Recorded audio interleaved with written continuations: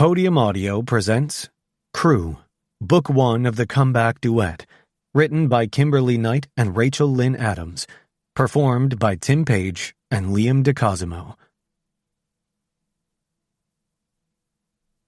Chapter 1. Crew. "Stratton, how's Torres looking?" Dunlap, our pitching coach, stood off to the side, arms crossed. I tossed the ball back to Torres as I replied, "Great, and hitting exactly where I want him to." Following each throw from our starting pitcher, the pop of the hard ball hitting my leather glove echoed through the bullpen. I'd been playing with the Rockies for 2 seasons after a stint in the minors. A couple of years wasn't a long time, but it had been enough to prove I belonged in the majors.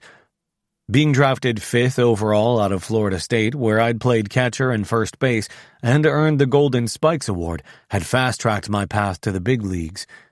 Now I was living the dream. Baseball was the game I'd worked my ass off for, the one I never took for granted. It was what I lived and breathed. Every time I crouched behind the plate with the stadium lights blazing and tens of thousands watching, I thought about Harvest Ridge. Spring nights on that pristine turf, packed stands full of hometown pride, and my mom in the front row hollering like I was in the World Series. Now I wore a Rockies jersey with my name on the back and called pitches in stadiums I used to dream about. This wasn't just where I played, it was everything I'd fought for. Harvest Ridge, Tennessee was a small town where nothing ever changed. It was the kind of place where one diner was the best breakfast spot within 50 miles, and folks knew everyone by name. My older brother, Finn, stayed close to home, became a cop, and married his high school girlfriend. I took the opposite route, chasing baseball as far as it would take me and staying single. Dad was a retired truck driver. When I was a kid, he'd been gone more often than not. Mom had kept everything together, working long hours at the diner and still making sure we had food on the table, even if it came from her work. She took us to church every Sunday morning, no matter how late we'd been out the night before. In Harvest Ridge, the focus was baseball in the summer, football in the fall, and ice hockey that overlapped both, not to mention basketball and volleyball. The town lived for sports, which explained why they loved reminding people that 2 locals had made it to the pros, me in baseball and Levi Sexton in hockey. We were the same age and played different sports, but our names were always linked like we carried some kind of hometown legacy. I hadn't heard from Levi since we had both gone off to college, but in high school we had competed over just about everything, especially girls. If I dated someone, chances were Levi had been with her first, or she'd move on to him after me. It was a constant back and forth, but somehow we never let it get between us. We'd been friendly rivals, right down to the titles we'd won. I was homecoming king, he was prom king. The whole town saw us as 2 all-American athletes, and I played the part just like I was supposed to. But no one knew that deep down I'd had a crush on Levi. He was the preacher's son, and I'd assumed he was straight. Even if I'd been wrong, it wouldn't have mattered, not in Harvest Ridge, and not when I'd spent my whole life making sure no one suspected I was anything but the same as other guys. In my 25 years, I'd never told anyone I was bi. People talked too much, and I knew exactly how they'd react. My brother, the one person I trusted most, didn't even know.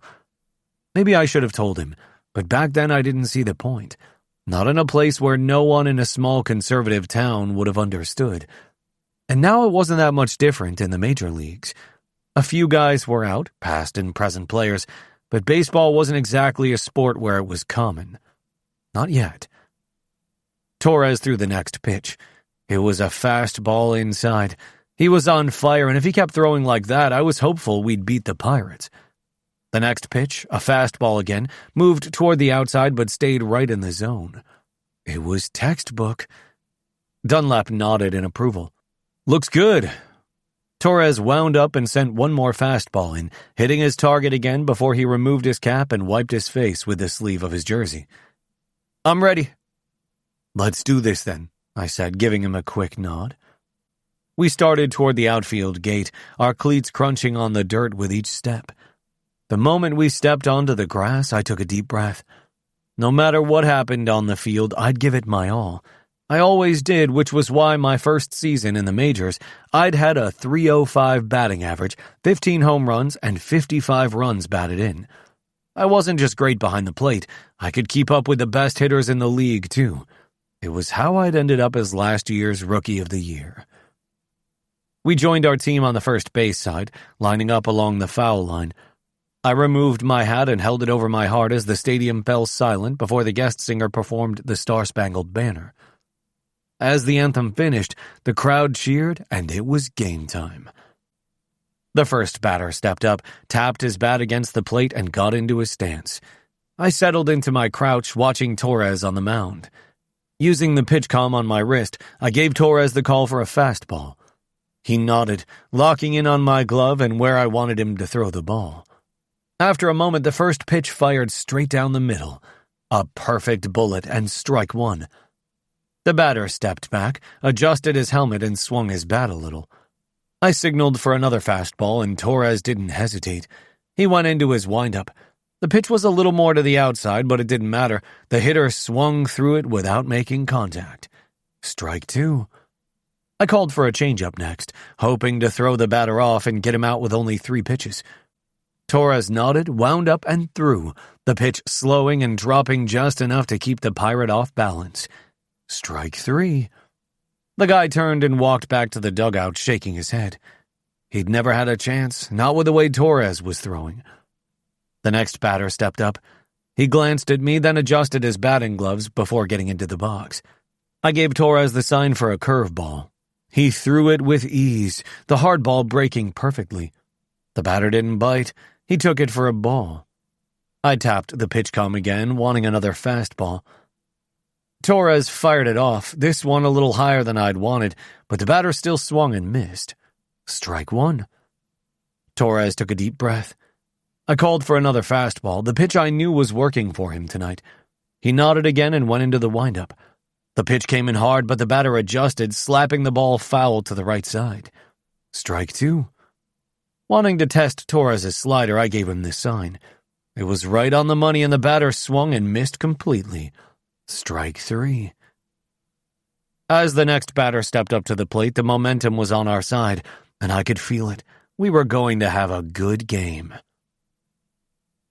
It was the bottom of the 5th, and I sat on the bench, catching my breath before I needed to head to the on-deck circle. Our first baseman, Long, was at bat, and I was scanning the field trying to determine any holes I could hit to as he worked the count.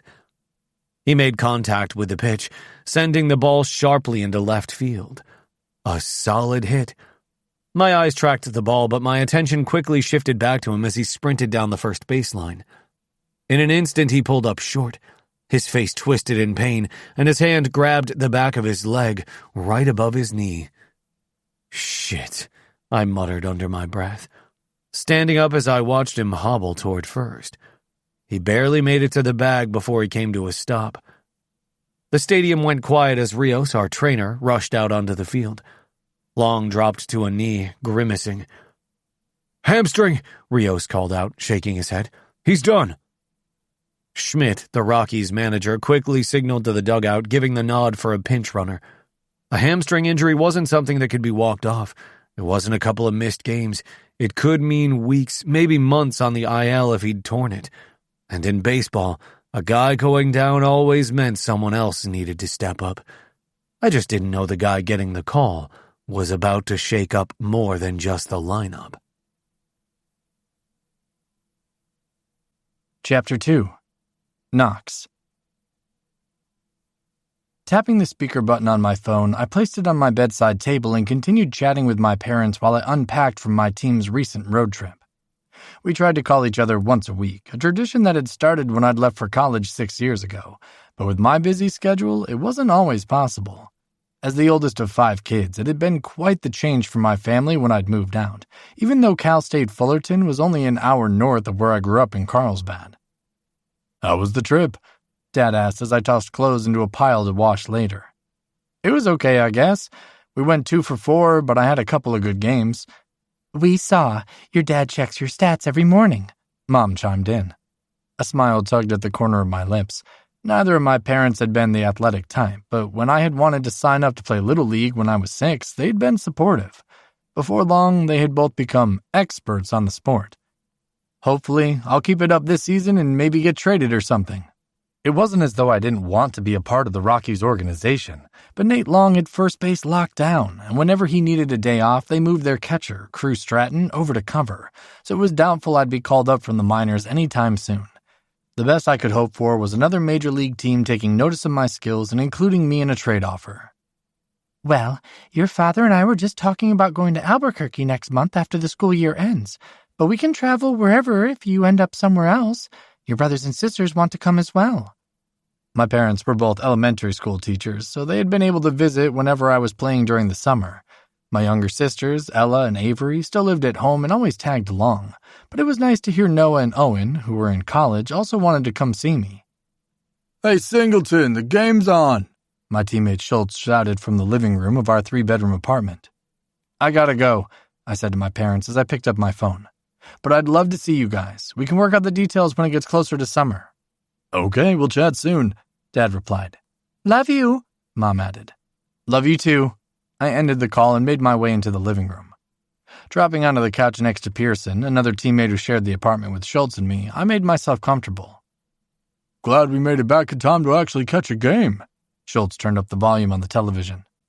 Although we kept up with how the Rockies were doing, our schedule didn't give us a lot of opportunities to watch them very often. "Stratton's been killing it behind the plate. Maybe I'll learn a thing or two from watching him," Pearson chuckled.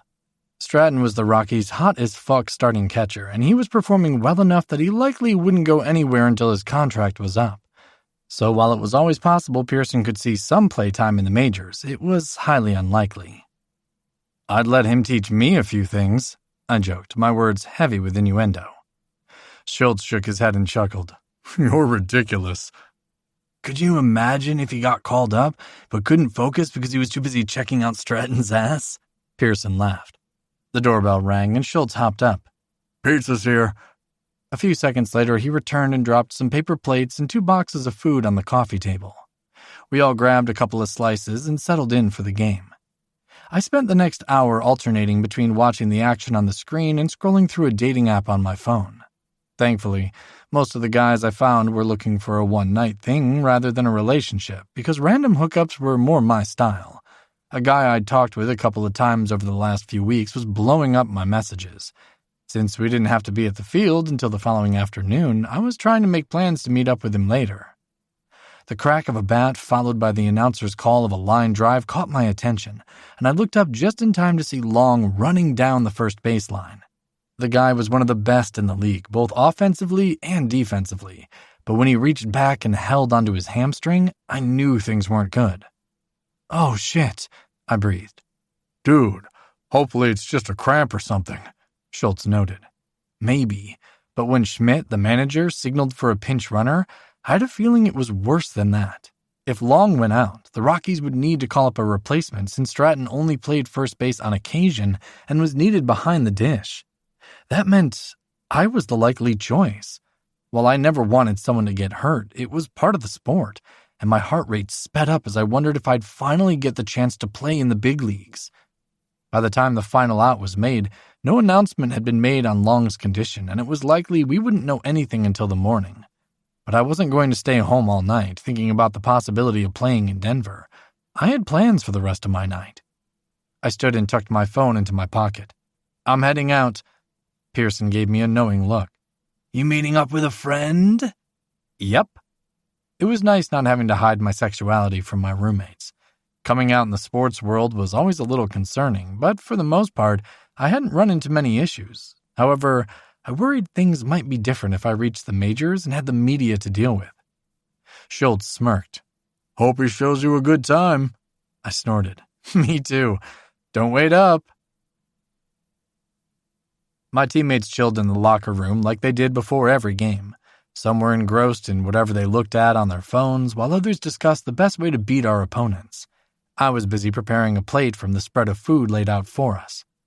My phone began ringing just as I was about to take the first bite of my turkey sandwich. Standing, I grabbed it from my cubby, and my pulse began to race when I saw my agent's name on the screen. "Hey, Barry, what's up?" I answered, trying to keep my excitement in check. "Not much. Just wondering if you feel up to playing in Denver tomorrow night." I dropped onto my chair. Are you serious? Even though I'd recognized the huge possibility I'd be called up, his words still didn't quite feel real. Yep, Long's got a torn hamstring. He'll be on the IL for at least 6 weeks. Holy shit, I breathed. Everything I'd been working toward had finally happened. I'll text you all the travel details in a few minutes, Barry stated. The team needs you to play tomorrow, but they want you to meet the guys in the clubhouse tonight after the game ends. I nodded, even though he couldn't see me. Got it. Congratulations, kid. You're getting your first shot at the big leagues. Thanks. I appreciate you. We ended the call, and I noticed a few of my teammates looking in my direction. Schultz cocked his head to the side. Everything okay? Yeah. I just got called up. The room fell silent for a second before erupting into chaos. That's fucking awesome, bro! Pearson clapped me on the back. While you're there, you can let Stratton know I'm coming for his job. I shook my head and laughed as I started to grab things from my locker. Not looking to start shit when I get there. My heart continued to hammer in my chest as I packed everything. I needed to get my head on straight and prepare to prove myself, because plenty of other players just like me were waiting for their chance too. My spot on the roster wasn't guaranteed. I had just enough time to go back to my apartment to pack some more shit and share the good news with my family before I had to leave for the airport. When I finally stepped into the Rockies clubhouse later that night, I was running on pure adrenaline and caffeine from the energy drink I downed on the flight. A guy approached me and held out his hand. You must be Knox Singleton. We shook. That's me. I knew I had a massive grin on my face, but I couldn't help it. I'm Mickey, the clubhouse manager. We've already got your locker set up. He gestured to the row behind him. And luckily, you don't have to change numbers. I glanced at the locker with my name on it and saw the jersey hanging inside with the number 33 stitched onto it. This was actually happening. A few minutes later, my new teammates began to filter in, and I immediately recognized Davenport, who'd done a rehab assignment down in Albuquerque at the beginning of the season. Well, look who's here, he chuckled and came over to give me a fist bump. Shitty reason for you to get called up, but we're happy to have you on the team. Thanks, I appreciate it. Just know we don't take it easy on the rookies. Another voice cut in. I turned around and found myself face to face with the Rockies catcher. Damn, he looked even better in person. My eyes immediately took in his broad shoulders and muscular arms with a full sleeve tattoo down his right one, and I was a huge fan of tattoos. I smirked. Wouldn't expect anything less. He grinned and held out a hand. Crew Stratton. I shook it. Knox Singleton. Glad you're here. Now I don't have to play first base tomorrow. He stepped around me to get to his locker, which happened to be next to mine. He began stripping off his jersey, and I mentally berated myself when I realized I was staring. This was my shot at playing at the major league level, and I couldn't afford any distractions, even if they came in the form of a sexy, dark-haired baseball player with piercing amber eyes. Chapter 3. Crew. The ringing of my phone woke me, and I rolled over and grabbed it off my nightstand. Squinting at the screen, my mother's face and name shined back at me, and I swiped the answer bar. Hey, Mom. Oh, no, did I wake you? I glanced at the clock to see it was almost 10 in the morning. Yeah, our game went into extra innings last night, but I need to get up anyway. I'm sorry I was watching, but fell asleep before it was over. I get it. Where she lived in Tennessee was 2 hours ahead of Denver, so when a game didn't even start until after 9 her time, staying awake for extra innings was a big ask. But I was calling because I've got some news. I sat up and yawned. What? I just ran into Mallory at the Dixie Mart. She's moved back to Harvest Ridge. Oh, I breathed. Mallory Wade was my high school girlfriend who followed me to Florida State. She broke up with me the day after I was drafted by the Rockies, said she didn't want to hold me back. I thought we'd be building something together, but she thought letting go was the way to love me. She asked about you, my mother went on. I got out of bed. Okay. I just thought you should know. Thanks, but it's been almost 4 years, and you know my life revolves around baseball. Nothing has changed for me. I know, but I always thought you two would end up getting married. So did I at one point. Most people don't marry their first love. You're right, but you're both single. I swore I could hear the smile in her voice. Mom, I groaned. What? I'm just saying. You're doing more than saying. I padded toward the bathroom and put the phone on speaker. Mallory and I didn't make it for a reason. That reason being baseball.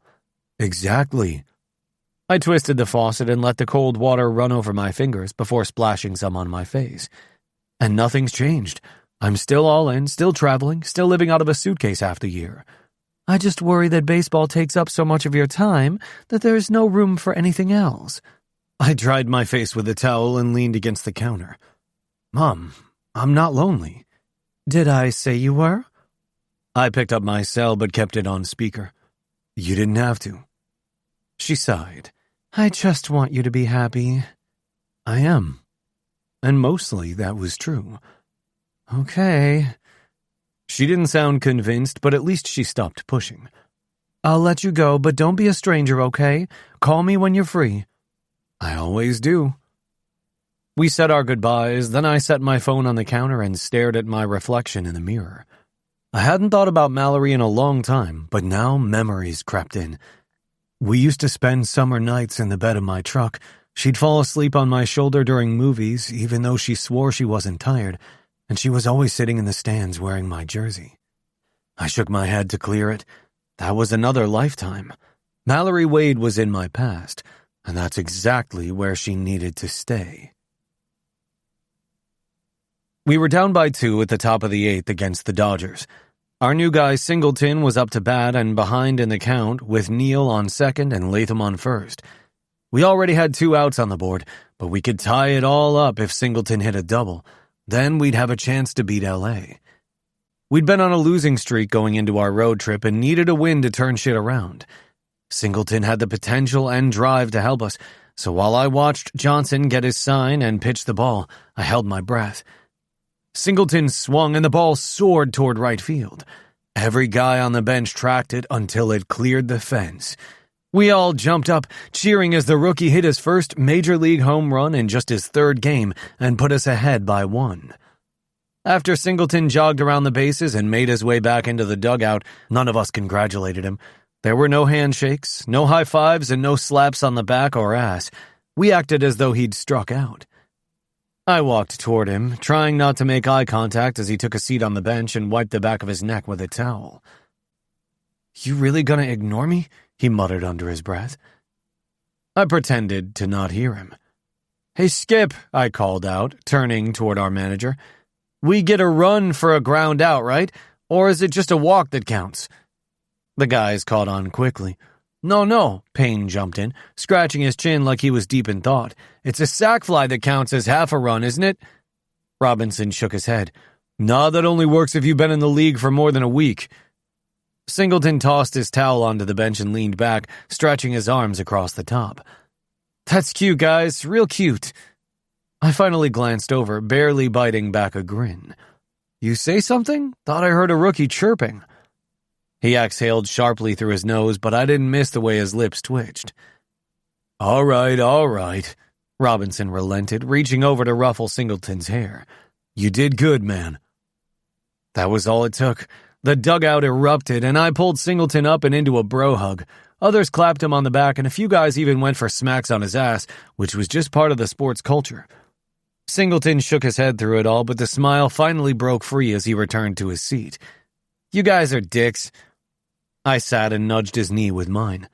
Welcome to the big leagues. He scoffed, running a hand through his brown hair. Hell of a welcome.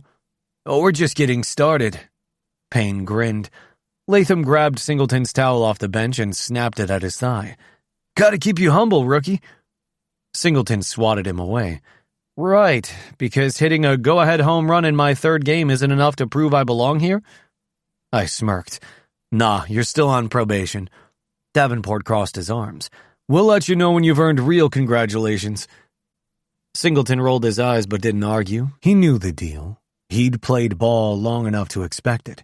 And from the way he was fighting a smile, I had a feeling he didn't mind. The locker room was loud. Music blasted from the speaker in the corner, showers ran, and the guys were still riding high off the win. Beating the Dodgers always felt good, but snapping a losing streak on top of it was even better. Singleton sat at his locker next to mine, untying his cleats, when Neil strolled over, a towel slung around his neck. "So, rookie, tell us, was that home run for us, or were you just trying to impress your mommy and daddy watching at home?" A few guys snickered, and Singleton didn't even look up as he kicked off his spikes. "I don't need to impress them. They already know I'm better than all of you." Groans of protest echoed through the locker room. Latham grinned. "Cocky for a guy who just got his first dinger. What happens if you go 0 for 4 tomorrow? Are we taking away your home run privileges?" Singleton smirked, clearly knowing Latham was fucking with him. "That a thing now?" "Absolutely. League rules," I deadpanned. Singleton rolled his eyes. "Right, and what's the initiation process for guys who hit game winners against division rivals?" Payne grabbed a Gatorade bottle off the bench and held it up like he was about to make a toast. "Gentlemen, I present to you the Rookie of the Night." Before Singleton could react, Payne upended the bottle over his head, drenching him in the blue sports drink. Singleton cursed and jerked back, but he wasn't fast enough to avoid the second one Neil dumped on him. "You just earned your first soak, dude," Davenport shouted. Singleton wiped his face, blinking through the liquid dripping from his hair. He let out a slow breath, then stood. We all braced, waiting for his reaction. Then he grabbed the closest water bottle and chucked it at Neil. Laughter exploded as Neil barely dodged it. "Oh, it's like that, huh?" Singleton laughed, shaking out his soaked hair. "Damn right it is." Neil grinned. "I like this guy." Latham nodded. "Yeah, he'll do." I leaned against my locker, arms crossed, watching as the guys ribbed him. Knox Singleton looked like he belonged on a damn billboard, not a baseball field. Sharp jaw, high cheekbones, and stunning cornflower blue eyes. His brown hair was just long enough to shove back with his fingers, which he did like it was second nature. He had the build, too. Tall, lean, the cut you get from years of grinding and not just lifting weights. His body was built by swinging a bat, fielding grounders, and putting in the work. He carried himself like he knew exactly what he was capable of, and damn if that confidence didn't make it impossible to look away. Yeah, Singleton was going to fit in just fine, and I'd never tell a soul I thought he was hot as hell, too. After a game, especially after a win, some guys and I liked to go out for a drink to unwind. We headed to a bar a few blocks from the hotel, and just before we got there I said, "First round's on the rookie." Latham clapped Singleton on the shoulder. "Yeah, that home run bonus kick in yet?" Singleton huffed out a laugh. "Right, because AAA paychecks are so generous. You guys trying to bankrupt me?" We walked inside, found an open table near the back, and settled in. The place was packed, but not overwhelming. A couple of fans lingered near the bar, but no one was making a scene by reacting to us being there, which meant we could actually relax. Beers were ordered, toasts were made, and the conversation bounced between game highlights and continuing to razz Singleton about his big night. He handled it well, rolling with every joke like he'd been part of the team for years. At some point, Neil leaned back in his chair, smirking. "All right, Singleton, you're new here.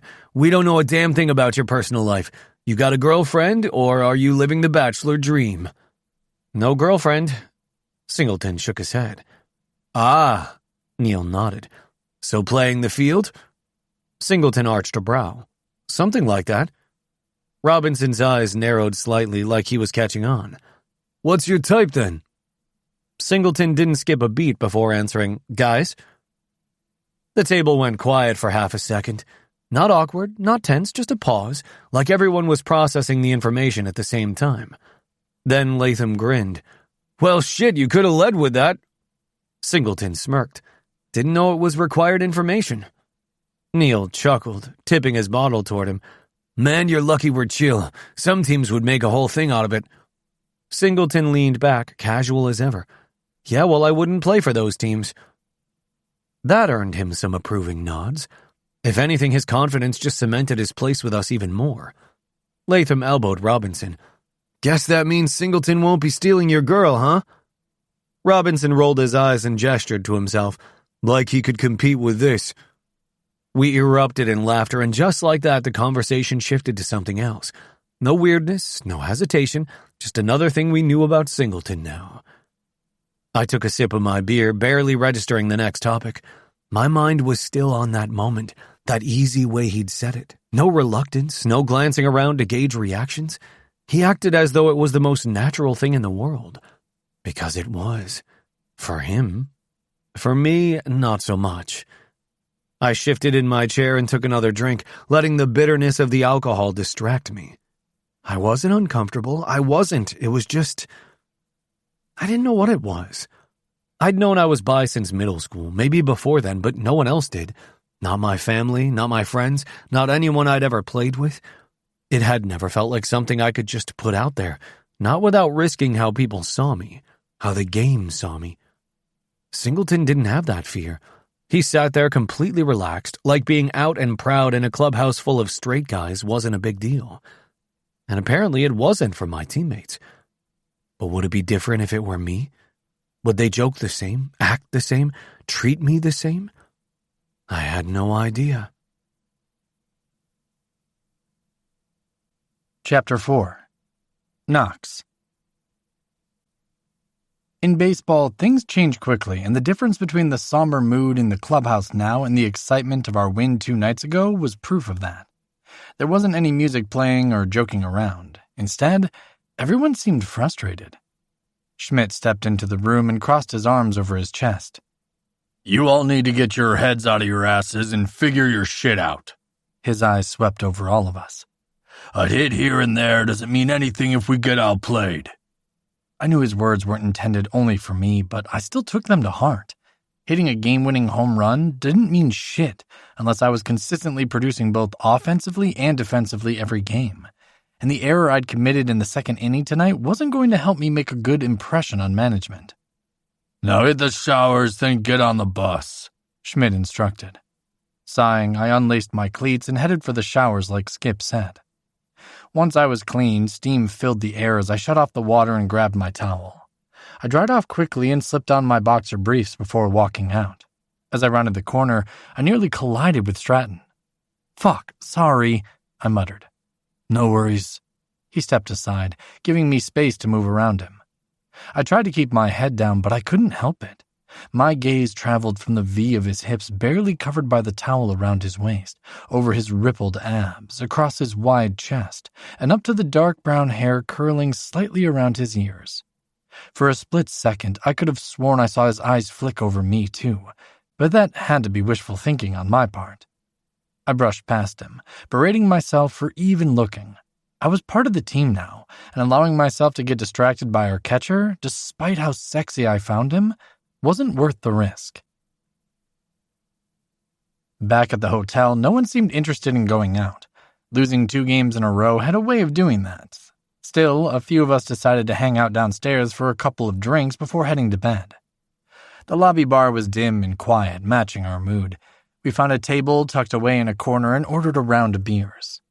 Once we had our drinks, the conversation quickly turned to the game and how we had played. If we don't get out of this slump soon, the team might want to make some changes to the roster, Stratton mused, lifting the bottle to his lips. No shit, and I'm out of options, Payne explained. I'll be fucking pissed if I get designated for assignment. Hearing a veteran player worry about his future served as another reminder of how temporary everything in baseball was. Davenport nodded. Schmidt's ass is probably on the line too. The last 3 seasons haven't been great. He's the best manager I've played for, Latham added. If we're not going to get our shit together for ourselves, we at least owe it to him. We continued chatting, tossing around ideas about what we could do to get things going our way again. At least that's what we did until Payne glanced over at the bar. I think I found a way to forget all about this crappy night, Payne smirked, elbowing Latham. We turned to see what caught his attention and saw 3 women drinking Cosmos and smiling at us. Latham pushed away from the table. I like the sound of that. Davenport, Stratton, and I watched them approach the group. The ladies laughed at something one of them said, but another kept her focus on our table, or more specifically, on Stratton. But he didn't acknowledge her, and his lack of interest surprised me. From the little bit of media coverage I'd seen, I was pretty sure Stratton was straight, and I'd seen photos of him at a couple of events with a date.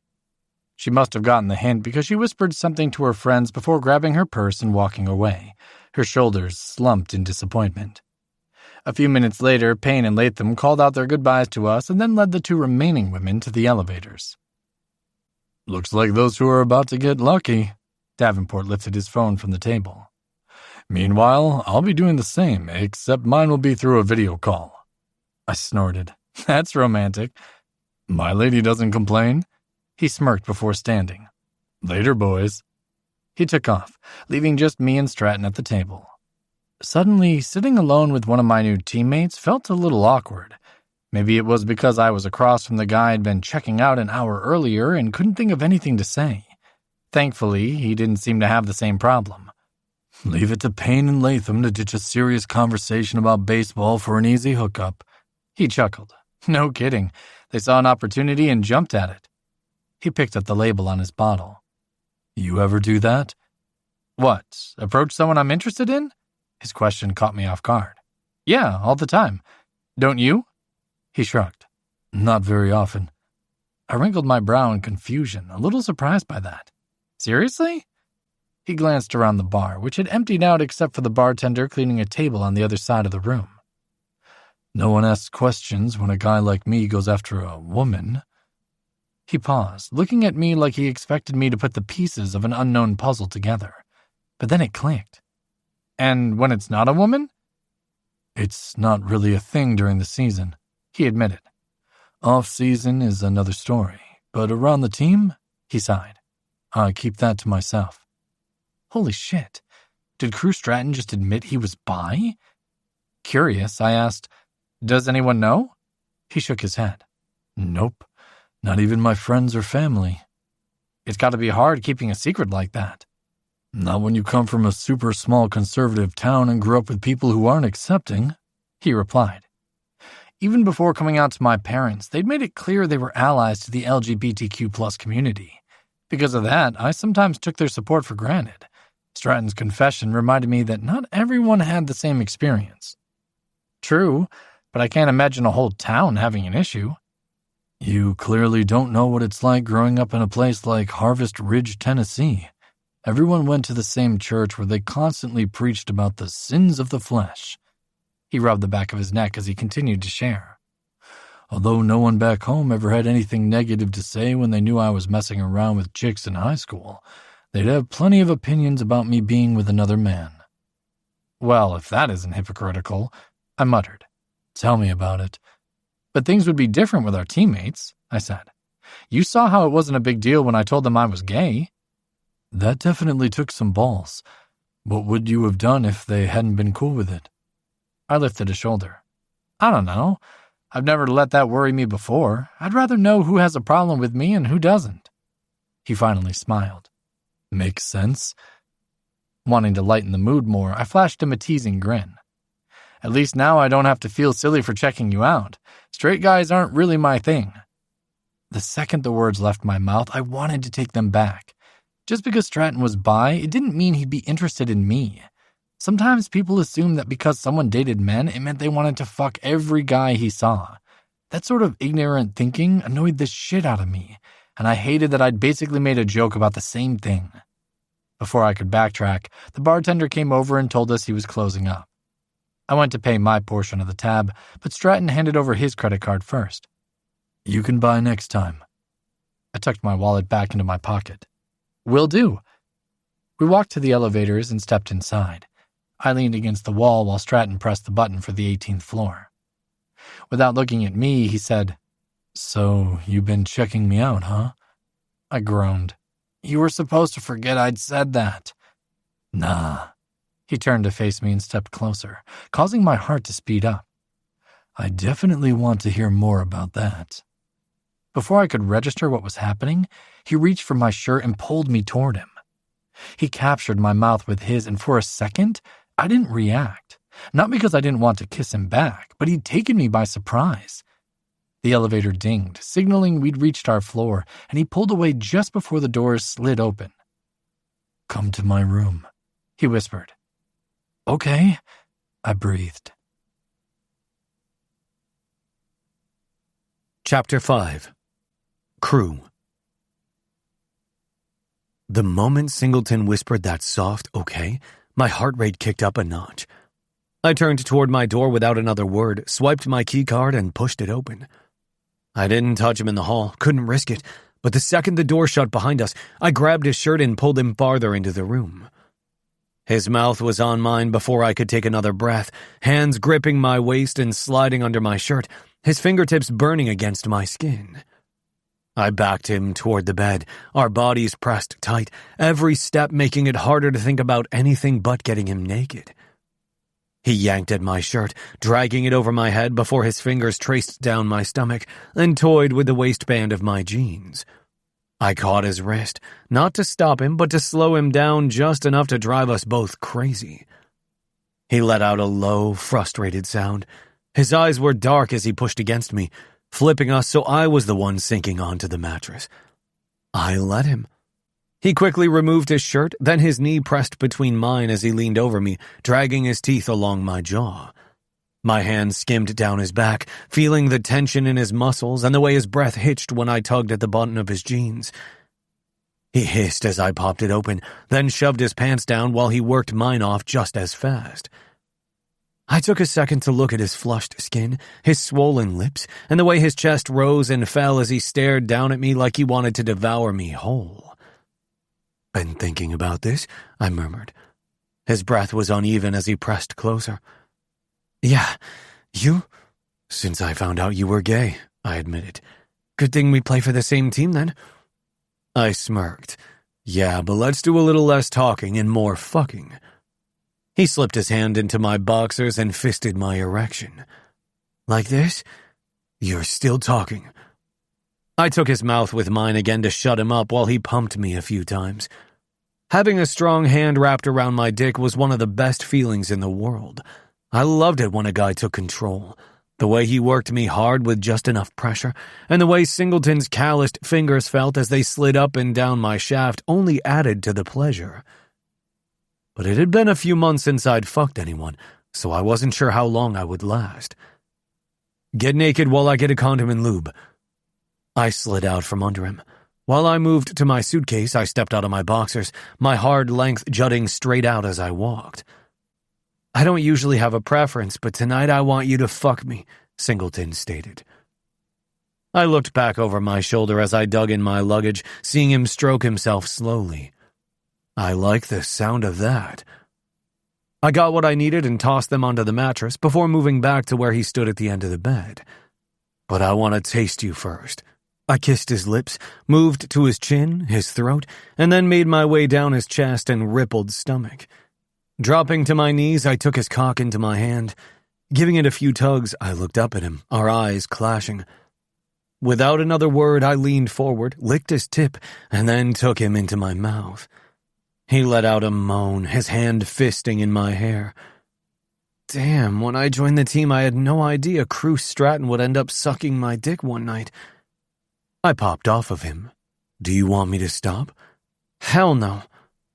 Reaching around to his ass, I tugged him closer and engulfed his shaft again. His hand stayed in my hair as I took him deep, sucking and licking and consuming him. "Fuck," he hissed, rocking his hips and trying to fuck my mouth. I let him, hollowing my cheeks and looking back up at him as I reached down and worked my own erection. After several thrusts, he slipped out of my mouth and fisted his dick while I sucked each of his balls with a pop and teased them with my tongue. His knees wobbled a little, and then he said, "I'm gonna blow soon." I wasn't sure if it was a warning or what, so I pushed his hand away and took him back into my mouth, wanting him to come down my throat so I could taste him before I stood and stretched him with my aching cock. Our gazes locked once more, and as I bobbed on his shaft, Singleton rolled his hips and fucked my mouth again. It didn't take long before he was coming, his ass clenching as he shot down my throat. When he was empty, I licked his crown, making sure to get every last drop. Delicious. I stood and took his lips, brushing my tongue against his. "Now turn around and let me see how your ass feels." He did as I ordered and got onto all fours in the middle of the king-sized bed. Grabbing the condom, I opened the package with my teeth and then slid the rubber down my shaft. Taking the bottle of lube, I flipped the cap open and squirted some directly down his waiting crack. Slipping 2 fingers between his ass cheeks, I eased the tip of my middle finger into his tight hole. "Damn, you're going to feel so good," I praised. "So will you. I've been dying to know what your big dick feels like in my ass. You're about to get your wish." I worked him with several digits until he was ready, and then I lubed up my latex-covered cock. "Stand up and put 1 foot on the edge of the bed," I instructed, wanting to be able to pound into him. He stepped back, put his right foot on the mattress, and bent slightly, angling his hips so I could ease into him. Singleton hissed as I stretched him, and once I was buried to the hilt, I gripped his torso and pulled him upright, my body sliding against his back as I held him close. Just like he had fucked my mouth, I pistoned into him, both of us panting and groaning as the rapid movements made the bed hit the wall. "Damn, you're fucking tight as hell," I stated, not slowing down. He turned his head slightly to look over his shoulder as though he was going to say something, but instead my hand wrapped around his throat and I used my fingers to push his mouth to mine. Our tongues worked together as I fucked him as deep as I could. Every part of me craved him as I found a steady pace, driving into him hard while claiming his mouth. He tasted like beer and something almost forbidden. Our teammates were just down the hall, completely unaware of what we were doing, and that only made it hotter as I fucked him harder. "You want to ride me, rookie?" I asked against his lips. Sweat coated every inch of my body and I was close to coming, but I wanted to watch him bounce on my dick first. "You don't even need to ask," he replied. I slipped out of him and we quickly moved into position. I lay back in the center of the bed as he straddled me. I shook my head. "Turn around so I can watch my dick fill you." He cocked a grin. "I had no idea you were this bossy." We barely knew each other, so it shouldn't have been a surprise. Not used to it. I guided my cock into him as he lowered onto me. "No, I usually take control." "Then I guess you're having a ton of new experiences being in the majors." "Fuck, yeah." A moan followed his words as I filled him. Looking down my body, I watched as he moved, rising and sinking onto my dick, his back muscles flexing with every drop. The way he took every inch, the way his body clenched around me, sent a sharp pulse of heat through me. Damn, I liked watching him ride me. I liked watching the way his spine arched, the way his shoulders tensed with each roll of his hips. He was working for it, and I wasn't about to slow him down. It didn't take long for us to find our rhythm again, our moans and groans filling the room. A few more thrusts and I came hard into the condom, my ass flexing as I emptied into the latex. Singleton lifted off and laid beside me as we both stared up at the white ceiling and caught our breath. "We need to keep this between us," I stated. He propped himself up on one elbow to face me. "I figured." I met his gaze. "It's not that Stratton." He cut me off gently. "You don't have to explain. You have an entire career, a spotlight on you every time you step on the field. It's different for you. I get it." His words should have been a relief, but they settled heavy in my chest instead. I looked back up at the ceiling. I don't want this to screw up the team or anything. Then we don't let it. It's not my first time keeping something quiet, and I know how much harder it is for you." I turned my head toward him again, taking in the way his blue eyes softened. "Thank you. I know you don't have to do this for me." He huffed a small laugh. "Pretty sure I already did." A smirk tugged at my lips. "I mean it, Singleton. I need to know you won't relax." He reached over, brushing his fingers along my wrist before pulling back. "I'm not going to out you. This is your call. When you're ready, if you're ever ready, that's on you, not me." I didn't realize how much I needed to hear that until the knot in my stomach loosened just a little. "Thanks." He leaned back onto the pillows, shifting closer just enough that our arms touched. "Now stop looking so damn serious. You just got laid." I rolled my eyes, but a laugh slipped out anyway. "Yeah, you want to go again? You gonna let me top this time?" I reached over and grabbed the lube and another condom. Yeah, let's see if you're as good as you are with your bat. The team bus ride to the stadium was quiet the next morning, at least for me. I sat by the window, arms crossed, trying to wake up. We'd barely gotten any sleep, and after another round, Singleton had slipped out of my room and gone to his. When we finally pulled up to the stadium, I was still running on nothing but coffee. I dragged myself into the clubhouse, fighting a yawn because I didn't want the guys to know I'd gotten only a few hours of sleep. "Damn, Stratton, you look like shit," Payne called from his locker, tossing me a lopsided grin. "Rough night?" "Something like that," I muttered, tossing my bag onto the bench. "Shit, Singleton, you look even worse," Davenport added, shaking his head. "You two hit the bars together after I left, or what?" "I wish," Singleton said, his voice scratchy. "Would have been easier than what actually happened." I shot him a warning glance, but he ignored me, grabbing his jersey from his locker like he hadn't just thrown a grenade into the conversation. "What actually happened?" Latham couldn't hide his curiosity. Singleton shrugged. "Couldn't sleep, too much on my mind."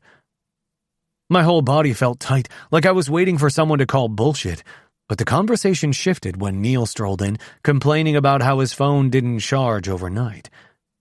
I exhaled slowly, only then realizing I'd been holding my breath. Singleton sat next to me at his locker. When I finally looked at him, his mouth twitched like he wanted to smirk, but he held it back. "See, told you no one would know," he murmured under his breath. I gave him a pointed look. They think we were out drinking. That's not exactly a win. Better than them knowing the truth, right? I couldn't argue with that, but I also couldn't shake the way my skin prickled under his stare, or the fact that I was already counting the minutes until I could get him alone again. The sun shined high over Dodger Stadium as we took the field for the final game of the series. The Dodgers were stacked, taking 2 of the first 3 after we'd won the opener, and we needed this one to even things up. The game was close, with both teams trading scoreless innings. Callaway, our starting pitcher, held his own early, but the Dodgers lineup wore him down. A 2-run homer in the 5th broke the tie, putting us in a hole. Singleton singled in the 6th, setting up a sacrifice fly that got us on the board, but we couldn't push anything else across. The Dodgers' bullpen was just as good as their starter, and by the 8th we were still down 2-1. I led off with a single trying to spark something, but Payne grounded into a double play that wiped out any momentum we had. In the 9th, with 1 out, Robinson worked a walk, giving us one last shot. Davenport sent a deep fly to center, but it was caught at the warning track. With 2 outs, Latham stepped in, fought through a tough at-bat, but chased a breaking ball in the dirt for strike 3. We walked off as the Dodgers celebrated, another series slipping through our fingers. It stung, but there wasn't time to dwell. Tomorrow we had another game in a different city and a chance to turn things around. Inside the locker room, I tore off my gear, still pissed that the game had slipped through our fingers. Singleton sat at his locker next to me and caught my eye when no one else was looking. "Tough game," he sighed. I huffed. "Yeah. At least you've got something else to focus on tonight." He winked. I hesitated for a second, my fingers tightening around my chest pad in my hands. We were acting reckless, and I needed to shut things down and keep my distance. But then Singleton leaned back, stretching his arms over his head and exposing his washboard abs. My resolve cracked like a cheap bat, and the little tease knew exactly what he was doing. "I'm up for it if you are," he whispered. My pulse jumped, and I had to work not to answer too fast, not to make it obvious how badly I wanted to say yes. I dragged my gaze away from him, forcing my expression to stay neutral. "I'll think about it," I muttered, even though we both knew I already had decided. Then I pushed to my feet and headed for the showers, not trusting myself to look back. When I came out, he was still at his locker. His eyes followed me as I moved through the room, heat simmering just beneath the surface. We were playing with fire, and we both knew it, but neither of us seemed willing to stop. Chapter 6. Knox. Once everyone showered, we loaded onto the bus and headed to Anaheim. When I'd gotten the call from my agent, it felt as though I was on top of the world, but playing with the Rockies and losing 5 out of 6 games proved just how difficult the majors could be. My teammates were silent for most of the hour drive, spending the time on their phones or listening to something on their headphones. When we got to the hotel, no one wanted to stay downstairs for a drink. Instead, we all took our keys from the travel coordinator and went straight to the elevators. As a group of us rode up together, I realized I didn't have Stratton's number and therefore didn't have a way to make plans for getting together later. And I sure as hell couldn't say anything with the other guys around without raising suspicion. Stratton was wound tight about anyone finding out he was bi, and I wasn't going to do anything to make him question what we were doing. We reached the 10th floor, and several of us, including Stratton, stepped out. Knowing it was my only opportunity to communicate with him, I glanced at the envelope with my key inside and pointed to my left. 1024. Looks like I'm this way, guys. I began walking down the hall as the others figured out what direction they needed to go. Before I turned the corner, I looked back and saw Stratton walking beside Neil a few feet behind, following in my direction. Stratton gave me a barely noticeable head nod, and I could only hope that meant he'd heard me. Inside my hotel room, I kicked off my shoes and opened my suitcase to grab a pair of black joggers since I didn't want to lounge around in my jeans for the rest of the evening. I changed, grabbed the complimentary bottle of water on the dresser, and made myself comfortable on the bed. I turned on the TV and scrolled through the guide, looking for something interesting to watch. When nothing else caught my attention, I flipped over to SportsCenter to catch the scores throughout the league. The minutes passed, and before I realized it, I'd been sitting in my room for an hour, and there was still no sign of Stratton.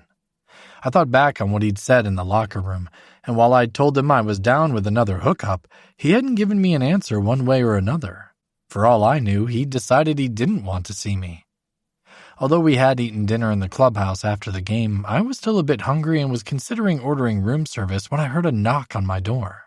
Glancing through the peephole, I saw Stratton standing on the other side, his head turning left and right, watching his surroundings. I pulled the door open and he rushed inside. The guy needed to chill a bit. Even if one of our teammates saw him, we could easily come up with an excuse for why he'd dropped by my room. Plenty of the guys hung out together and no one questioned it. But maybe he thought because they all knew I was gay, they'd assume that was the only reason he'd be friends with me. I didn't think that would actually be the case, but I could see it from his perspective too. Since he was so concerned about anyone finding out, he likely let that cloud his judgment. I was beginning to think you weren't coming by tonight. He stayed close to the door and shrugged. I wasn't sure until about 5 minutes ago. Sitting on the edge of the bed, I rubbed a hand over my face. This is supposed to be fun, not cause you stress every time we get together. If you want to put a... He crossed the room and wrapped his large hand around my neck. You're right. I was overthinking everything, which was dumb. You've already agreed to keep this quiet, so we might as well have a good time together. I smiled. That sounds like a good idea. Stratton pressed his lips to mine. His tongue claimed mine while my hand slid over the hard muscles of his chest and abs until I reached the bulge behind the zipper of his jeans. I gave him a gentle squeeze. I need you naked, now. Someone's in a hurry. He trailed kisses down my neck. I'm fucking horny, and you kept me waiting. He snorted. Sorry about that. I eyed him playfully. You don't sound very sorry. He leaned in close, his teeth gently biting my jaw. It's sort of hard to feel bad when you're practically begging for my dick. Someone's cocky tonight. He grinned. Just calling it like I see it. The only thing I could think about at that moment was him fucking me until neither of us could move. We stood just long enough to strip, then I pushed him onto the mattress again and straddled him.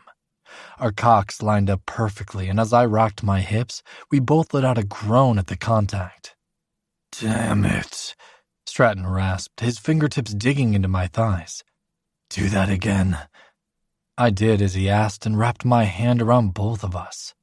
Our movements were slow and deliberate, igniting my entire body until I was close to exploding. If you don't get inside me soon, I'm gonna come before we even get to the good stuff. He grinded against me one last time before lifting me off his lap.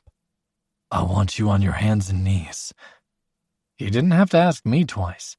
I moved into position, eager for him to fill me. Got some lube? I glanced over my shoulder. There's some in my bag. He rummaged through my backpack and pulled out the bottle.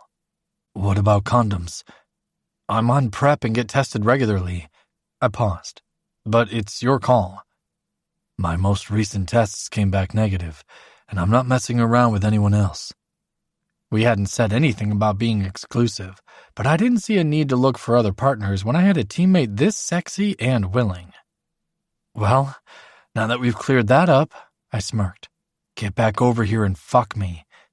He chuckled, and a second later, I felt the sting of his palm on my ass. You're bossy. I heard the click of the bottle cap, then felt his fingers glide over my puckered rim with just enough pressure to drive me wild. And you're a tease, I huffed. I'm just enjoying the view. He slipped 2 of his digits inside me.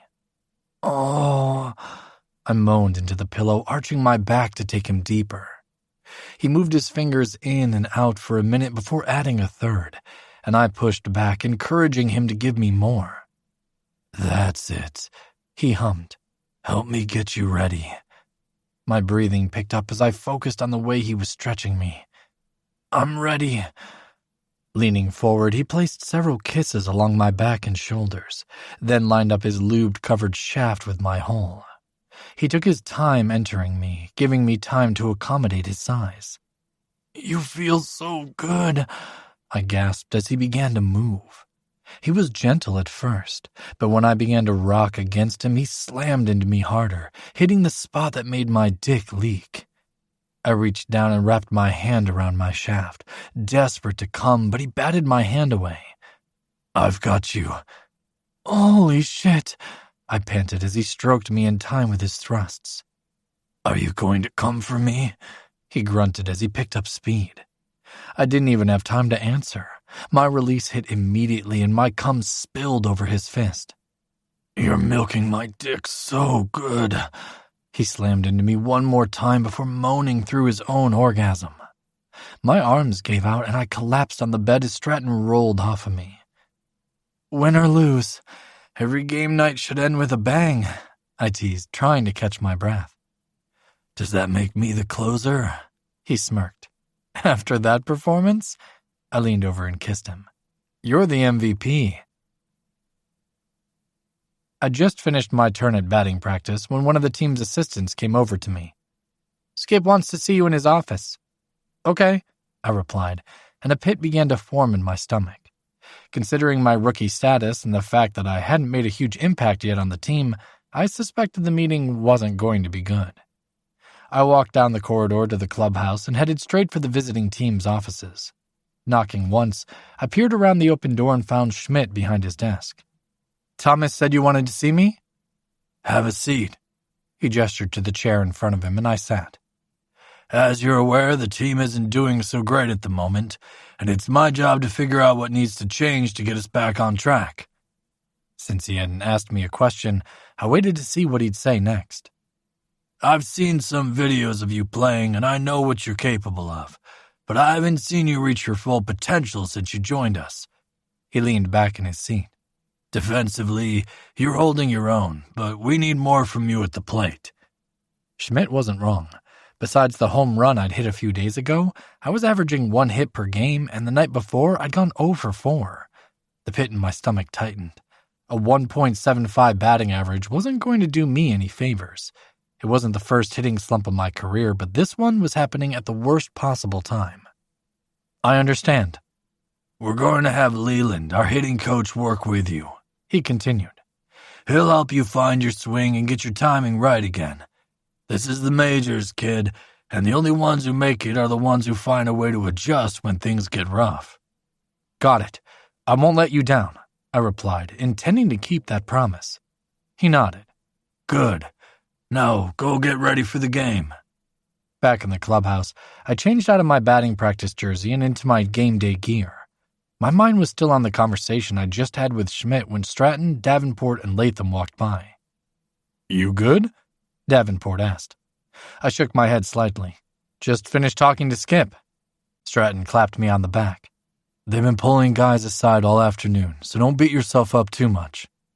Learning I hadn't been singled out allowed me to relax a little. Good to know. A mischievous grin spread across Latham's face.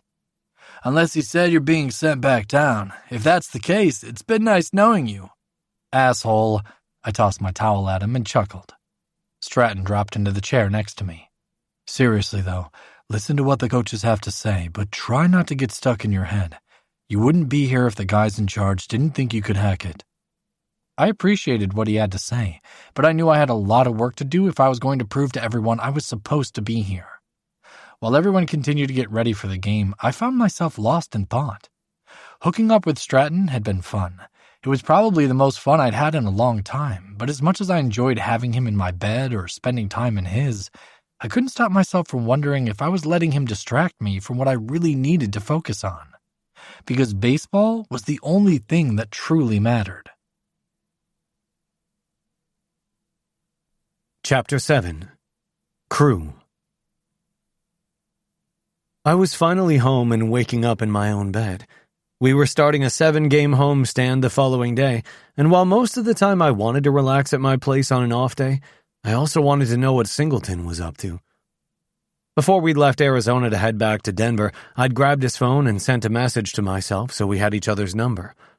While lying in bed, I debated texting him for all of 3 seconds before sending a simple, "What are you up to?" It took him less than a minute to respond, "Nothing. You?" "Me. Same. Want to grab something to eat?" Since we'd been on the road for more than a week, I didn't have any food at home. I told myself having lunch with a teammate was normal. Singleton. "Yeah, where?" I suggested a burger place close to downtown, and he agreed. I got there first and grabbed a booth near the back where it wasn't as busy. A few people looked my way when I walked in, but no one approached. Singleton strolled in a couple of minutes later wearing jeans and a lightweight hoodie with the sleeves pushed up to his elbows. It was warm enough to skip a jacket, but not quite short-sleeve weather. He slid into the seat across from me, his blue eyes flashing mischievously before he smirked. "Wasn't sure you'd actually text me." "Why wouldn't I?" I tilted my head slightly. We'd been messing around and I was enjoying what we were doing, so why would I want to stop? He shrugged. "Seemed like you might try to play it cool and only want to see me after games or when we're on the road." I scoffed playfully. Maybe I just wanted a burger. Uh-huh. His grin didn't fade as he picked up the menu. "So this is what we are now? Lunch buddies?" I chuckled, flipping open my own menu. "What, you want me to wine and dine you instead?" He pretended to think about it. "I wouldn't say no." The waitress came by and we placed our orders. The second she left, Singleton stretched out his legs, bumping mine onto the table. It wasn't an accident, and I didn't move away. "You really just wanted a burger?" he asked, his voice low, teasing. "You could have texted anyone else on the team, but you chose me." I held his stare, keeping my expression unreadable. "What do you think?" "I think you like hanging out with me." I shrugged. "You're not the worst company." He beamed like he knew exactly what game we were playing, and maybe I did like hanging out with him, more than I should. The food came, and we ate while talking about baseball, random stuff, and anything easy. Anyone looking at us would see 2 teammates, nothing more. But under the table, his leg stayed pressed against mine. A small thing, but it sent a rush through me because it was our little secret. After we finished eating, I tossed some cash onto the table and we stepped outside. "So what now? Or are you tapping out?" he asked. I looked around and spotted a sign for an indoor golf place down the block. "How's your swing?" His brows lifted. "In baseball?" I pointed in the direction of the golf place. "Golf. There's a simulator over there. All right, let's see what you got." We made our way down the street and went inside, grabbing a couple of drinks before reserving a bay. I watched as Singleton selected a driver first and gave me a look. "Don't be mad when I crush you." I leaned against the counter. "Big talker. Let's see it." He took a swing and the ball sailed straight down the virtual fairway, landing with a satisfying thud on the screen. He smiled over his shoulder. "Not bad, huh?" "Lucky shot." I stepped up, adjusting my grip on the club before taking my own swing. The ball hooked slightly, veering off course. I frowned as Singleton snickered beside me. "I thought you'd be better given how well you bat," he teased. I shook my head, fighting a grin. I'm better with bigger balls." He eyed me with a playful smirk but didn't reply. We played a few more rounds, and I improved enough to keep the score close. By the end, we were laughing, nudging each other, but keeping it casual enough that no one would think twice about us hanging out. I was lining up my last shot when a woman approached, her long blonde hair falling in loose waves around her shoulders. She beamed, eyes flicking between us before settling on me. "You're Cruz Stratton, right?" I nodded. "Yeah." "I thought so. My brother's a huge Rockies fan." She tucked a piece of hair behind her ear. "I was just wondering if I could buy you a drink." Before I could answer, Singleton spoke up. "Only if I get one too?" She frowned slightly as though she had no clue who he was. Probably didn't. "I think you can handle that yourself." I glanced at him before responding to her. "Appreciate it, but we're just hanging out." She took the rejection well, flashing another smile. "No worries. Good luck with the rest of the season." As she walked away, Singleton leaned against the high-top table, arms crossed. "So you don't date fans, or are you just not interested in her?" I shrugged. "I hook up with women fans sometimes, just hasn't happened in a while." His gaze flickered with something unreadable. "How long's a while?" "Couple of months." He nodded slowly. What?" "Nothing." He pushed off the table, that smirk creeping back. "Just wondering if you were going to invite me back to your place and that's why you turned her down." I scanned the room and then lowered my voice slightly. "Maybe. I'm ready if you are." I growled at the thought. "Let's go." I unlocked my truck with the press of a button and we climbed inside. I gripped the steering wheel, glancing at Singleton as he grinned, clearly enjoying this. The short drive to my condo felt longer than it was. When I pulled into the garage and shut off the engine, neither of us moved at first. Then Singleton unbuckled his seatbelt and turned toward me. "Are we going inside, or are we making this a front seat situation?" I huffed a quiet laugh, pushing open my door. "Come on." We barely made it inside before things turned heated. The second the door shut, Singleton was on me, pressing me back against it as his mouth found mine. His hands gripped my waist, bringing our hips together, and I could feel how hard he was already. "This what you had in mind?" he murmured against my lips. I slid my hands up his back, feeling every ripple of his muscles. "Shut up." Any playful remark got lost as I kissed him again, deeper this time. Whatever this was between us, it wasn't slowing down, and our clothes were left in a trail as we stripped and made our way over to my couch. With our mouths fused together, we fell onto the soft surface with me on top. My hips started to move slightly, causing our rock-hard dicks to rub together. We both groaned and moaned, and I reached between us, pumping him a few times before skating down his body and getting onto my knees on the floor. He turned so his ass was on the edge of the cushion, and he spread his legs, letting me get in between them. While looking up at him, I gripped his cock, moving my hand up and down a few more times before engulfing him with my mouth and bobbing my head as I devoured him. "Fuck, your mouth feels so good," he praised. I hummed around him, not taking my mouth away as I continued to slurp and swirl, running my tongue along the underside like he was the best fucking popsicle in the world. His hips began to rock in sync with me as though he couldn't help it, and all he wanted to do was fuck my mouth. I let him, hollowing my cheeks as he slid in and out in quick thrusts.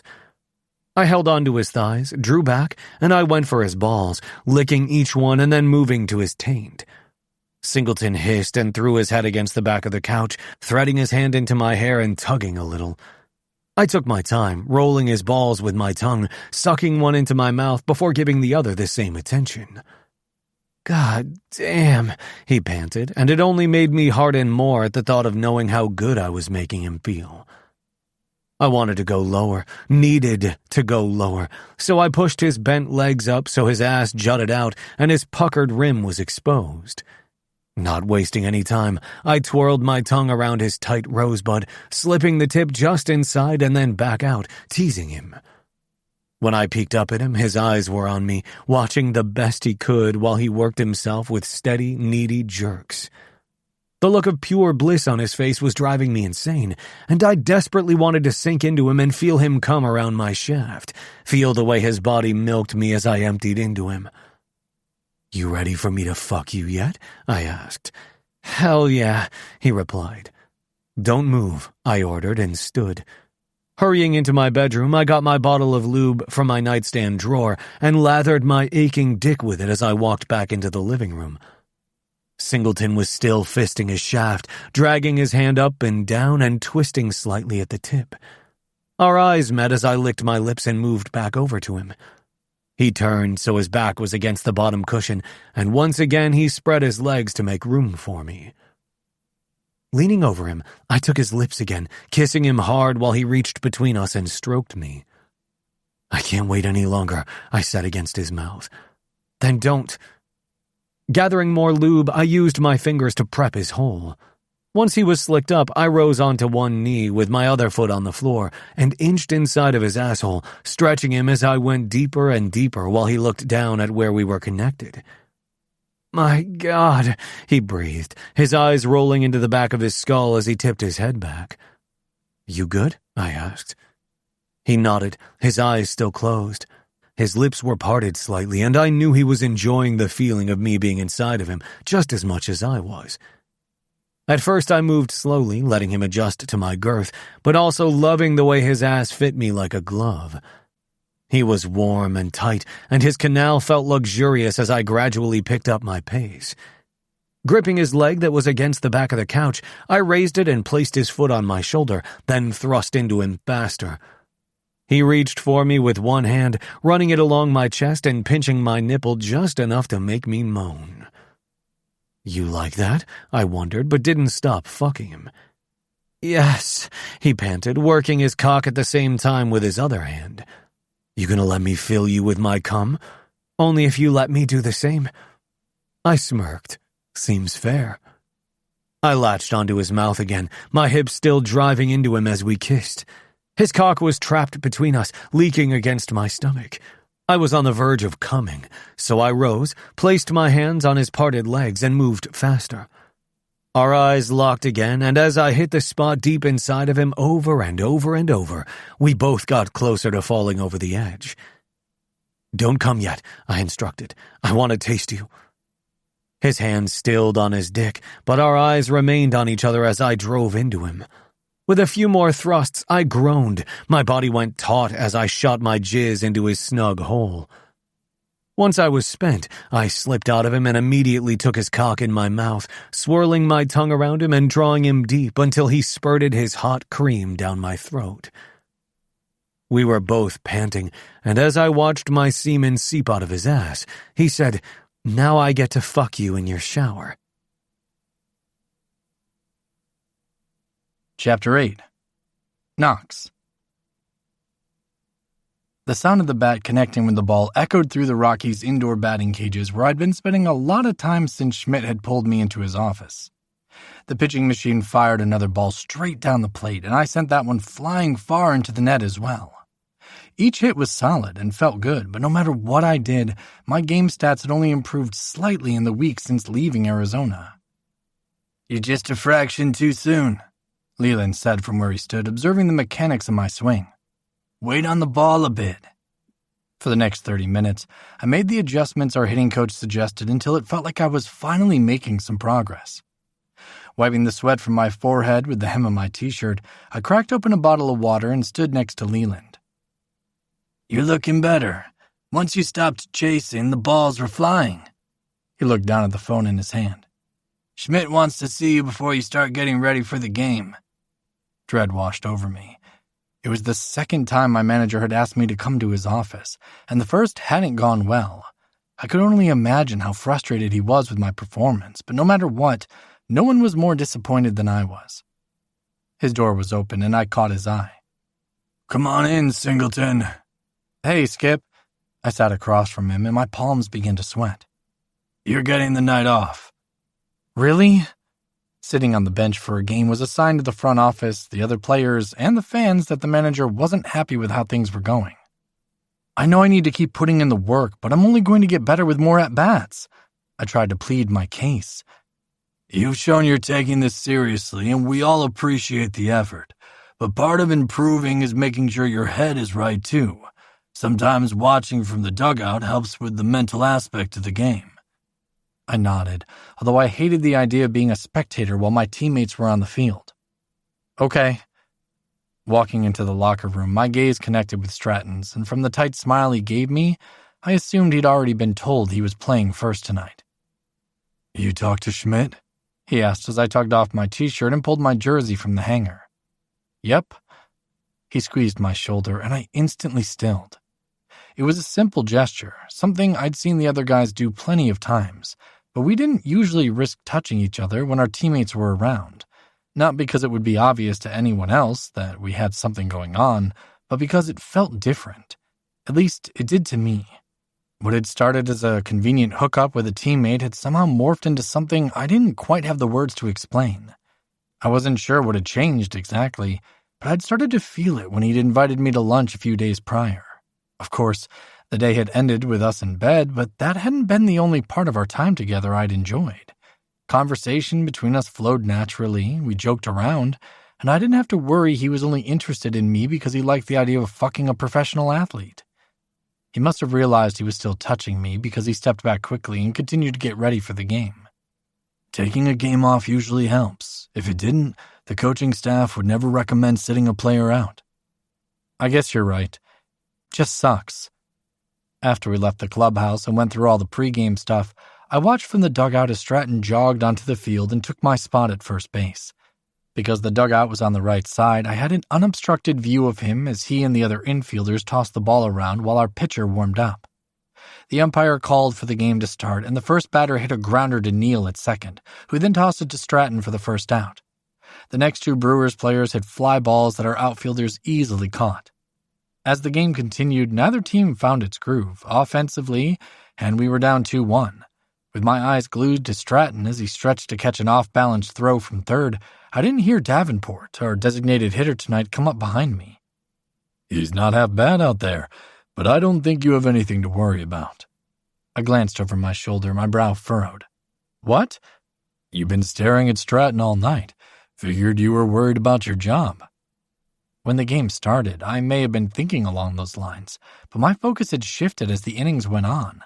Watching the guys not play any better without me in the starting lineup gave me a tiny sliver of satisfaction.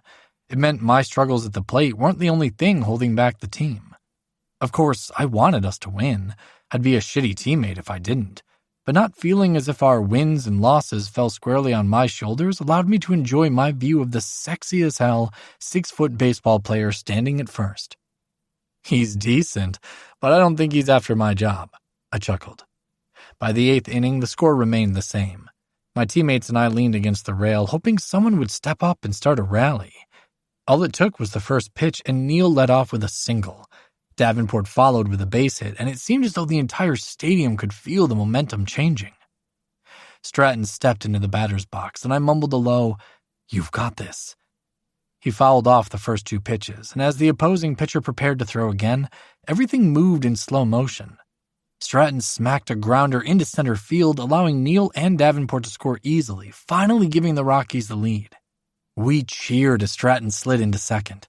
The excitement didn't last long because the next two batters struck out, and then Payne hit a pop-up to the third baseman. Thankfully, our closer was on fire, and he struck out the side in the top of the 9th, earning us a win we desperately needed. The clubhouse was more upbeat than it had been in a while. Music was playing again, and the guys were joking around, having a good time.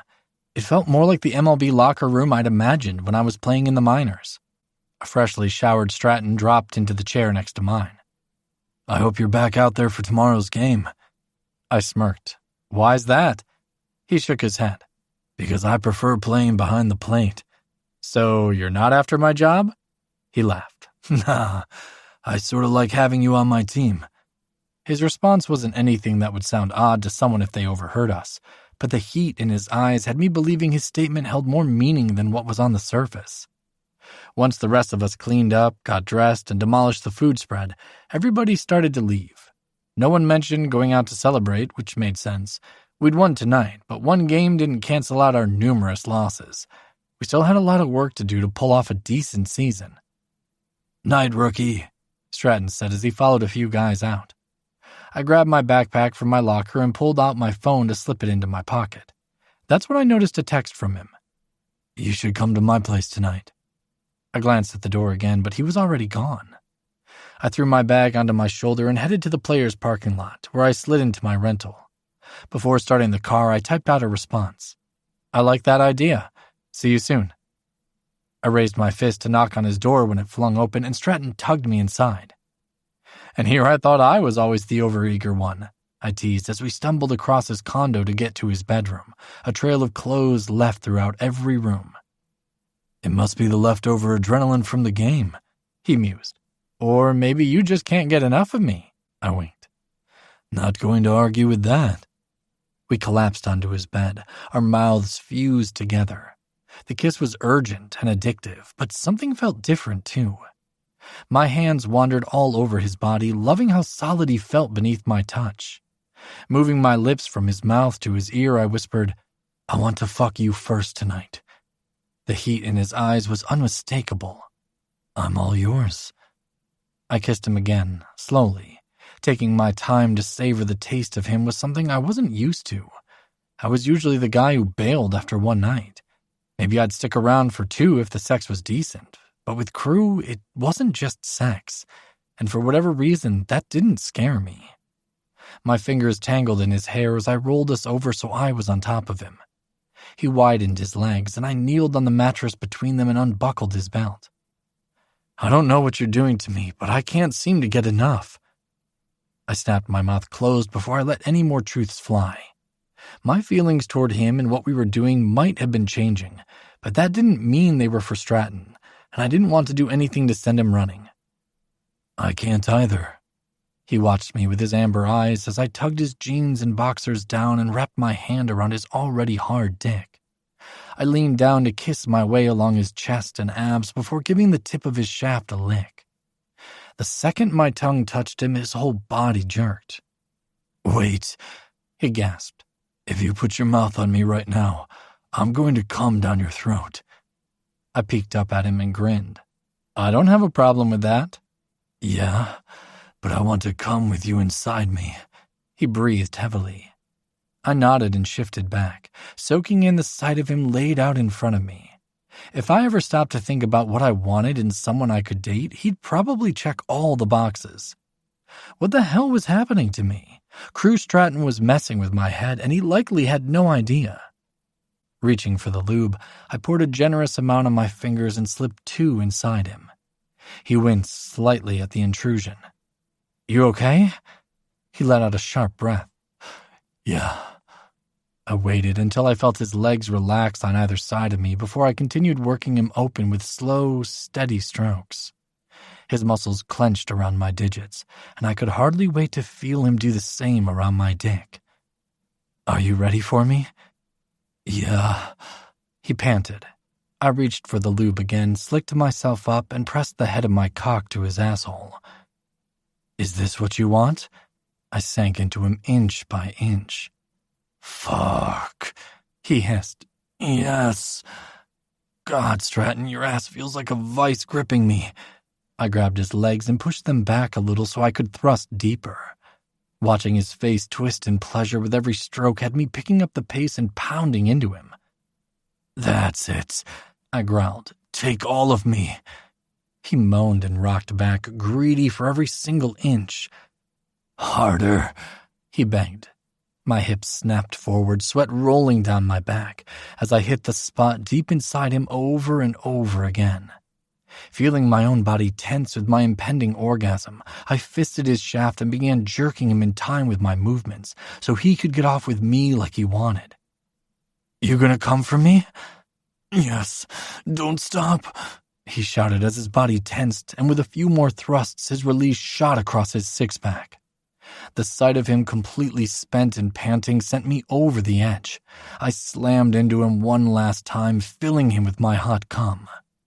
When my dick stopped twitching, I eased out of him and dropped onto the bed. He rolled to his side and brushed the damp hair off my forehead.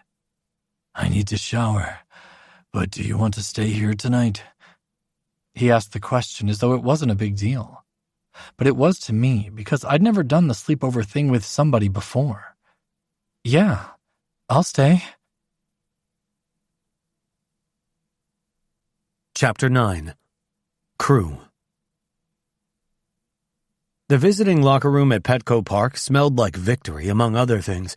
We had just sealed our second straight win, this one against the Padres, finally shaking off the losing streak that had been dragging us down for weeks. The team was on a high as the guys and I stripped off our uniforms and tossed them toward the laundry bins in the center of the clubhouse. I'd driven in a couple of runs, Singleton had made a few solid plays at first base, and the bullpen had held steady. A couple more wins, and maybe we'd finally turn the season around. 2 in a row, boys, Latham boomed. Feels good to be back on track. He grinned, shoving Neil's shoulder playfully as he passed. I sat in the chair at my locker, running a hand through my hair as Singleton walked by. We hadn't talked much in the dugout, but every now and then we caught each other's eyes. We'd been hooking up for weeks, but we hadn't talked about what it meant or where it was going. I wasn't even sure what I wanted. Once he went back down to AAA, then we wouldn't see each other anymore unless for some reason he was brought up again. "Who's coming out?" Davenport asked from across the room as he adjusted his watch. "There's a sick band playing at our usual bar tonight." "What band is it?" Singleton asked. "California Thunder. They're a local rock band, and the lead guitarist is married to Chase Mathewson." My hands stilled as I was buttoning my shirt. "The Rockies' former shortstop?" "Yeah, small world, huh?" Davenport answered. "Think Mathewson will be there?" Payne inquired. "I wouldn't mind meeting my predecessor." I shook my head. "Doubt it. He does the post-game show for the Padres." "Maybe after then," Payne went on, hopeful. The hotel we were staying at was right across the street from the ballpark. Once we were changed and had put our bags in our rooms, a few of us met up in the lobby. Singleton was there, sitting in a high-back chair as he scrolled on his phone. I took the seat next to him, and he turned his head toward me. "I was just looking up Chase Mathewson, and did you know the Rockies have had 3 former players come out as bisexual?"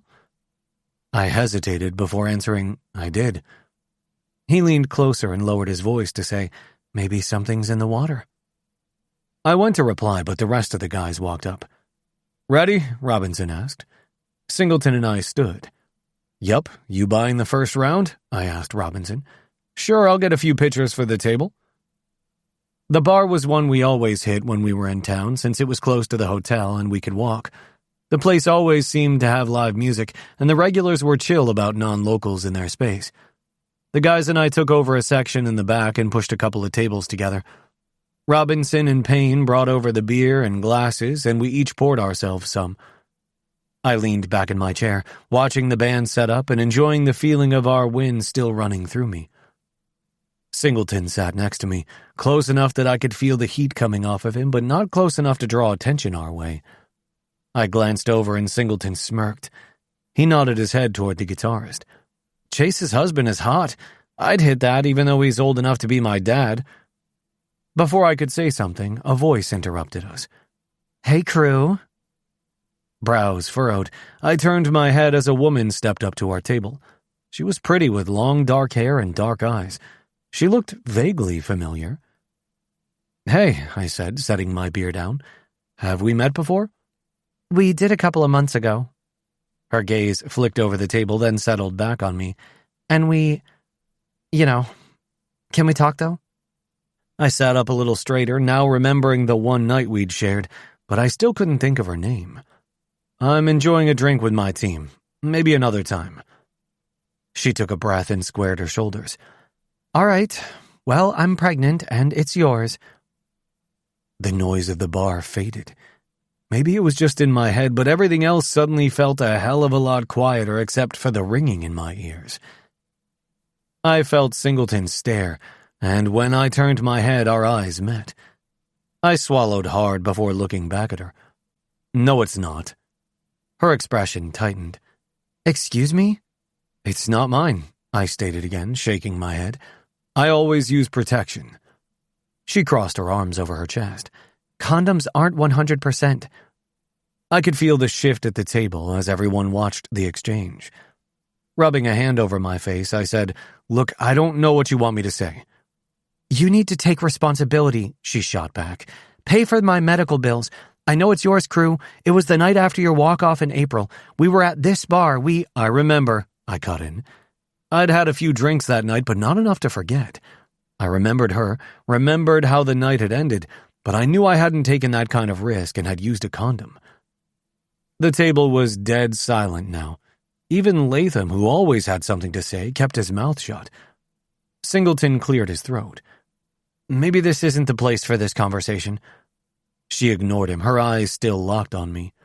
I'm keeping the baby and I need help financially and getting everything I need for when the baby arrives in 7 months. My stomach twisted. I didn't know what to say to that, didn't know how to process any of it. The idea that I could be a dad? No, I wasn't, because this wasn't my kid. There was no way. A sliver of doubt crept in because maybe she was right. Condoms weren't 100%.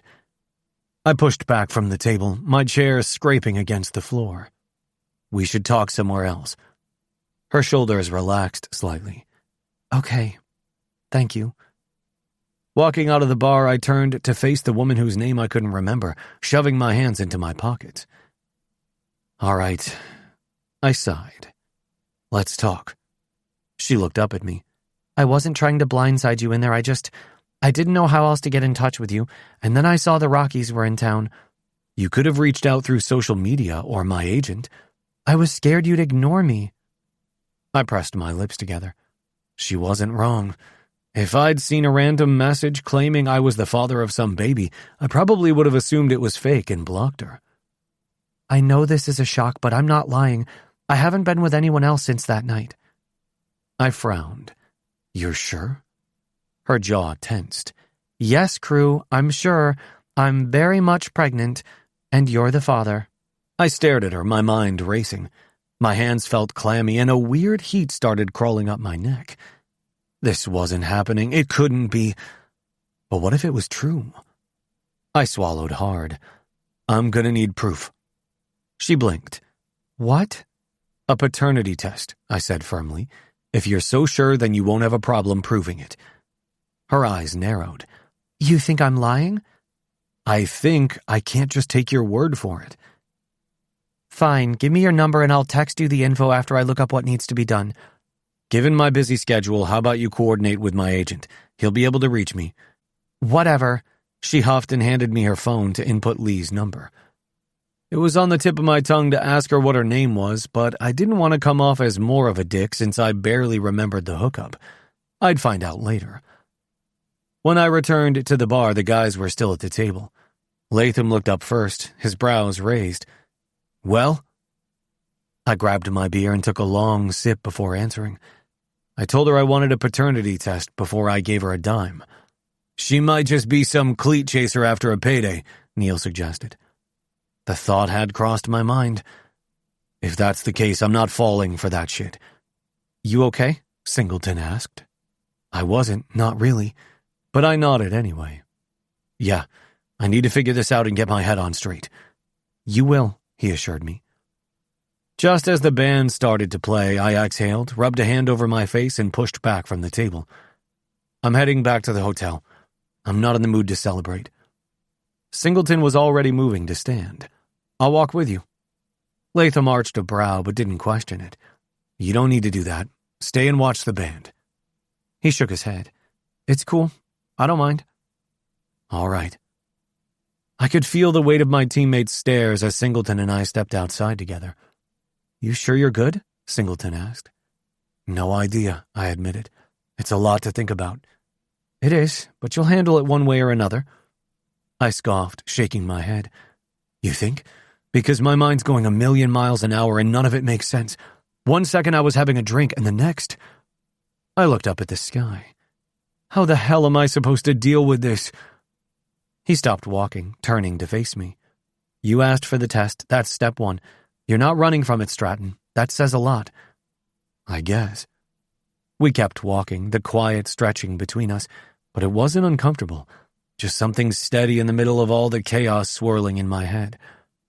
After a moment, I blew out a breath. What does this mean for us? He slowed his steps, glancing over. Us? I rubbed a hand over the back of my neck. Yeah. I mean, this changes things, right? Chapter 10. Knox. His question caught me off guard.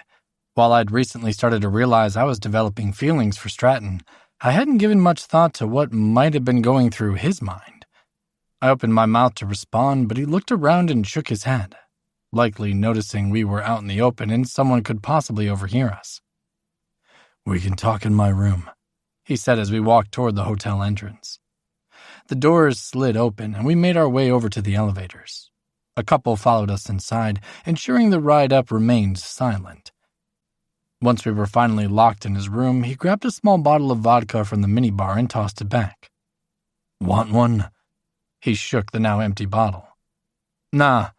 I picked up a water from the counter and twisted it open before asking, "What did you mean by this changes things for us?" He scrubbed a hand over his face. "I don't know. If I'm going to be a dad, I need to focus on the kid, not—" He trailed off, staring at his feet. I stepped closer to him. "Not what?" "Not messing around with a teammate."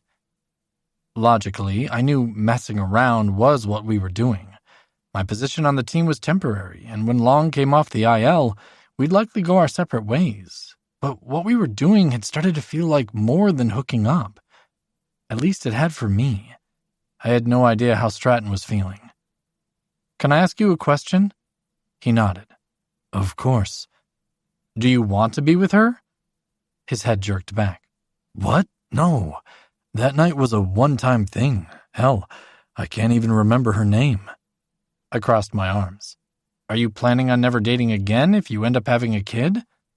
His brow furrowed in confusion. "No." "Okay. If you're not getting back with her and don't plan on staying celibate for the next 18 years, what exactly needs to change between us?" He dropped onto the bed. "Nothing, I guess. I just thought you wouldn't want to get caught up in my drama." "I get where you're coming from." I sat next to him and flashed him a smile. "But what you need to understand is, if I don't want to do something, then I won't do it. If I wanted to end—" I hesitated, trying to think of the best way to describe our situation, but came up empty. "End this? I'd tell you. But don't make assumptions and use that as an excuse to stop hooking up, unless that's actually what you want to do." He placed his hand on my thigh, his thumb rubbing back and forth. "Is this still just hooking up?" I let out a breath. "That's how it started out." "And now?" "We have a lot of fun together, and I'm not just talking about the sex stuff. I look forward to seeing you every day and spending time with you, which sucks because I know this isn't permanent," I admitted, choosing to be honest about how I was feeling and knowing we only had a short amount of time until Long returned. "Because you might get sent back to New Mexico?" "There isn't really a spot for me once Long comes back." He sighed. "I hate thinking about you leaving." "Me too." We sat in silence for a moment.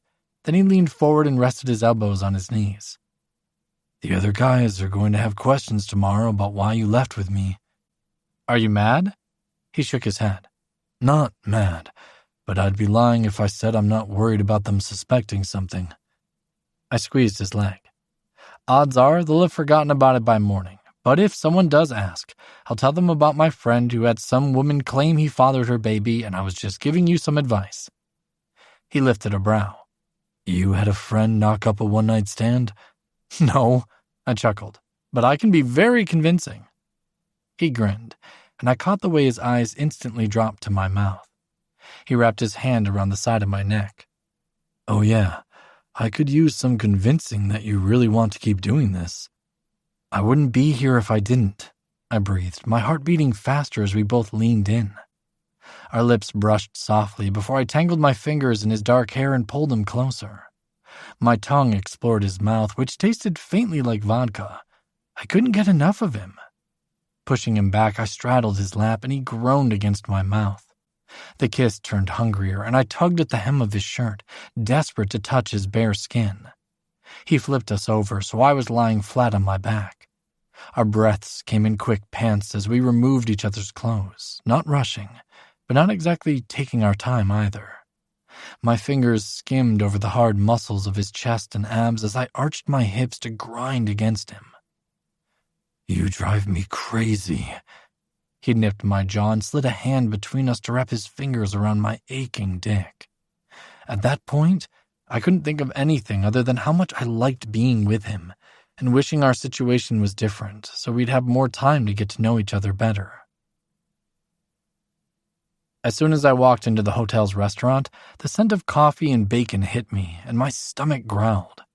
It was buffet style, so I grabbed a plate and loaded it with scrambled eggs, roasted potatoes, crispy bacon, and some fruit. With my breakfast in one hand and a cup of coffee in the other, I spotted my teammates gathered around a long table near the back and headed their way. Glancing around, I noticed Stratton hadn't come down yet, or maybe he'd already eaten and gone back to his room. Morning, Singleton. Sleep okay last night? Davenport's question sounded casual, but I noticed something in his eyes I couldn't quite read. Sure did, I replied, taking a seat.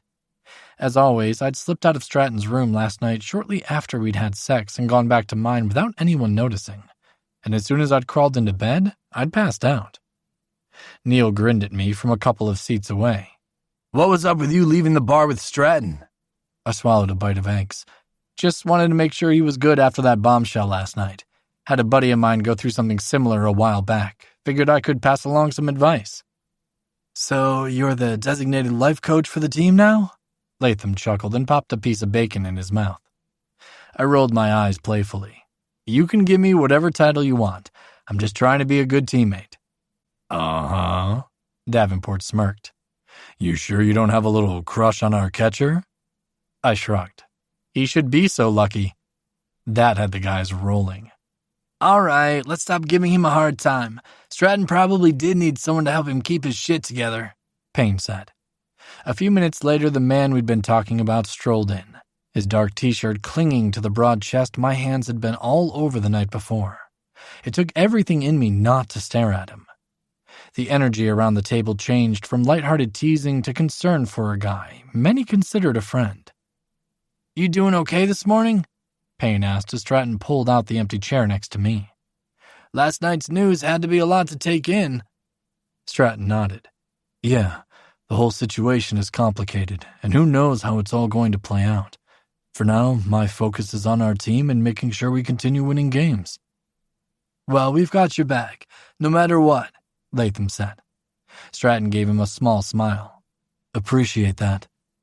The conversation turned to our upcoming game and how we all planned to spend the rest of the morning and early afternoon before we needed to head to the stadium. I continued to eat, trying not to react when Stratton squeezed my knee under the table. It was a brief touch, but it showed he wouldn't keep trying to put distance between us like I felt he had the night before. And for now, that little bit of reassurance was more than enough. It was the top of the ninth, and we were beating the Padres 5-2. Everything was working tonight. We were playing clean defense, several teammates reached base, and Torres had been lights out on the mound. I'd already gotten 2 hits and a walk earlier in the game, and it was my turn at the plate again, this time with the bases loaded. We had the lead, but if the Padres rallied, they could make things interesting, so we couldn't hold back. Glancing toward our third base coach, he gave me the sign to swing away. I took a deep breath, rolled my shoulders to stay loose, and took a practice cut before settling into the batter's box. The first pitch came in high and tight, brushing me back a step. I didn't think it was intentional because their reliever had been struggling with his command since the start of the inning. The next pitch was a fastball right down the middle, and I didn't hesitate to swing. The bat made solid contact with the ball, and I watched it sail through the air as I took off for first. The right fielder tracked it to the wall, but it soared several feet over his head. A grand slam. I slowed a bit, and when I rounded third, I knew I was sporting a huge grin. Stratton, along with Davenport and Latham, who had also been on base, were waiting for me at home. The second I crossed the plate, they pulled me in for congratulatory hugs. That was a hell of a hit, Stratton smacked my ass, smiling almost as big as I was. You've been on fire tonight. Back in the dugout, I received more high fives and helmet slaps. Finally showing my teammates what I was capable of felt good. During the next play, I walked to the larger cooler and filled a paper cup with Gatorade. Stratton stood beside me, waiting to get his own. I started to move away, but he stepped closer. No one was next to us or looking our way, and the cameras were once again focused on the action on the field. "You looked good out there," he whispered. "and I'm not just talking about the swing." My face flushed, and I wasn't sure if it was from the running I'd done or his words. He was always cautious, worried others might find out his secret. So his flirting, however covert it was, showed he was letting go a little bit, and I loved it. But he wasn't done. "You might want to save some of that energy for later, though." He winked and turned back toward the bench like he hadn't said anything. If things between us were a game, his wink would have been the scoring run. But it wasn't a game. It hadn't been for a while, and from our conversation the night before, he didn't see it that way either. Tonight, I finally started to believe I belonged in the majors. And maybe I belonged with Crew Stratton, too. Chapter 11. Crew. A few days later, we were back at home, and I received a text from my agent saying he'd set up an appointment for me to take the paternity test. Jessica, the woman with whom I'd had the one-night stand, I now remembered her name, had called Lee as I'd told her to. Apparently, it wasn't the first time he'd had a Rockies player who needed a paternity test, so he knew exactly where I could go. I sat behind the wheel of my truck, one hand tight around the steering wheel. The clinic wasn't far, yet traffic made it feel like an eternity. My fingers tapped against the gear shift as my nerves got the best of me. Singleton sat beside me, his arm resting on the console. "You gonna make it?" "Yeah." His gaze dropped to my hand, then back up. "Liar?" I exhaled and focused on the road. "I'm not ready for this." "I know." My brother Finn was ready. Married his high school girlfriend, had a kid before he turned 22.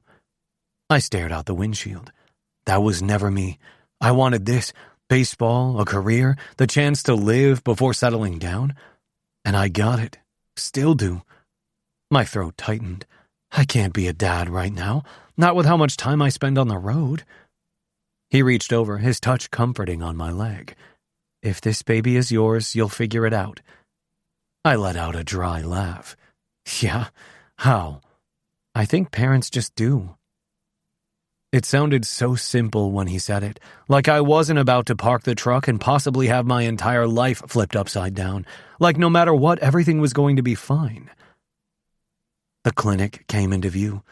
I pulled into a spot and shut off the engine, but I didn't move. My hands stayed on the wheel. "I don't know if I can do this." He unbuckled his seatbelt. "You can." My chest felt tight. "And if it's mine, then what?" "Then you take a breath and go from there." He popped open his door. "But first, we go inside." I swallowed hard and got out. We made it into the clinic, where the receptionist took my name and told me to have a seat. Singleton dropped onto the chair beside me. "I wouldn't be there every day," I admitted in a whisper. My mind was still racing. I couldn't be the kind of dad that's home every night, tucking them in. Just like my father. I wasn't about to go into detail with Singleton about my childhood in the middle of a waiting room, but my mind was full of memories. My dad had been a truck driver, and growing up I rarely saw him. I knew he loved me, but I'd always wished he'd been more present when I was a kid. He turned toward me. "Doesn't mean you won't be a good one. A lot of ball players have children. Hell, look at Davenport, Skip, and all the others on our team. They make it work." It didn't feel that simple. I had no idea how to be a father. Hell, I wasn't even sure I wanted to be one. "Yeah, but they didn't have a one-night stand that turned into an 18-year commitment." "That's true, but they're making it work, and Jessica has to know you're on the road half the season." "Hopefully." I blew out a breath just as a nurse called my name. My stomach dropped. How was this my life?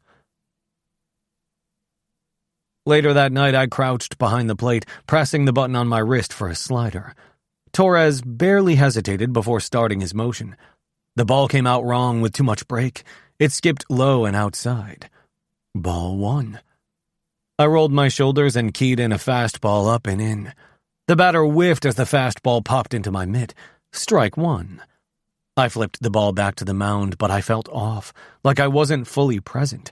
My focus was shot. All I could think about was how I'd have to spend the next 10 days waiting to see if I was going to be a father. If the kid wasn't mine, I could move on. If it was, then what?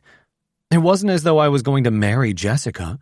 The baby would be born to two people who barely knew each other, and that wasn't how I pictured starting a family. I keyed in another fastball, low but still in the zone. Torres shook it off. I tried again. Another shake. He wanted the slider. His call. The second the ball left his hand, I knew it was trouble. A sharp crack echoed through the stadium as the ball launched into the gap.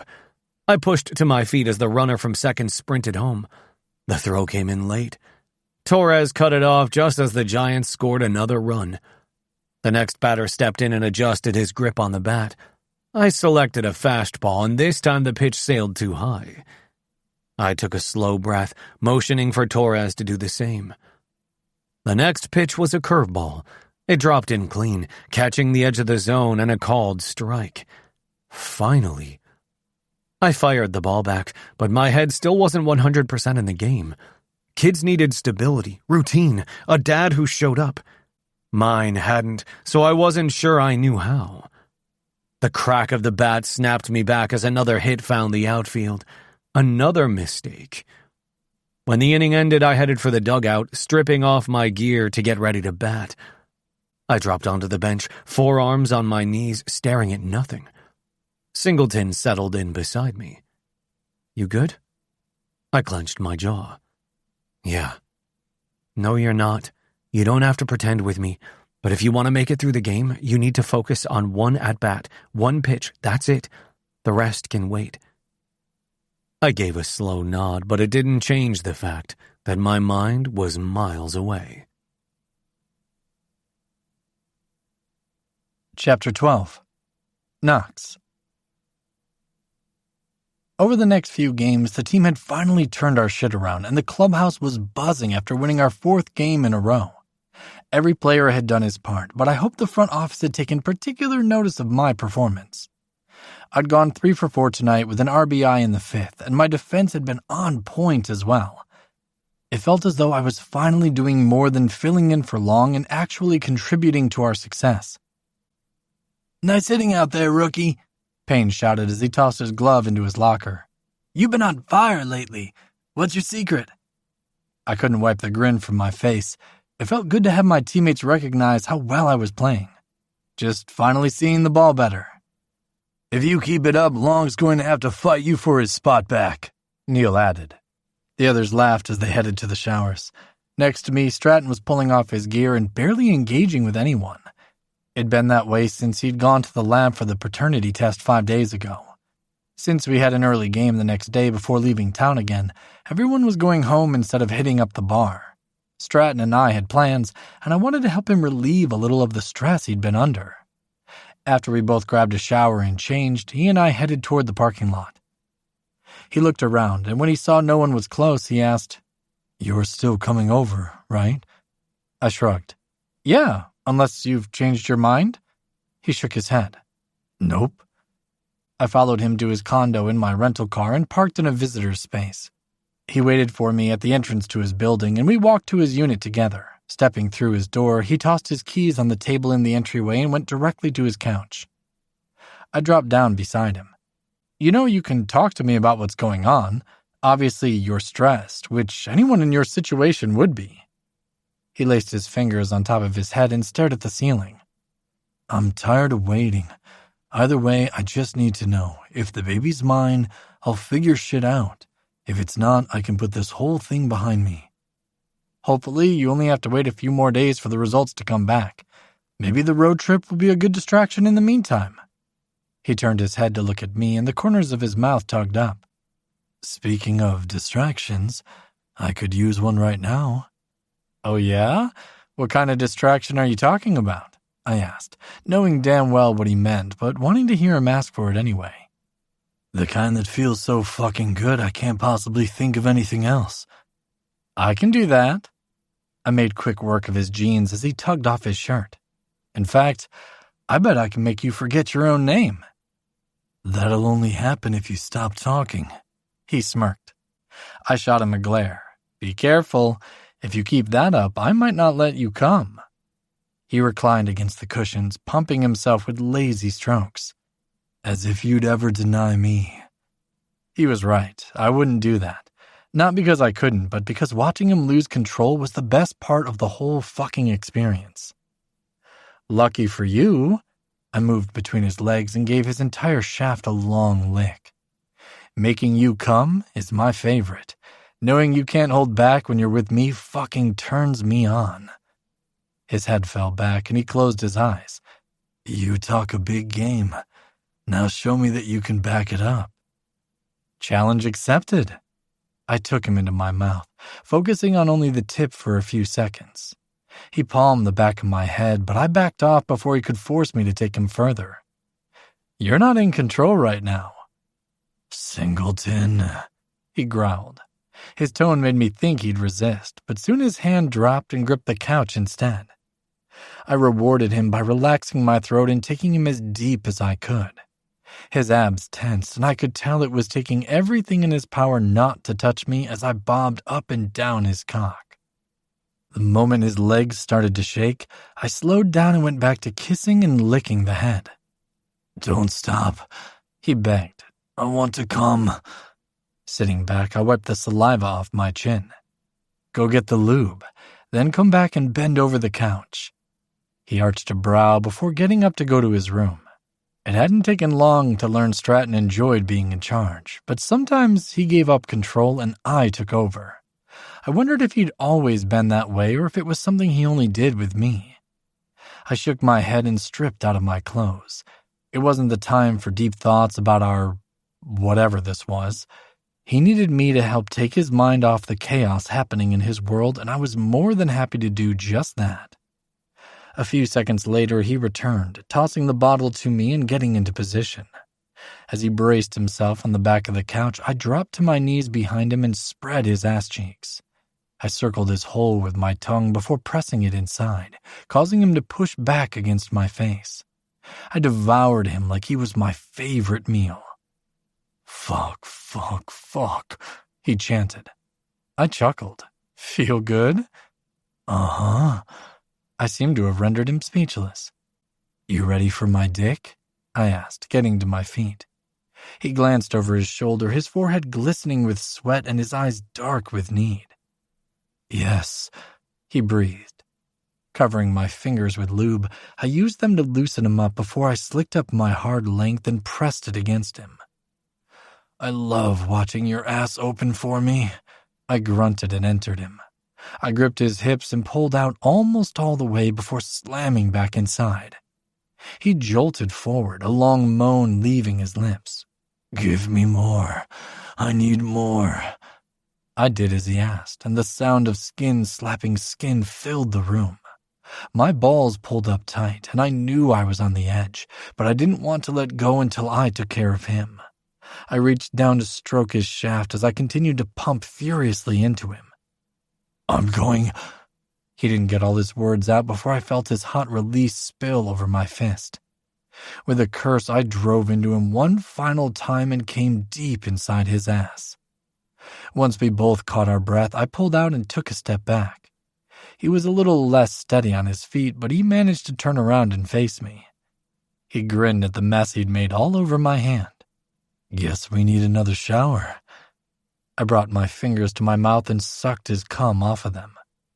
I don't mind licking them clean. You taste delicious. He laughed. Get your ass to the bathroom, and maybe I'll return the favor and taste you. We'd finished batting practice and were getting ready for the game when Schmidt walked into the clubhouse. I just got off the phone with the staff in Albuquerque, and I've got some bad news. The room went completely silent as we waited for him to continue. Long suffered a setback during his workout this morning. He re-injured his hamstring, and it's going to require surgery to fix it. He'll be out the rest of the season. Damn, Davenport muttered. That sucks. A few guys nodded in agreement. Listen, Long's a good guy, and we'll miss having him on the field with us, but we've still got a lot of ball to play this season, so we need to stay focused. Schmidt added, then turned to me. Singleton, you're our first baseman for the time being. We're counting on you to keep playing the way you have been. I nodded. Absolutely, Skip. After a few more words about our upcoming game, Schmidt went back to his office while several of my teammates made their way over to me. Congrats, you've earned your spot here. Latham patted me on the back. Thanks, I replied, tempering my excitement about extending my time in the majors even though it felt like my dreams were finally coming true.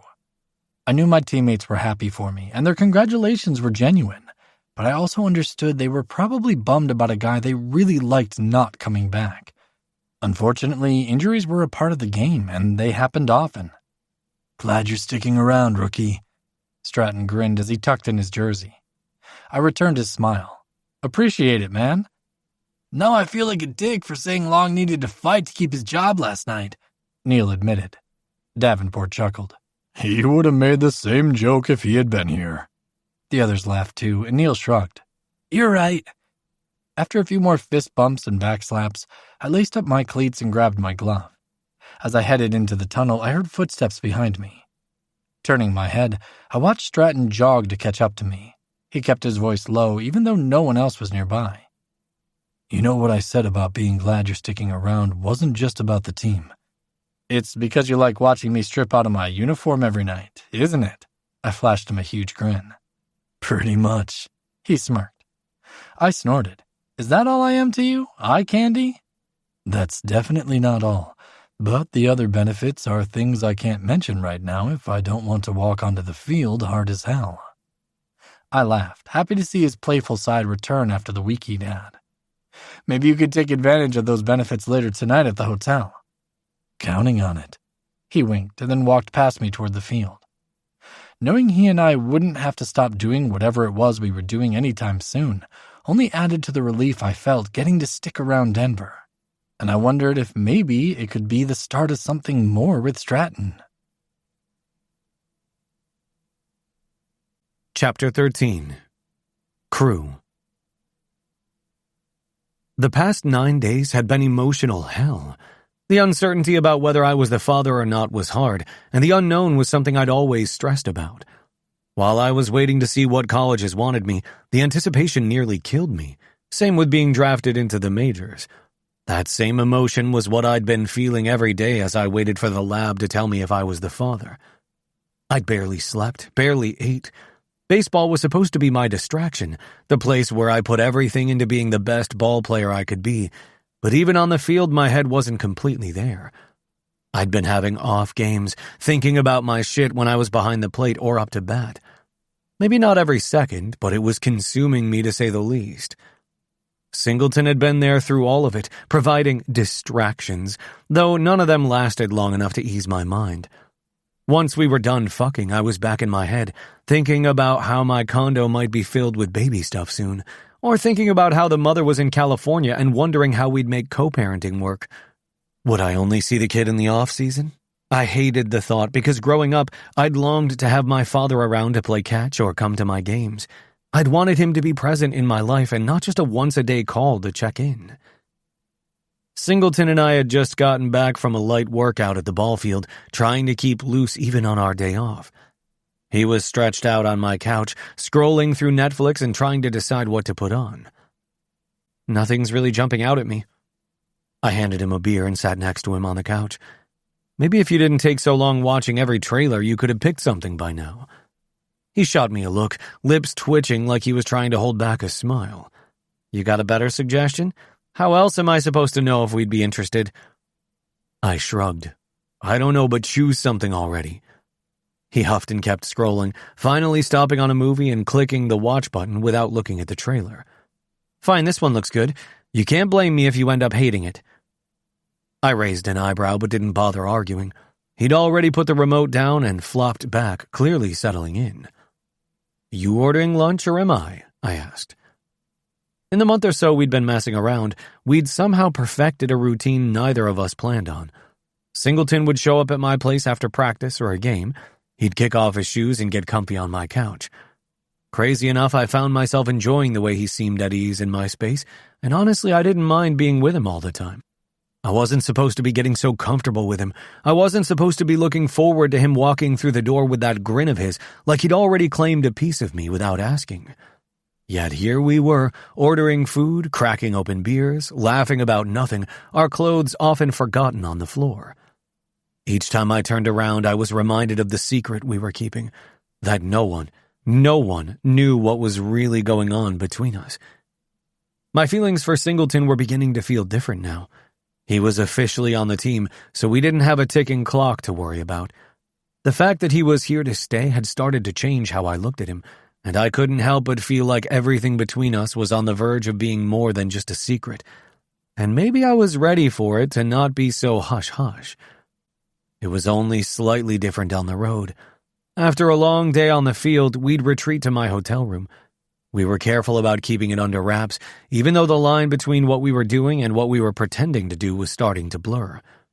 It wasn't only sexual anymore, at least for me. "Your turn," Singleton replied about lunch. "All right." I tapped out an order from a place we both liked. We had become so in sync that I didn't even need to ask him what he wanted me to order for him. He leaned his head back and let out a sigh. "Off days are nice. You're not the one who's been playing like shit. I should still be at the field practicing." His gaze flicked over to me. "It's only because you've been in your head. Still feels like I'm just sitting here waiting to get bad news I didn't ask for." He turned to face me fully.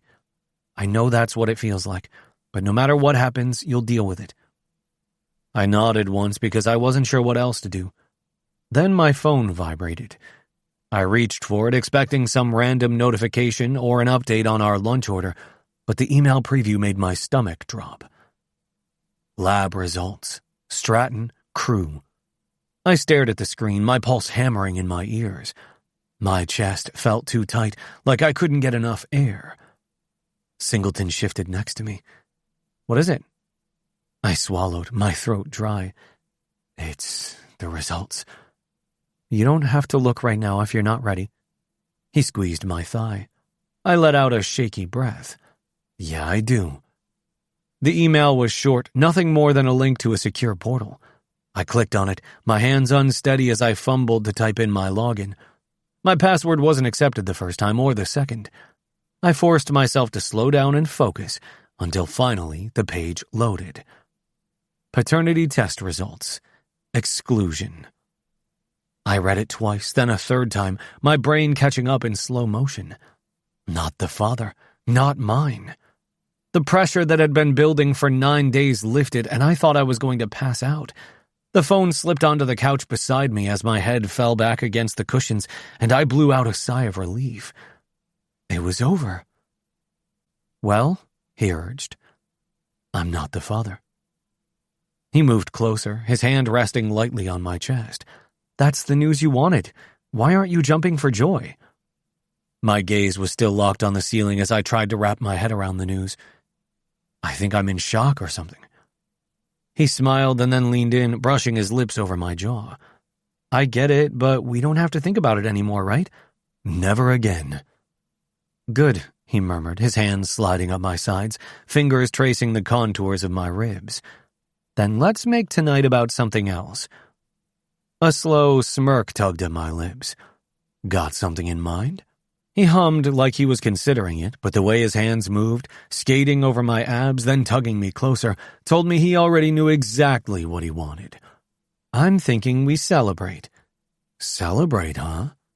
I arched a brow, tilting my head back as he leaned in to feather kisses down my throat. "Is that what we're calling this?" He grinned against my skin. "Got a better word for it?" I let out a low chuckle, threading my fingers through his hair and pulling his head back just enough to look him in the eye. "Not really. Just wasn't expecting you to get all soft on me." His fingers skated lower, gripping the waistband of my pants. "I'm not." He kissed me again, deeper this time, the kind of kiss that sent heat curling in my stomach. I hauled him down to lie on the couch with me, pulling him until we were tangled together, hands roaming, mouths moving together. Singleton's fingers traced over my stomach. "You good?" I met his gaze, my chest rising and falling. Never better. Before I knew it, I was on top of him, straddling his lap, my hands braced on his chest. He smirked. "You're not wasting any time, huh?" I grinned, my lips brushing his as I spoke. You wanted to celebrate, and I don't think either of us wants to wait. He rocked his hips, and I moaned as our erections strained against our pants and rubbed together. His hands skimmed beneath my shirt, fingertips grazing over the muscles of my back. The touch made me shiver, and I leaned down to kiss him harder, then ran my lips along his neck, working my way down but not rushing to get us naked. "You're gonna kill me," he murmured. I smirked against his skin. That a complaint? Not even close. He pushed my shirt up. I let him, lifting my arms just enough for him to slip the fabric over my head before tossing it onto the floor. The second it was gone, his mouth was on my throat, his lips dragging over my pulse point and his teeth nipping my skin just enough to make me gasp. I rocked against him again, feeling how hard he was and how much we were both past the point of teasing. My fingers slipped under his shirt and I slid it up, needing more of him, needing all of him. He helped, pulling it the rest of the way off and throwing it aside before yanking me back down into another kiss. This one was hotter, messier, and desperate in a way that sent a thrill down my spine. I barely registered the sound of a knock at the door until he groaned and stopped kissing me. I ran a hand over my face as I sat up. Food's here. Terrible timing. I huffed out a laugh and forced myself to climb off him, my body still buzzing as I grabbed my shirt off the floor and pulled it back on. It'll still be hot when we've worked up more of an appetite. He sat up. You better not be making promises you can't keep. I grinned, shaking my head as I headed for the door. Well, I guess that actually depends on how long you keep distracting me. Good thing I have a microwave. Chapter 14. Knox. I couldn't wipe the smile off my face as I got ready for batting practice before our afternoon game. For the past couple of days, it seemed like everything was looking up for me. When Stratton found out he wasn't going to be a father, a weight was lifted from his shoulders, and we'd gone back to having fun together. Although, I wasn't sure I only wanted to have fun anymore. Somewhere between sneaking into each other's hotel rooms and spending time at his condo, it had started to feel like more than the casual hookups I was used to. And it appeared I was going to stay with the team, so I began imagining taking things further with him. The idea of wanting a boyfriend was new for me, and if I was honest, a little nerve-wracking as well. Finding someone online for a night was easy, but dating somebody with feelings involved was an entirely different ballgame, one I wasn't familiar with. But when I thought about a relationship with Stratton, it was easy to envision spending nights together, going out to eat, and doing things we both enjoyed. It wasn't really different than what we already did, but there'd be a label attached to it. A label I'd never thought would be important to me, but I was pretty sure I wanted it with him. As I went over in my head different ways to say what I wanted, Weber, our bench coach, called out, "Singleton, Schmidt needs to see you." "Oh, Singleton's in trouble?" Latham teased like we were in school and I'd been called into the principal's office. "Fuck off," I threw back playfully, then glanced at Stratton, who looked at me with raised eyebrows. It wasn't super common for Skip to single someone out before a game, but I wasn't too worried about it. My hitting slump seemed to be behind me, and I was playing good ball, so I shrugged and tossed my batting gloves into my chair before heading for Schmidt's office. The moment I stepped through the doorway, I saw Ed Novak, the Rockies' general manager, sitting across from my manager, and the confidence I'd been feeling evaporated instantly. "Hey, Singleton, have a seat," Schmidt said, and I dropped onto the empty chair. Novak turned to me. "I'm just going to cut to the chase. While we appreciate the contributions you've made to this organization, we've made the decision to trade you to the Twins." "What?" I reared back. "With the way the team has been playing lately, we think we've got a real shot at making the playoffs, so we needed to beef up our pitching and defense a bit. We made a 3-way deal earlier this morning to help us do that." "So I'm out," I muttered mostly to myself. "Your hard work hasn't gone unnoticed," Schmidt added. "I've already talked to your new manager and told him what a great addition you'll be to his team." His words were nice, but they didn't help much when all I could think about was everything I'd be leaving behind in Denver. Not only would I not get to be with Stratton anymore, but I would miss my teammates who truly felt like friends. They'd welcomed me the minute I'd stepped into the clubhouse. and I knew from experience not every team had the same type of camaraderie. Novak and Schmidt gave me a few more details, including my flight information for later that evening. I had a couple of hours to pack some stuff at the team apartment before leaving for Minnesota. I'd have to make arrangements for the rest of my things here and in New Mexico later. I stood slowly and shook both their hands. Thank you for the opportunity. I've truly enjoyed being a part of the Rockies. I forced out the words in an attempt to maintain some form of professionalism. Being traded was part of the game, but that didn't mean I wasn't pissed about their decision. Good luck with the Twins, Novak replied. Schmidt nodded. We'll miss having you here. I walked back toward the clubhouse, not ready to face my teammates, but knowing I didn't have a choice. As soon as I stepped through the door, everyone went quiet. The expression on my face likely told them I'd just gotten some bad news. Neil was the first to speak. What happened? I rubbed a hand over my face. I've been traded. Oh, damn, Davenport said. Where to? Minnesota. I leave in a few hours, I mumbled, keeping my eyes on the ground. While I was curious about Stratton's reaction, I couldn't bring myself to look his way. Not at that moment with everyone watching me. Several guys came over to clap me on the back or give me a bro hug. I was really going to miss these guys, and I couldn't help but wonder if I'd have the same luck connecting with players on the Twins. Everyone except me had a game to prepare for, so after a few more goodbyes, the locker room emptied. I finally mustered up some courage and glanced over at Stratton, who was standing near the exit. He cocked his head to the side in a barely noticeable motion, but I got the hint. I followed him down the hallway to a bathroom near the assistant coach's offices. No one would be in the area during batting practice, so we'd have a few minutes alone. The door closed behind us, and he leaned against the counter. I didn't see this coming. Me either. I shook my head. He stepped closer to me. You thought what? While it didn't matter anymore, I wanted him to know exactly how I felt. I thought we might have been building something between us that wasn't just sexual. I did too, he admitted. Yet, neither of us could do or say anything to change things. Everything I'd been looking forward to only a short time earlier was nothing but a dream now. We couldn't promise each other anything. Being in a relationship when one person was a baseball player was hard enough. Trying to make anything work would be impossible when we'd be living completely different lives. I wrapped my arms around him. I'll miss you. I'll miss you too. He leaned in and pressed his lips to mine. I kissed him back hard, trying to pour everything I felt into the moment, knowing it was the last time I'd have the opportunity to. When we finally broke apart, he gave me a sad smile. I should get out there before someone comes looking for me. Kick some ass tonight, I said, forcing a grin.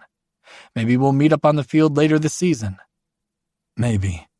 He turned and opened the door. I watched him walk away and disappear around the corner. Even though what we had was over before it really had a chance to begin, I wouldn't forget what we had shared. It wasn't just a random hookup or something convenient.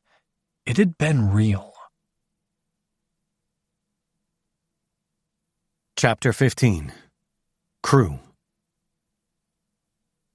The moment I walked out the door, I felt as though I was leaving a part of myself behind. Knox Singleton wasn't just a teammate, and his trade didn't feel like just another hazard of our profession to me. It felt like I'd lost someone who could have been more than a teammate if we'd only had the time. I didn't have time to think about it now, though, so I shoved everything down and tried to focus on the game. But as I crouched behind the plate, calling pitches, framing fastballs, and keeping runners in check, my mind betrayed me. Every time I glanced toward first base, I expected to see Singleton standing there, adjusting his glove or giving me a quick nod like he always did. It was nothing anyone else would notice, just a small thing meant only for me. And now when I looked and he wasn't there, it hit harder than I wanted to admit. I hated it. By the third inning, I could feel the frustration creeping into my at-bats. My timing felt off and my patience at the plate was thinner than usual. I swung at a pitch I never should have chased, grounding out when I knew I should have worked the count. I jogged back to the dugout, jaw clenched, gripping my bat tighter than necessary. Neil eyed me as I dropped onto the bench. You look like you want to punch something. Yeah, I muttered. He leaned in, a teasing glint in his eyes. Let me guess, you're missing your favorite first baseman, huh? I shot him a quick glare, already feeling the heat rising in my cheeks. It's not like that. He raised an eyebrow, a grin tugging at the corners of his mouth. Uh-huh, sure. You guys were pretty close even if you tried to hide it. You're gonna miss that smart-ass mouth of his, aren't you? You have no idea. I snorted, unable to keep the smile from my face. I swear, Neil, you're out of your mind. It's all part of the game. He shrugged, still grinning. Hey, I know you two had your thing going on, even if it wasn't that kind of thing. Still sucks, though. I liked the guy. Me too. And it did suck. I didn't know when I'd see Singleton again, if I'd see him again. Baseball was like that. One day a guy would be standing there in the dugout, and the next day he was halfway across the country wearing another team's colors. This one wasn't supposed to matter. But it did. I thought about the way he looked at me before he left, the way his arms felt around me like he didn't want to let go, the way his lips pressed against mine like the kiss was a final goodbye. I hadn't felt that kind of pain in my chest since my ex-girlfriend Mallory had told me she no longer wanted to chase my baseball dreams with me and ended things after I signed with the Rockies. I knew what that feeling meant, but I wasn't going to tell Singleton no. He was gone. Maybe we'd meet up during the season at some point, but I didn't know if fate would be that kind. 1 week later. Me. How's Minnesota? Singleton. It's all right. Colorado still the same? No, because you aren't here. Me. Yep. So I was thinking. Singleton. Go on. Me.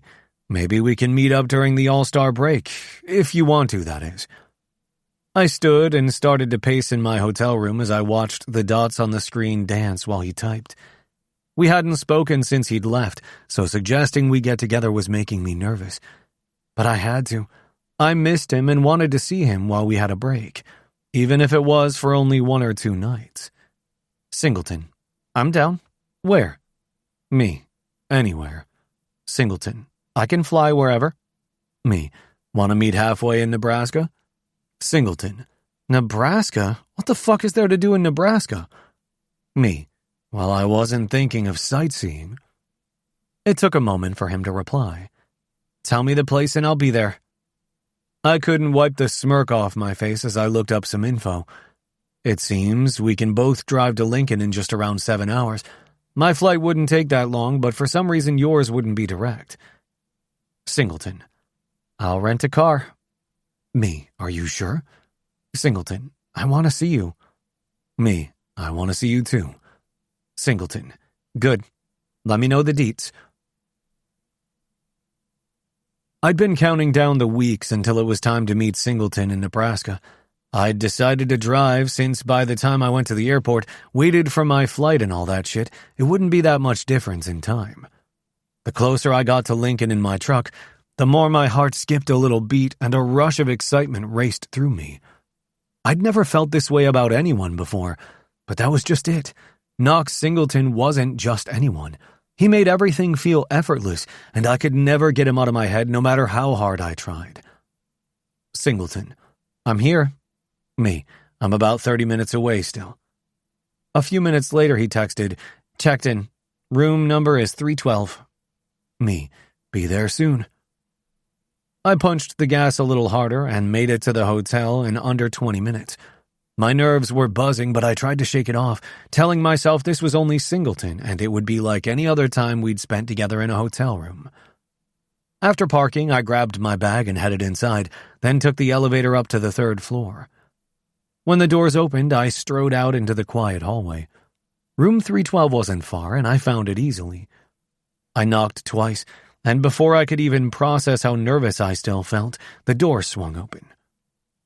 Hey? Singleton smiled. Hey, I replied, walking inside, my pulse quickening the moment the door clicked shut behind me. You already settled in? Yeah, made myself comfortable. I grinned, eyeing his t-shirt and basketball shorts. I see that. His gaze was hot on me, and the sexual tension between us was exactly how it had been when we'd been together before, like it had never gone away. "You look good," he stated. "You too," I muttered, not sure how else to answer. Then, without another word, he closed the space between us, his lips finding mine in a kiss that was everything I remembered. My bag fell somewhere near the door as he tugged at my clothes and peeled my shirt off.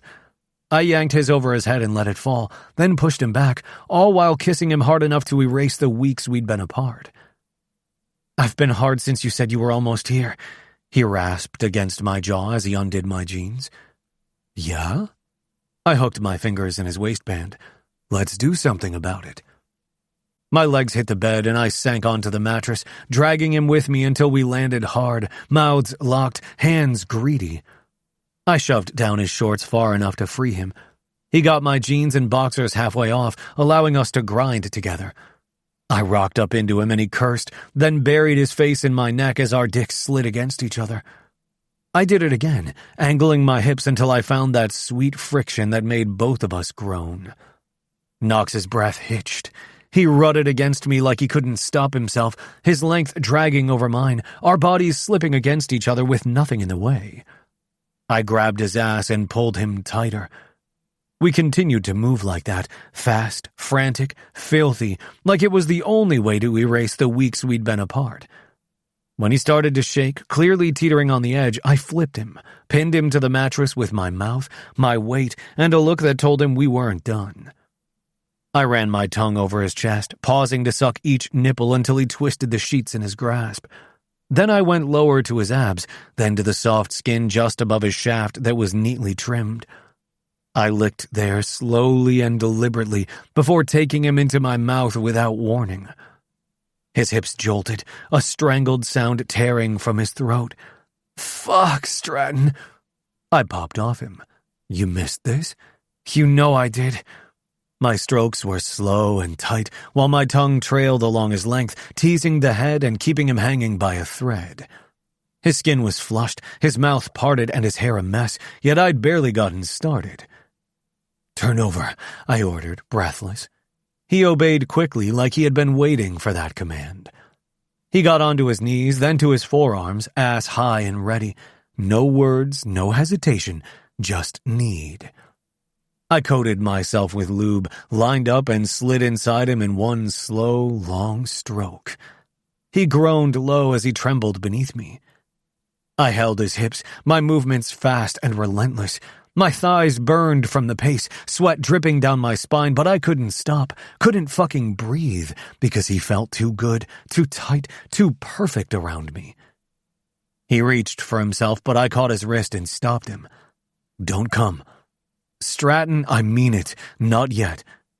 As he moaned into the comforter, his whole body was strung tight, ready to snap in half if I didn't let up, but I wasn't about to. My grip dug in, and I fucked him rough and fast, like I couldn't get deep enough. "Take it," I growled through clenched teeth. "You feel that? Your ass is mine." "Don't stop, Stratton. Fuck. Don't you fucking stop," he panted. The tension in my spine coiled tighter with every thrust. "You're gonna make me come," I groaned. "You feel too good, too tight. You were made for this." "Then fucking come in me. Fill me up. Do it." He clenched around me and I lost it. I came hard inside him, my hips jerking as a ragged breath tore from my lungs. I collapsed over him, our bodies slick with sweat, my heart racing like it was trying to burst out of my chest. "I'm not done with you yet. I want to swallow every drop of you," I said as I slipped out and flipped him over. Dropping to my knees at the edge of the bed, I slid him toward me. He lifted his legs and pulled his knees up. My cum leaked from his hole as I spread him open to watch it slide out slowly. He reached for his cock, but I beat him to it. I wrapped my mouth around him and took him deep, my tongue teasing the head, tasting salt and everything that made him mine. My other hand slid between his legs to drag my fingers through the sticky mess I'd left inside him. When I pressed one against his hole and then slipped it in, his entire body shook. "You like my cum in your ass?" He clenched around me like he didn't want to let a single bit of me go. "Yes." He blew out a breath. "I want it in me, all of it." I added a second digit, then took his dick back into my mouth, swallowing him whole while my fingers still worked his ass. "Fucking hell, Stratton," he choked out, his hand gripping my hair.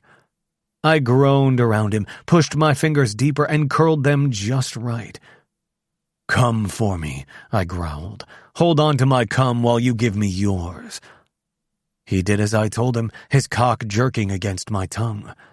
I took it all, then kept sucking him slowly, knowing exactly how wrecked he was as he gasped for air. When he finally sagged back into the mattress, I crawled up over him and caught his mouth with mine. I kissed him, letting him taste what he'd just given me. His hands gripped my jaw, holding me there like he needed the contact just as much as I did. I looked him in the eye. "That's one." His mouth curved. "You keeping score? Planning to lose count?" He huffed a laugh. "Then get back to it." I spread his thighs open again and ran my fingers through my cum. "Still full of me," I stated. "Exactly how I want you." He didn't answer, just lifted his hips and gave me everything I asked for, again and again. 2 days later, I woke with a pit of dread in my stomach. Our time to say goodbye had come too quickly. We'd spent almost the entire time in bed, and I wouldn't have changed it for anything. However, I had a feeling we were both thinking the same thing, even though neither one of us had uttered a word about what was coming once we parted ways again. I lay on the bed, propped up against the headboard, trying to avoid looking at Singleton, who was sitting in the chair by the window, staring down at his phone. We'd been silent for a while, each lost in our own thoughts, but the minutes kept ticking by, and I hated that time couldn't stop. I could feel the tightness in my chest, the knot that had settled there as soon as I woke up. We couldn't make this work, and we both knew it, not when we were on different teams, several states between us, and had no time to be together. I finally broke the silence. I should start packing up my stuff. Granted, it wasn't much since I'd been naked most of the time and had only put on clothes to run out and get us food. "Yeah, me too." He stood.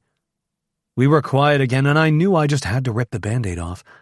I cleared my throat and faced him. "You know this isn't going to work, right?" He looked up from stuffing the last bit of his clothes into his bag and blew out a breath. "Yeah, I know." I swallowed hard. It seems everything is stacked against us. He nodded, his jaw tightening as if he were wrestling with the same feelings I was. "I've been thinking the same thing. I wish I was still in Denver." I let out a breath, trying to keep it together, but the reality of the situation was too much. "Me too. I don't want to say goodbye," I murmured, the words slipping out before I could stop them. Singleton's eyes softened as he sauntered over to me and grasped my hand. "I don't either, but we know it has to be this way." He paused, and I could see the conflict in his eyes, the frustration, the sadness we both felt. "I'm gonna miss you," he added quietly, "more than I thought I would." "Me too," I replied, my throat tight. I pulled him against me. I didn't expect to feel... Well, I didn't think I'd fall in love with you, but I did. He drew back slightly and stared into my eyes. "You love me?" I lifted a shoulder, an attempt to act as though it was no big deal, but the truth was, my heart was breaking. "Yeah." A tear slid down his cheek. "I love you too." I hauled him back against me, needing to wrap my arms around him for as long as I could. I held him tight, not wanting to let go, like somehow if I just clung to him long enough, the clock would stop ticking and we could pretend we didn't have to go our separate ways. But I knew better. We couldn't outrun the truth. His breathing was uneven, like he was trying to keep it together just as much as I was. "This isn't fair." I nodded, fighting past the lump in my throat. "No, it's not, but it's the way the majors work." Another long silence stretched between us as he stayed in my arms. Finally, Singleton stepped back and wiped his eyes. "Guess we'll just have to find a way to move on, huh?" I nodded slowly. "I guess so." I reached for him again, pulling him in for one last kiss. This time it was unhurried and bittersweet, both of us knowing it would be the last. When we finally broke apart, I didn't want to speak, didn't want to ruin it with more words. Instead, his hand slid into mine one final time. "Take care of yourself, crew," he whispered. I nodded, fighting the tears I could feel threatening to spill. You too, Knox.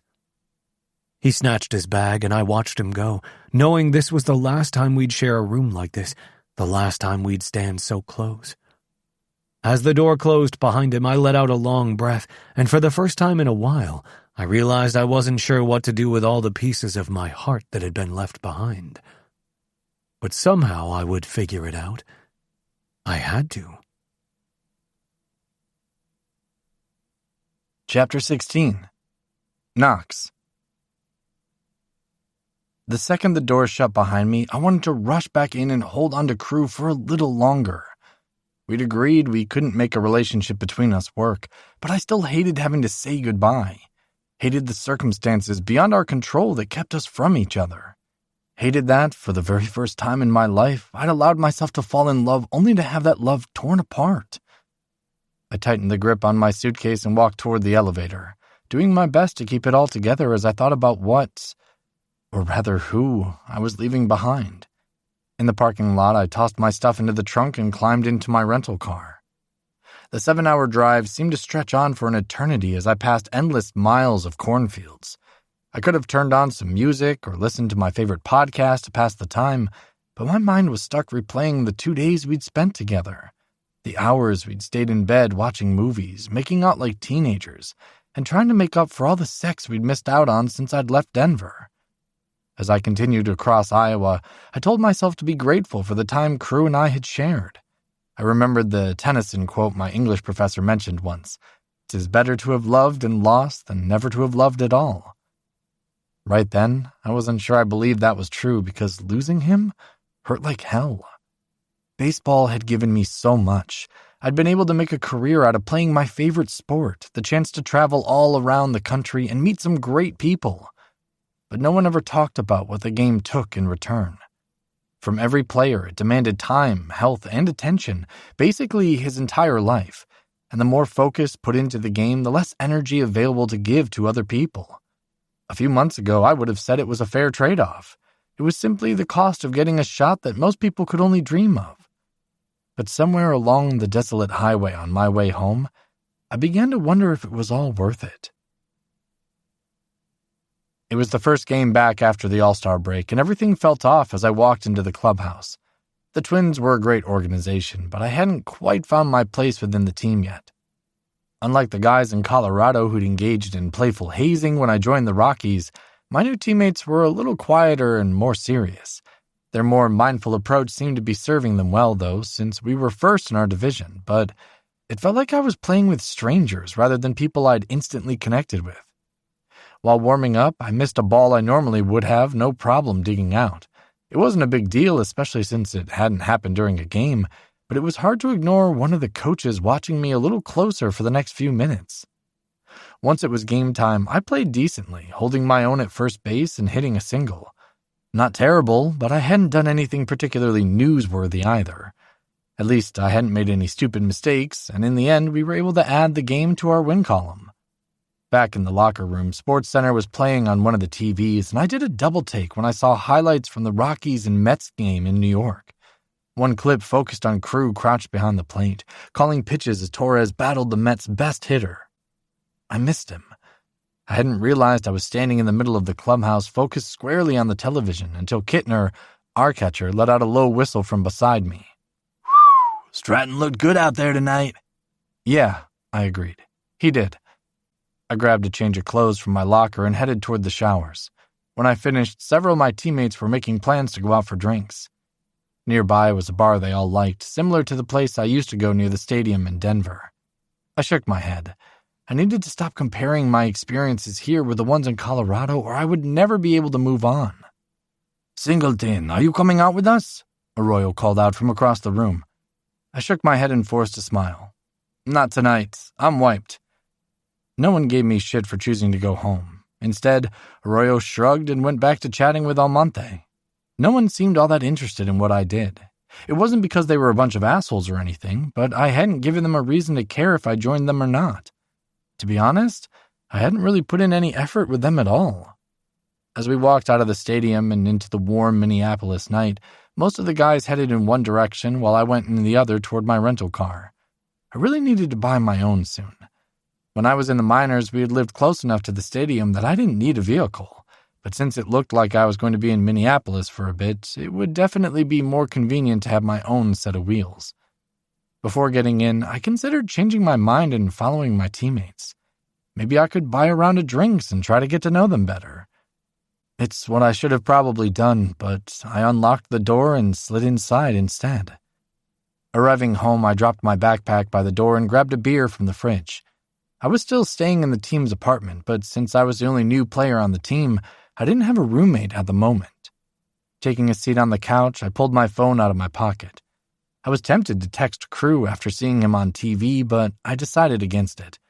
We hadn't said we'd stop all communication, yet it felt like reaching out would be breaking some sort of unwritten rule on how to act after ending things.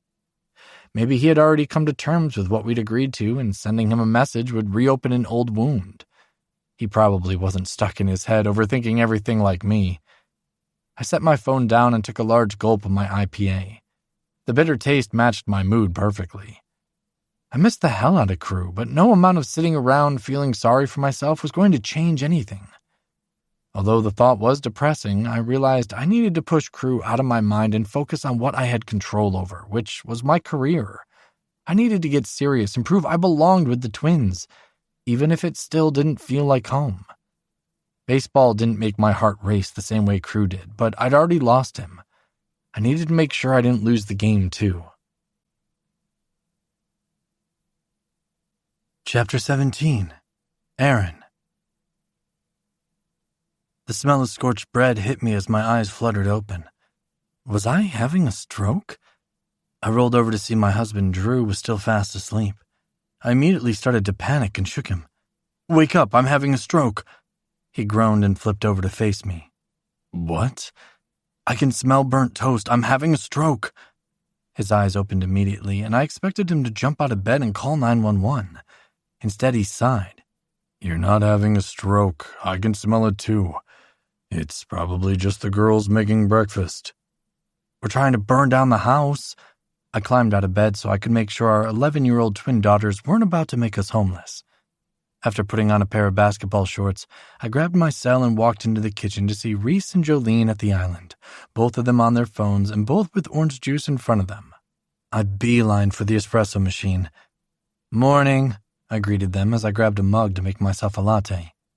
"Morning," they both grumbled. "Which one of you tried to catch the kitchen on fire?"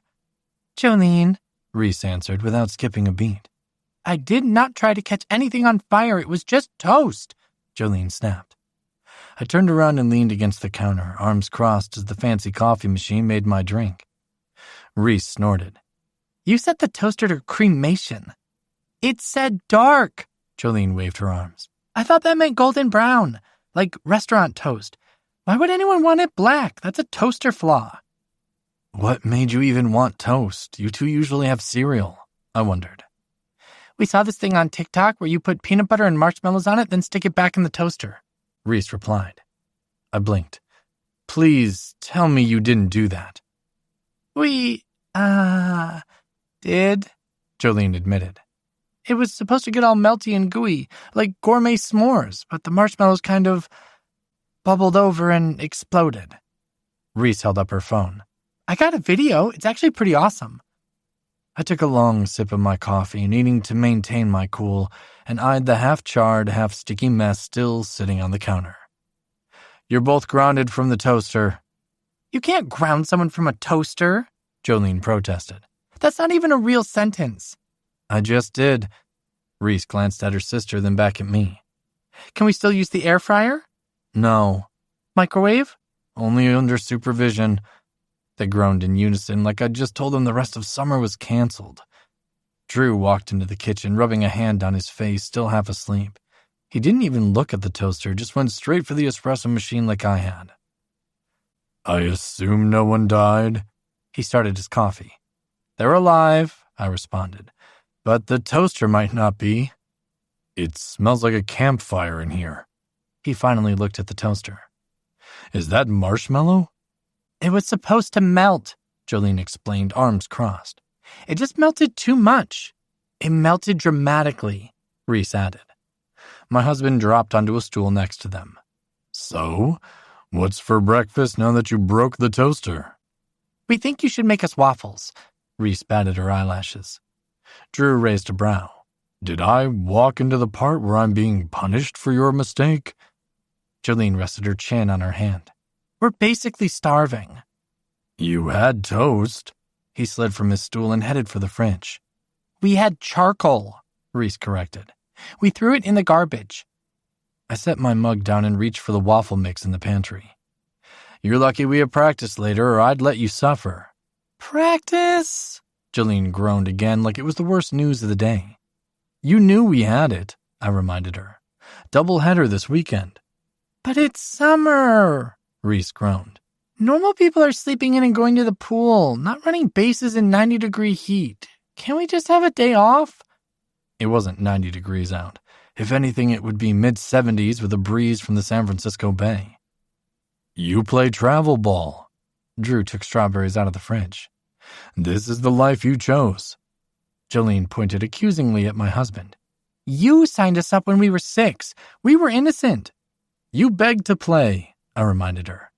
And now we're the only team with actual former MLB players as coaches. We're basically a league of their own, but our dad is the cranky coach. Reese rolled her eyes in Drew's direction. Drew gave her a flat look. I'm not cranky. I lifted a shoulder. You can be. He glared at me, but before he could say anything, Jolene asked, Are we running infield drills today?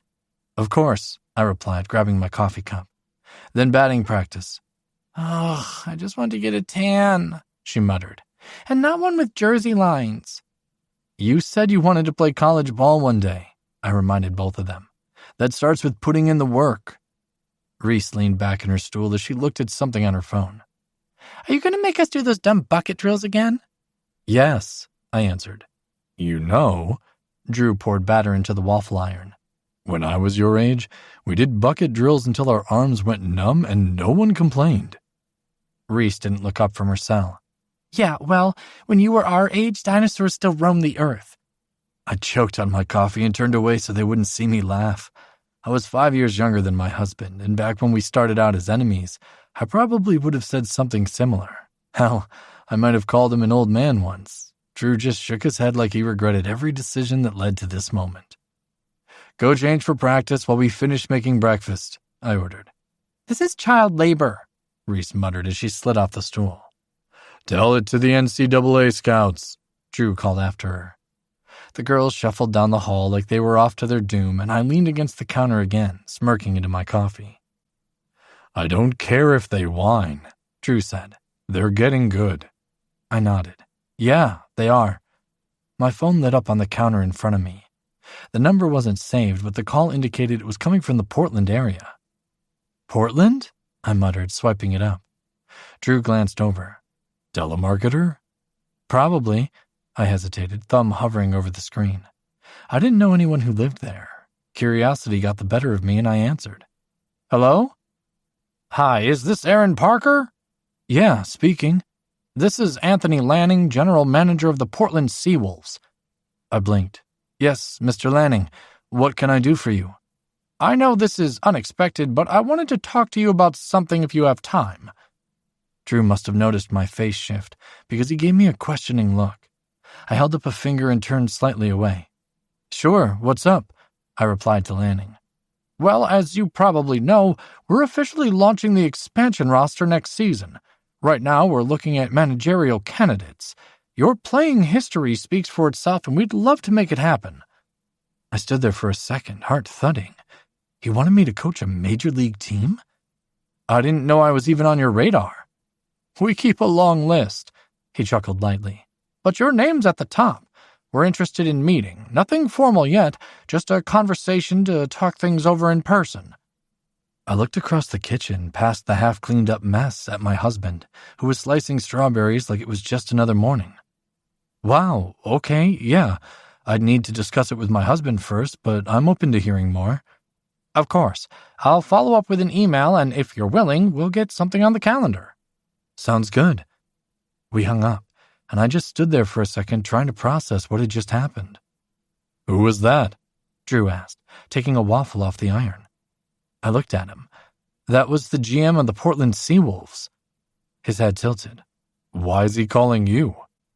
They want me to interview for the manager position.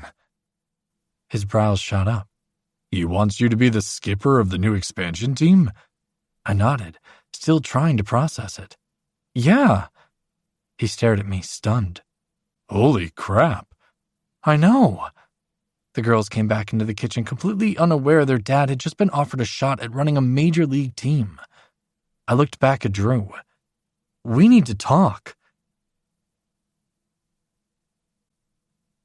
Chapter 18. Chase. Gage and I sat together on our deck overlooking the Pacific Ocean.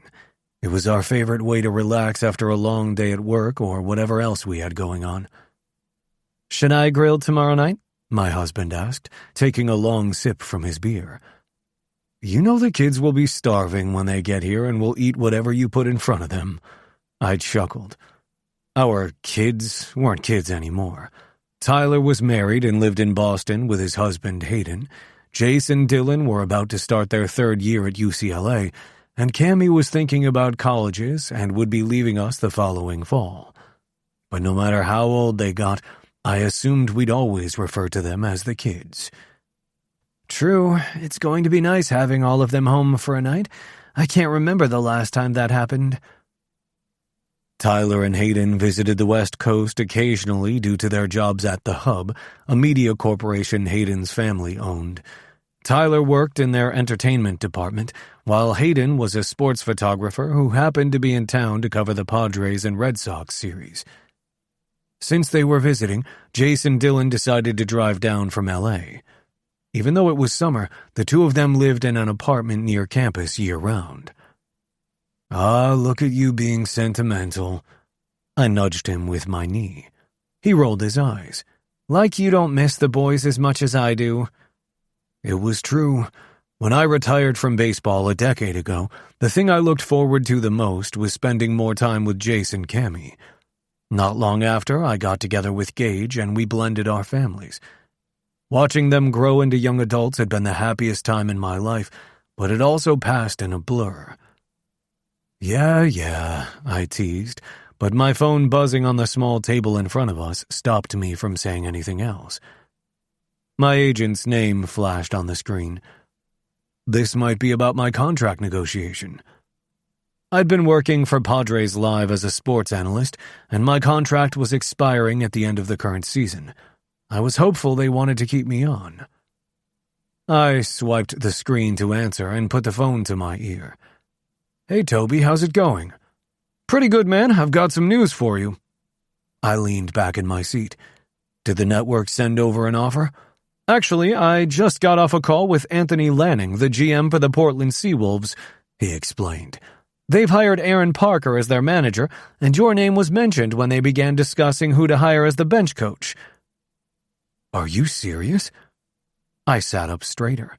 The MLB adding 2 new teams to the league had created a lot of buzz, and I'd been keeping up on the news, but hearing that my name had come up in discussions was surprising.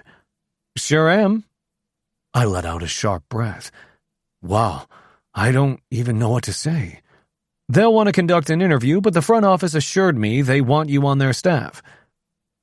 Besides coaching our son's travel ball team when they were younger, I didn't have any experience with the job, but the possibility of working in the MLB again had crossed my mind over the years. I'd always assumed I would have to make the first move instead of a team reaching out to me if it was something I wanted to pursue. And to coach with a former teammate who I considered to be a close friend felt almost too good to be true. "I need to talk to Gage before I agree to anything." "Of course," Toby replied. "Wait, what about my job with the network?" "Well, the timing couldn't be better since you haven't signed a contract extension," he replied.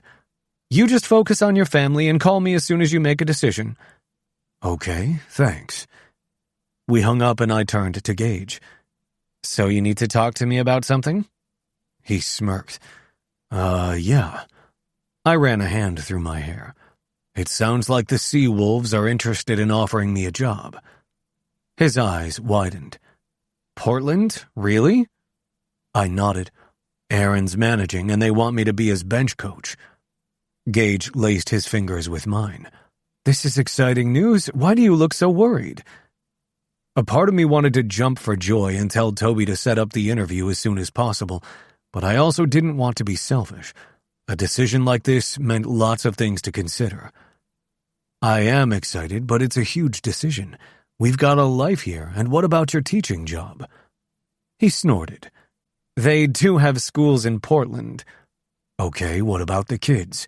You mean the ones who already moved out, or the one who's leaving in a year? I sighed. She still lives here right now. He nodded. Well, I assume you won't have to leave until spring training. Then it's only a couple of months before Cammy graduates. I'm sure we can work something out with Jamie. My ex-wife and I co-parented better than anyone else I knew, and I was positive she'd help in any way possible to make things easy if I accepted the job. Do you really think we can do this? If it's what you want, we can figure everything else out. I let out another long breath and looked out at the waves crashing against the sand below. I think I want to do it. The smell of steak hit me as I carried a bowl of fruit to the deck. Gage manned the grill while Jace and Dylan told Tyler and Hayden about a party they'd thrown the night before. Cammy was curled up in a chair nearby, scrolling through her phone and glancing up occasionally to playfully insult one of her older brothers. Teasing them was one of her favorite pastimes. Anyone want a beer? Gage asked, opening the mini-fridge under the counter of our outdoor kitchen. I do, all the guys said at the same time. Me too, Cammy added, reaching out like she expected Gage to hand her one. Nice try. He laughed. You can have one in a few years. You guys never let me have any fun, she huffed, taking the soda I offered instead. That's what happens when you're the youngest in the family, Jace joked. Whatever. I'll be at college next year, and then I can do whatever I want. Excuse me? I lifted a brow. You never said anything when my brothers talked about what they got up to at college. All the frat parties Jason Dillon attended, and you got over Tyler dating his professor pretty quickly. She stuck her tongue out at her brothers. It shouldn't be different for me. Tyler barked out a laugh. She's got you there. Cammy grinned at her oldest brother, and I grumbled, I guess not. Damn, I hated when my kids outsmarted me. Time to eat, Gage announced, placing a platter of delicious-looking ribeyes in the middle of the table. Once everyone had dished up their food, I cleared my throat. Since you're all here, I have some news to share. 5 sets of eyes turned to me, and for just a moment I second-guessed my decision. Moving to Portland would affect everyone, and I didn't want to do anything that might upset our family life. Perhaps sensing my hesitancy, Gage squeezed my leg under the table, encouraging me to continue. I got a call from my agent yesterday, and I have an interview with the Portland Seawolves for a coaching job. Jace was the first to respond. That's awesome. Dylan, Tyler, and Hayden all joined in, offering their congratulations. Did you say Portland? Like, as in Oregon? Cammy asked. That's where Portland's located, duh. Dylan smirked. She smacked his arm. There's another one in Maine. Dylan's arrogant grin fell. At least I wasn't the only one Cammy outsmarted regularly. Cammy looked at me. Do I have to move too? I won't have to leave until spring training, and even then I'll be in Arizona. We're going to work out something with your mom so you can finish high school here. Then you can visit us in Oregon as much as you want until you leave for college. I can live with that, she said with a small smile before cutting into her steak. We chatted a little longer about the new team before the kids went back to roasting each other. As I looked around the table, it hit me. No one had been upset or angry about my announcement. They were just happy for me. With their support, the decision to pursue the coaching job suddenly felt like the easiest thing in the world. And suddenly, I couldn't wait to join a team again. Chapter 19. Crew. 2 months later. The Rockies weren't making the playoffs. It seemed not only had my love life turned to shit after Knox was traded, but so had the Rockies. We won games here and there, but weren't consistent enough, so we sure as shit lost more than we won. We played our final game of the season at home, and it was the perfect mirror of the year we'd had. Sloppy defense, cold bats. I grounded into a double play in the 8th that killed our best shot at tying it up. I wanted to break the bat over my knee, but I didn't. Instead, I handed it off and walked back to the dugout like the pro I was supposed to be.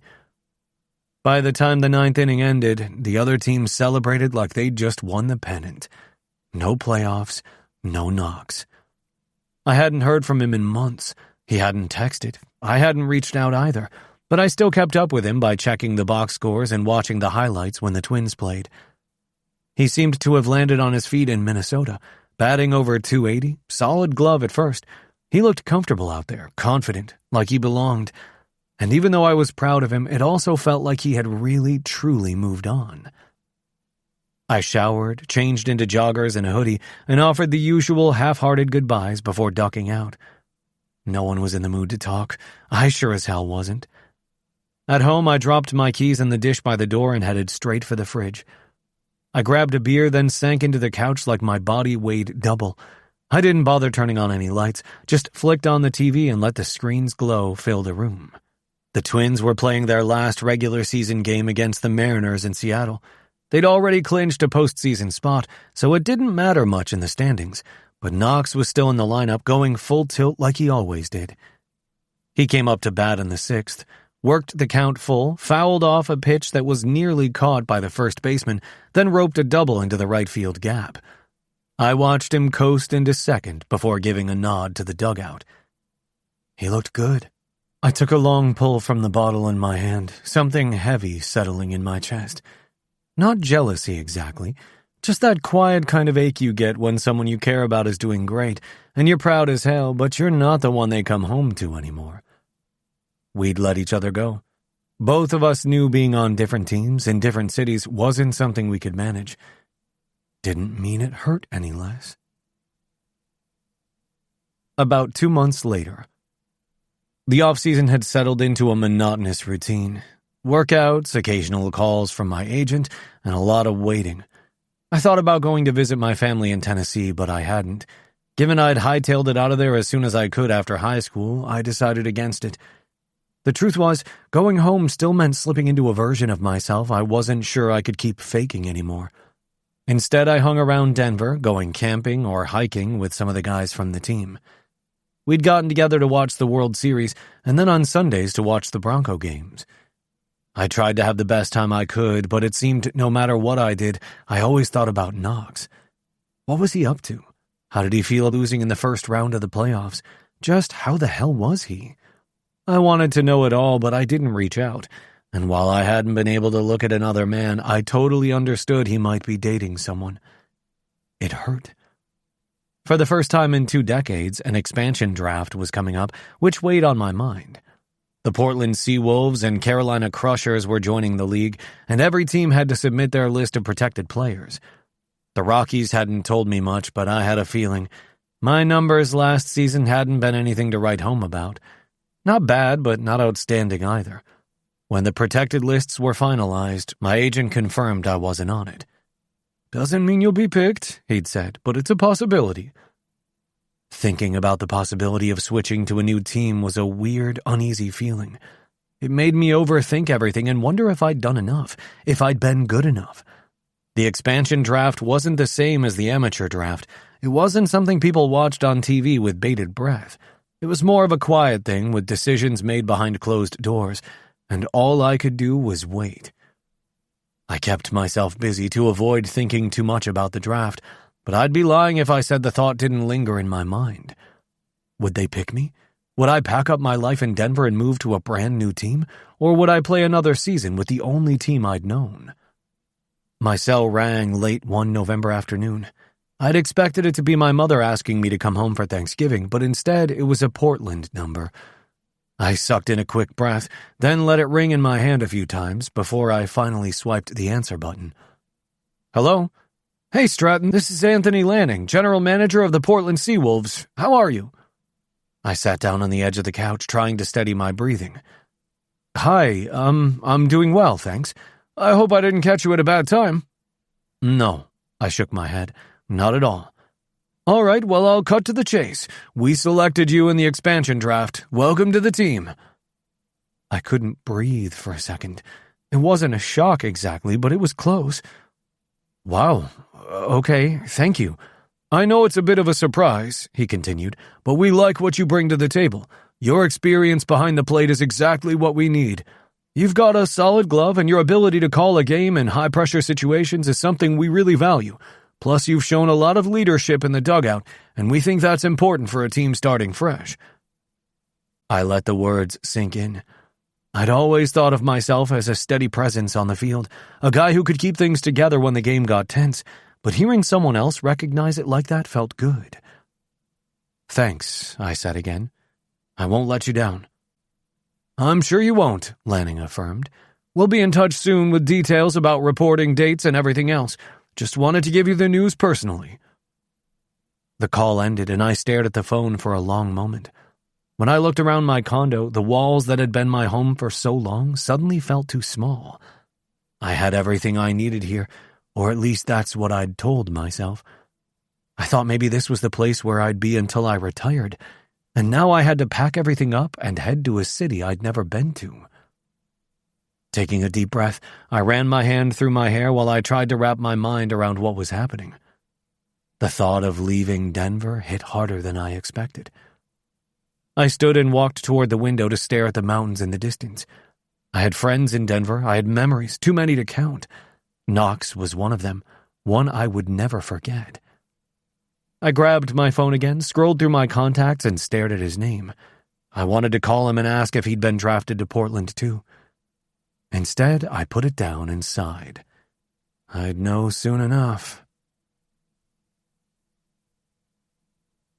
Chapter 20. Crew. 3 months later. Spring training was usually something I looked forward to, getting back on the field, being with the guys, playing the game I loved. But as I parked my Silverado and shut off the engine, that normal excitement wasn't there. Instead, I felt like the new kid at school, trying to figure out where to sit at lunch. The game itself hadn't changed, but everything around it had. The Rockies had been my team from the start. Their locker room, the coaches, the rhythm of the clubhouse, it had all felt like home. Now I was walking into something different. Not bad, just unfamiliar, and I wasn't sure where I fit yet. The sports complex that was home to the Mariners and Padres preseason practice was now the home for the Seawolves for the next 2 months.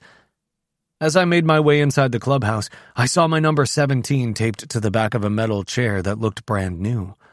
Everything looked untouched, like it had been unwrapped that morning. I dropped my bag and scanned the room. A few guys were already there in front of their lockers. I recognized some of their faces from around the league, but I hadn't played with any of them, and I instantly missed how the start of spring training used to feel almost like a family reunion.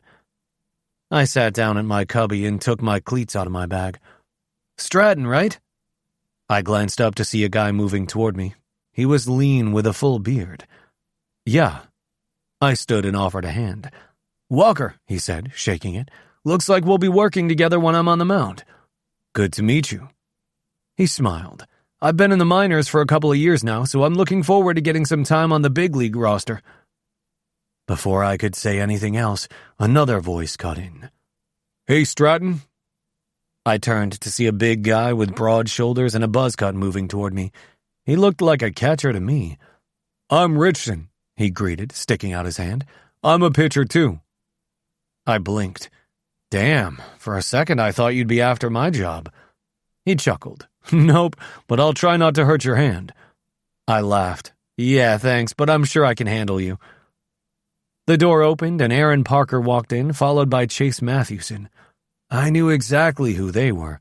Mathewson retired from the Rockies. Parker had bounced from St. Louis to Denver to San Francisco, making an impact everywhere he went. Both had long careers, built names people didn't forget, and now they were the ones calling the shots. And somehow I was lucky enough to be on the roster they were leading. They were also both married to other guys, one of them being Drew Rockland, a former pitcher for the Rockies. Knowing Parker and Rockland had kept their relationship a secret while they played together made me think of Noggs. The thought of him caught me off guard. I'd been doing my best to shove him to the back of my mind, but seeing the way Parker and Chase moved through the room, unfazed and confident in who they were, made me wonder if I could ever do the same. "Morning, guys," Parker greeted. "Glad to see everyone's here. Welcome to spring training." A few guys straightened up while some turned toward them as I took a seat. The room immediately felt smaller as more coaches entered. Parker introduced all of them, including Mathewson, the bench coach, and Gardner, the pitching coach.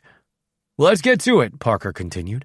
"This isn't just about getting through the drills. These next 2 months are about getting comfortable with each other, figuring out where you fit, and showing us you belong. If you've come from the minors, I'm sure you've heard it before, but the grind doesn't stop just because you're here now. Doesn't matter how you got here. What matters is what you're doing right now. You gotta earn it every day." I caught the way some of the guys looked at him. The way he didn't talk down to anyone earned him respect. He was giving us the reality of the situation, but not in a way that made it feel impossible. Rather, he was setting expectations without crushing anyone's confidence.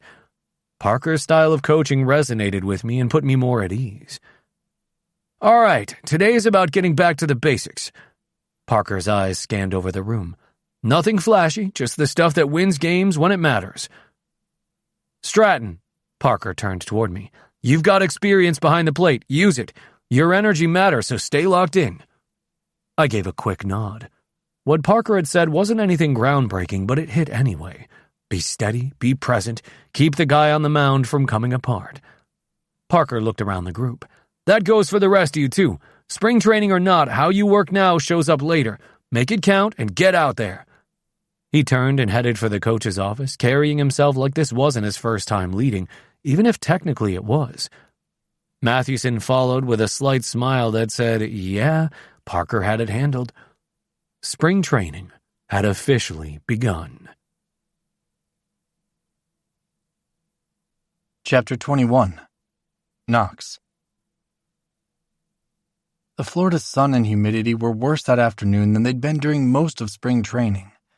I stood near home plate, waiting my turn for batting practice and trying to ignore Henderson, our manager, chatting with Fernandez, a first base prospect everyone had been buzzing about.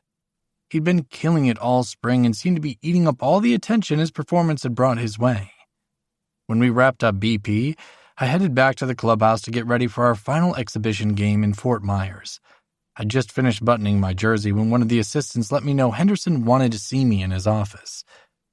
Over the past few days, the coaching staff had been meeting with players to discuss their performance so far and what their role would be during the upcoming season.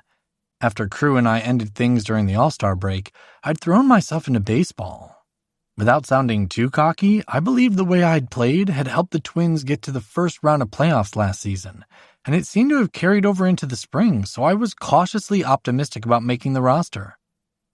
"Hey, Singleton, have a seat," Henderson said as I stepped into his office. I dropped into the chair across from him and waited for him to begin. The longer he stayed silent, the more doubt began to creep in. My stomach dropped when he finally tossed his hat onto the desk and rubbed a hand over his head.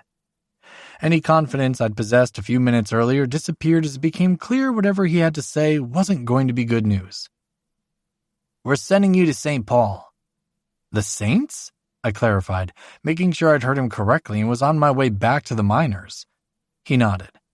"You exceeded our expectations last season, but we've decided to give Fernandez a shot at the big leagues. Plus, we'll be playing Kinter at first more while Paulson gets some time behind the plate." Paulson was another prospect who was making quite the impression on the staff, and since Kintner was approaching retirement age, it only made sense management wanted to bring up a new catcher. "Got it," I replied, for lack of a better response. It wasn't as though I could beg to keep my job. The roster only had so many spots, and clearly none of them were for me. We both stood and walked out of his office. As he headed toward the field, he turned to look at me one last time. "Remember, things can change fast around here. Keep grinding and putting in the work. You never know when you might get called up again." He didn't have to remind me. The previous season had been a lesson on how a career in the majors could shift at any time. I was one injury or trade away from rejoining the team, but that didn't mean not making the roster didn't sting. In the now empty clubhouse, I began packing up my personal belongings and happened to glance at the TV in the corner. As usual, SportsCenter played on the screen. The announcers were discussing the Seawolves and the Crushers. It had been decades since the MLB had expanded, so the talk about the two teams had dominated most sports shows for the last 2 months. Of course, I knew the Seawolves had picked up Crew, and it was impossible not to catch glimpses of him when the media dedicated so much airtime to his team. Despite the many months we'd been apart, it still felt like a gut punch every time I saw his smiling face on the screen. The show switched over to an interview with the Seawolves manager who was talking about the team's chemistry and the hard work they'd all been putting in. Not for the first time, I wondered if playing for Parker and Mathewson, who were both open about their sexuality, might give Crew a push to come out. But I reminded myself that he didn't know anyone details about his personal life. Still, anytime I had those thoughts, I couldn't stop myself from wondering if he was seeing someone. When I decided to use the game as a way to get over Crew, I hadn't gone looking for hookups and rarely went out. It wasn't as if I'd set out to be celibate, but the few times I'd tried talking to someone, it hadn't gone anywhere. It was a far cry from who I'd been before joining the Rockies. I tried to convince myself the change was because I was dedicated to my job, but if I were honest, it was because I was scared. The first time I ever wanted more with someone, it had ended in heartbreak, and I wasn't in a hurry to experience that soul-crushing pain again. Was it possible Crew felt the same way? Or had he found someone to move on with? Someone he could relax with after a game like we used to? Somebody to have late-night talks and mind-blowing sex with? The thought sucked, but I couldn't do anything about it. Baseball had always been enough to make me happy. Now, I hoped it would continue to be, even if my career wasn't turning out the way I'd always dreamed it would. Chapter 22. Crew. The Seawolves were hitting our stride. A month into the season and we were above 500. It wasn't what anyone expected from an expansion team, but we weren't playing like one. We were playing like a team that had been together for years, and I wasn't about to complain. Parker had been brought in to pull us together, and somehow he was making it look easy. No one was surprised to see that he had the energy and the control to keep us in line. He didn't coddle anyone, but he wasn't too heavy-handed either. His leadership style had a balance to it, and it showed in the way we were gelling. He knew how to get us focused when things started to slip, but he also wasn't afraid to let the team have a little fun. It worked for us. Mathewson had been another key piece. His leadership came through in other ways. He wasn't about intensity or laying down the law. He had the kind of personality that made us want to listen. He was funny, always throwing in a joke at the right moment, but when it came down to it, we knew he had our back. He had been the Rockies' unofficial captain when he played, and he continued to carry that vibe with him. He made the locker room feel light even on the toughest days. Because of the coaching staff and our own determination, the Seawolves didn't feel like a team of strangers anymore. We weren't just individuals trying to make a name for ourselves. We were working toward something bigger. The camaraderie was clear in the way we celebrated a walk-off win or in the way someone stepped up to keep the momentum going when we were down runs in the ninth. Even after a tough inning, no one was sulking. Guys picked each other up without hesitation, like we'd been doing it for years. In the clubhouse before our home game, the typical chatter filled the air. Jacobs and Turner were in the middle of their usual snack debate, this time about protein bars versus fruit. "Those bars taste like chalk." Turner shook his head as he peeled a banana. "I don't care how many grams of protein they have, they're just dry, flavorless blocks." Jacobs smirked, holding up a protein bar like a trophy. "I don't know what you're talking about. This is the good stuff. You just don't know how to appreciate the simple, effective fuel." Turner rolled his eyes. "Simple? They're like eating cardboard with a little hint of desperation." "Cardboard?" Jacobs shot back with a laugh. "You're the guy who thinks fruit is going to keep you full for more than 10 minutes. You've got that banana, but you're going to be starving by the time we hit the fourth inning." "I'll be fine." Turner shrugged. "At least I won't be choking down a bar that sticks to the roof of my mouth." Jacob shot him a devilish grin. "I'll give you something to choke on." Turner chuckled. "Whatever, man, you're still not getting me to eat one of those things." Their back and forth was just part of the usual pregame routine now. I didn't think anyone would get too serious about snacks, but it was always good for a laugh. "Stratton!" Perez's voice broke through the banter, and I caught the ball he tossed my way without even thinking. "You ready for tonight?" "Always." I tossed the ball back to him. We've got this." Perez gave a nod. "That's what I like to hear. Let's keep the streak going." Perez was a guy who always seemed to know how to keep the mood up no matter what. It was the kind of energy we needed before stepping onto the field. A moment later, Parker walked in, his presence immediately commanding attention. "All right, listen up. We've got a good one tonight against the Astros. Don't overthink it, just take care of business." A chorus of "Got it, Skip," echoed through the room. Mathewson stood off to the side, leaning casually against the doorframe with a smile. "What Parker means is let's have some fun. Play the game the right way, but don't forget to enjoy it. No magic tricks tonight, just good baseball." Perez couldn't resist. "You sure about that? No rabbits in your sleeves, coach?" Mathewson laughed and shook his head. "If I had rabbits, Perez, I'd tell you to stop swinging like you're trying to hit one of them." Laughter spread through the locker room as we grabbed our gear and started heading toward the dugout. "We're not just here to play. We're here to win," Parker said as we filtered out. We won the game, and the locker room hummed with post-game energy. But as the guys headed out, either to meet up with family or get some rest, I was still buzzing from the win. I wasn't ready to go home yet. I grabbed my keys and left the stadium to get a drink. I'd been renting a place since I moved from Denver, and while it was only supposed to be temporary, it was starting to feel like home. The pub I sometimes frequented was a few blocks from my apartment. It was nothing fancy, but it had a good vibe. It wasn't filled with fans, which was exactly what I needed. I slipped onto a stool at the bar and ordered a beer, letting the noise from the crowd fade as I stared into the amber liquid and relaxed. I was halfway through my drink when a woman stepped up next to me. She glanced my way with an easy smile, as if I was just another face, not someone she'd recognized from the field. "Mind if I join you?" she asked. I met her gaze and gave a small nod. "Go ahead." She slid onto the stool beside me. She ordered a dirty martini, then turned her attention back to me. "What brings you out tonight?" I shrugged, taking a sip of my beer. Just needed to get out for a bit. "You come here often?" I nodded, a slight grin on my face. "Yeah, it's a good spot when I want something low-key." "Sounds like the perfect kind of place. I'm Sarah, by the way." "Crew," I replied. We slipped into an easy conversation after that. Nothing too heavy, just two people talking and enjoying the moment. She wasn't starstruck, didn't ask about my career, just let me be a guy at the bar. It was refreshing, honestly. Her laugh softened as she leaned in a little closer, her voice lowering. "I'm just down the street if you want to keep this going somewhere quieter." I took a moment to consider her offer. It had been a while since I'd been with anyone, and only women since Knox. I hadn't wanted to be with another man since him.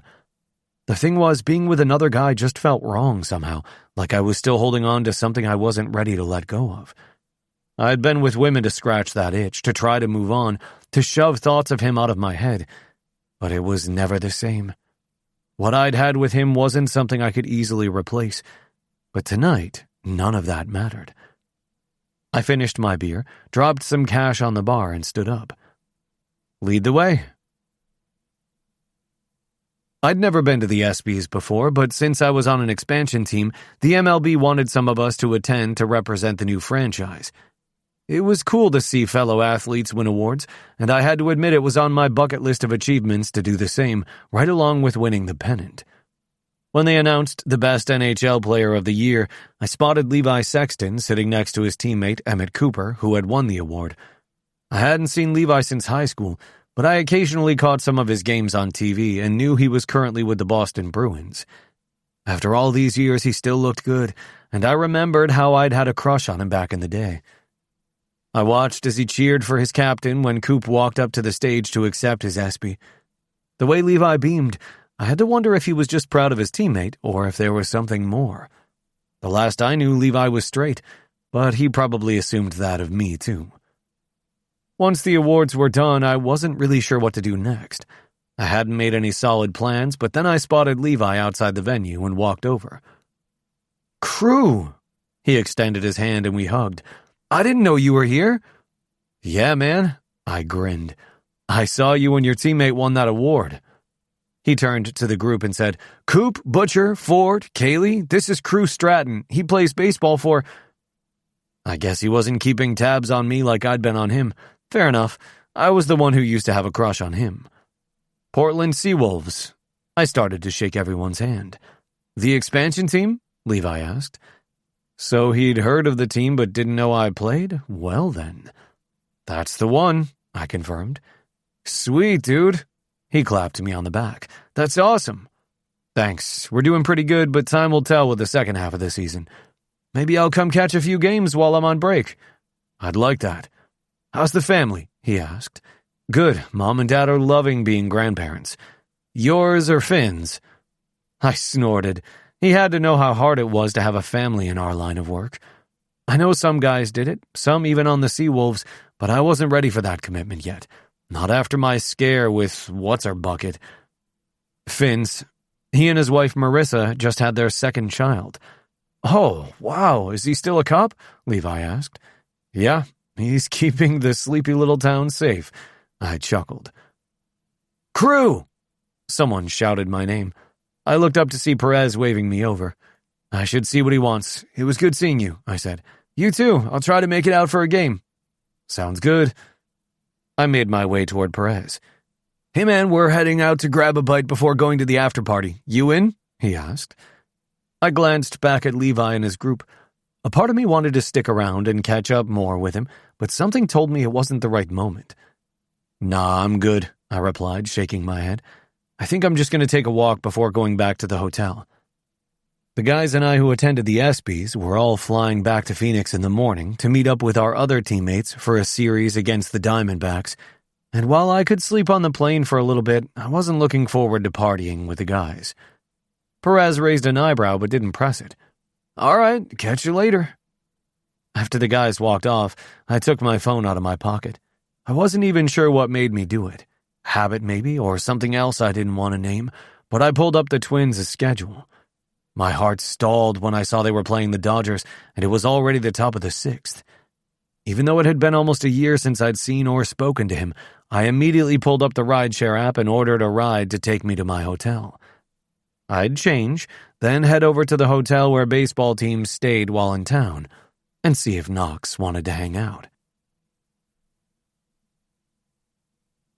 Chapter 23. Knox. My teammates and I were still riding high after our win against the Dodgers. Several of the guys were discussing plans to go out as we exited the bus and made our way to the hotel entrance. Your hit in the eighth to put us ahead deserves a beer, Kittner said, and he clapped me on the shoulder. I smiled. Can't lie, that felt damn good. The hit wasn't the only thing making me smile. Getting sent to the minors at the end of the spring training had been devastating, but I continued to work my ass off to prove to myself and others that I deserved to play in the big leagues. By the beginning of May, the Twins decided Fernandez needed more time to develop, and I got called back up. Finally, it seemed as if everything was falling into place. Well, almost everything. My dating life remained non-existent, but I didn't allow myself to dwell on that too long. It had been almost a year since I'd last seen Crew Stratton in person, and while I still thought about him, I'd come to terms with how things had ended. Acceptance didn't mean I no longer missed what we'd had, but I had to trust that one day I'd feel that strongly about someone again. For the time being, baseball filled any void I had in my life, and I was okay with that. Of course, it seemed life liked to fuck with me whenever I started to get comfortable, which was precisely what happened when I walked into the hotel lobby. Sitting in a high-back leather chair in the corner, Crew's eyes bored into me. My steps faltered, causing Arroyo and Kittner to glance in my direction. Arroyo quirked a brow. Everything okay? I expected one of my teammates to notice the other MLB players staring at me, but maybe they didn't recognize him in the all-black suit he was wearing instead of a uniform. Besides, the guys were distracted by a ton of fans asking for selfies and autographs. Yeah, I think I see someone I know. I'll catch up with you two later. They both nodded and headed for the elevators, and I crossed the marble floor to get to Crew. Wow, this is a surprise? I smiled. What are you doing here? I kept my voice quiet to avoid drawing attention toward us. Saw you were playing the Dodgers. Thought I'd come by and say hello. He shrugged as though it wasn't a big deal for him to be there, but the corners of his mouth tilted up, giving away how he felt about seeing me too. "And you just happened to be in L.A.? I was at the ESPYs," he explained. Well, that made more sense. I didn't think he'd made the trip specifically for me. "Do you want to come up to my room?" He flashed me a grin, the one I could still see when I closed my eyes and allowed myself to think about him. "I'd like that." Suddenly, all rational thought left my brain, and the only thing I could think about was getting my hands on him. We rode up to my floor in silence, since a few other people were inside with us, and I hoped we wouldn't run into any of my teammates as we hurried down the hallway to my room. As soon as the door closed behind us, I pinned him against the wall and crashed my lips against his. Nothing slow or sweet about this kiss. It was pure desperation and need as we started to tear our clothes off. "I missed this," he muttered against my mouth. "No talking." I pushed him toward the bed. "Just get naked." He didn't argue. He stripped out of his suit while I kicked off my shoes, then shed the rest of my clothes. We fell onto the bed together and continued to make out as though we were starving for each other. Maybe we were. It'd been nearly a year since I'd been with him, and it hardly seemed real that he was in my hotel room, kissing me like no time had passed. Our bodies moved together as memories came rushing back of exactly what he liked, what made him groan, and what made him beg for more. I wrapped my fingers around his shaft, using my thumb to gather the pre-cum leaking from the tip and spreading it all around. He was hard already, and I was desperate to feel him claim me again. "I need you now." I flipped onto my hands and knees. He leaned over the edge of the mattress and grabbed something from the floor. I arched a brow when I saw the travel-sized bottle of lube in his hand. "So you thought I was a sure thing?" He shook his head. "Just hopeful. Didn't even think of it until I passed the drugstore on the way here. I picked up some condoms too if you want me to use one." My brain told me I should insist, but the temptation to feel every inch of him without any barrier between us was too much to ignore. "I'm still covered, and I got tested at the start of the season." That was true, but I left out the part about not being with anybody since him. His eyes met mine. "I've been tested too, and there weren't any guys after you." The fact he said guys and not anyone wasn't lost on me, but for some reason it didn't change what I wanted. I lowered onto my elbows and spread my legs wide. "Then we don't need one." A second later, cool, slick fingers circled my rim before gently working me open. "You're the only one I've ever gone bare with." "Oh yeah?" I smirked, trying to ignore the happiness those words created. "Then you should probably hurry up and fuck me so we can both remember how it feels." He lined up his cock with my hole and pushed inside. "Just as tight as I remember." He groaned, and it sounded more like he was talking to himself. My hands gripped the sheets as he slammed into me again and again. "Faster!" I shouted as my entire body rocked forward. Over the last year, I'd forgotten just how incredible we were together, and I couldn't help but wonder if he'd wrecked me for any other man. The head of his dick brushed against my prostate repeatedly as he continued to pound into me. My moans filled the room as my spine tingled with my impending release, and I reached down to stroke my shaft.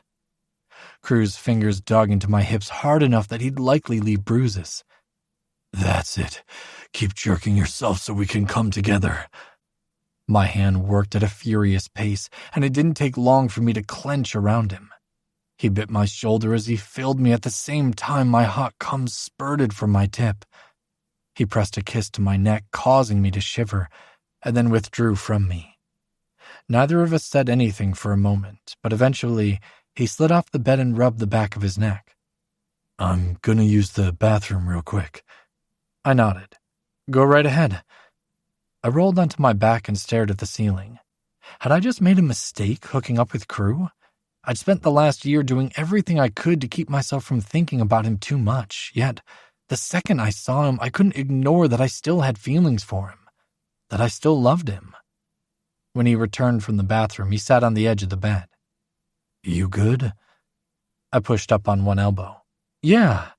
How about you?" He nodded. "Yep." I had no idea what came next. It didn't feel like the time to dive into some sort of deep talk. Neither of us really had anything to say anyway. We still lived and played in different places. He reached for his clothes on the floor. I should probably head back to my hotel. Early flight? He pulled his boxers on. We're heading to Phoenix in the morning. I'm glad you decided to come see me, I admitted. His eyes met mine. Me too. We play you guys in a few weeks. Maybe we can grab a drink or something while I'm in Minneapolis. It was a casual suggestion rather than a concrete plan, but maybe that was all we could offer each other. Sure. Once he was fully dressed, he gave me one last smile.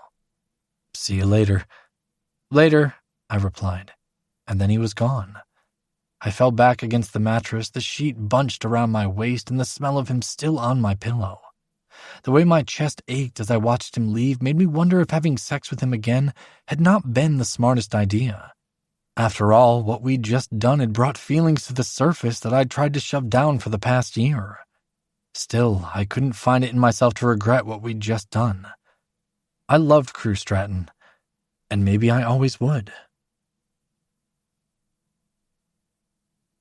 Chapter 24. Crew.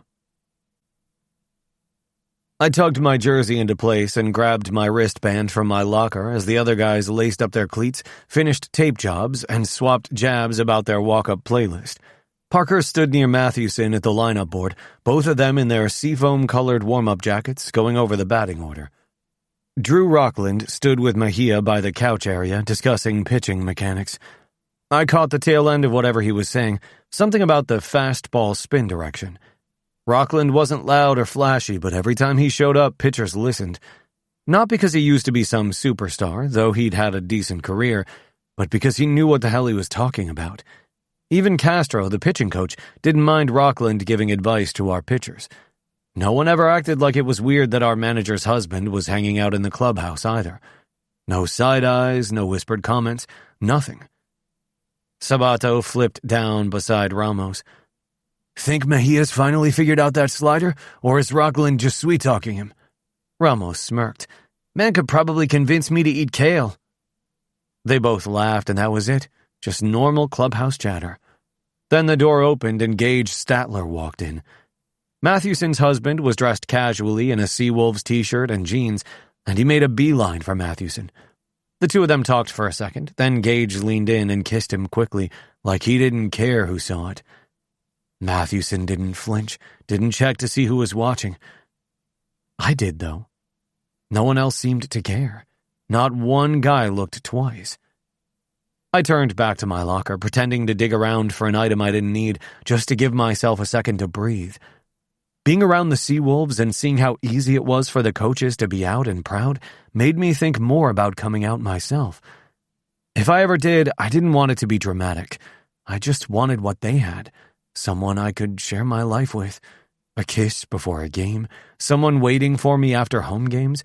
Not hiding behind closed doors like when Knox and I played on the Rockies. The night of the ESPYs, we hadn't talked about the past. We'd let our time together be what it was. Both of us knew it was only a one-time thing. We had mentioned maybe meeting up when the Seawolves played the Twins. Our plan was vague, like neither of us wanted to admit how badly we needed it to happen. And yeah, it was still weeks away, but for the first time, I wasn't sure I could keep going like this, acting like I didn't care, like it didn't matter that I couldn't have what Mathewson had, what Parker had, what I wanted. Not just with Knox, not just for a kiss before a game, but for me. Coming out didn't have to mean coming out with someone. It didn't have to be some big reveal tied to a relationship or a headline or a public moment I couldn't control. Maybe it could just be mine. And if the media picked up on it or if people found out, maybe that wouldn't ruin everything. Maybe it would just make it a little easier to breathe. 3 weeks later. My shirt clung to my back as I made my way into the clubhouse. Morning drills had been brutal, but nothing I couldn't handle. I headed for my locker, half tuned into the usual music from someone's speaker and guys just shooting the shit. Then I saw a familiar bag. It was propped up in front of an empty locker across the room, a temporary nameplate stuck above it. My steps slowed like my brain was trying to catch up to my body because I knew whose bag it was. When I got closer to the locker, I saw the name written on a piece of masking tape. Singleton. No way. No way it was my Singleton. I walked over to the lineup board. Singleton, 1B. My heart skipped a beat.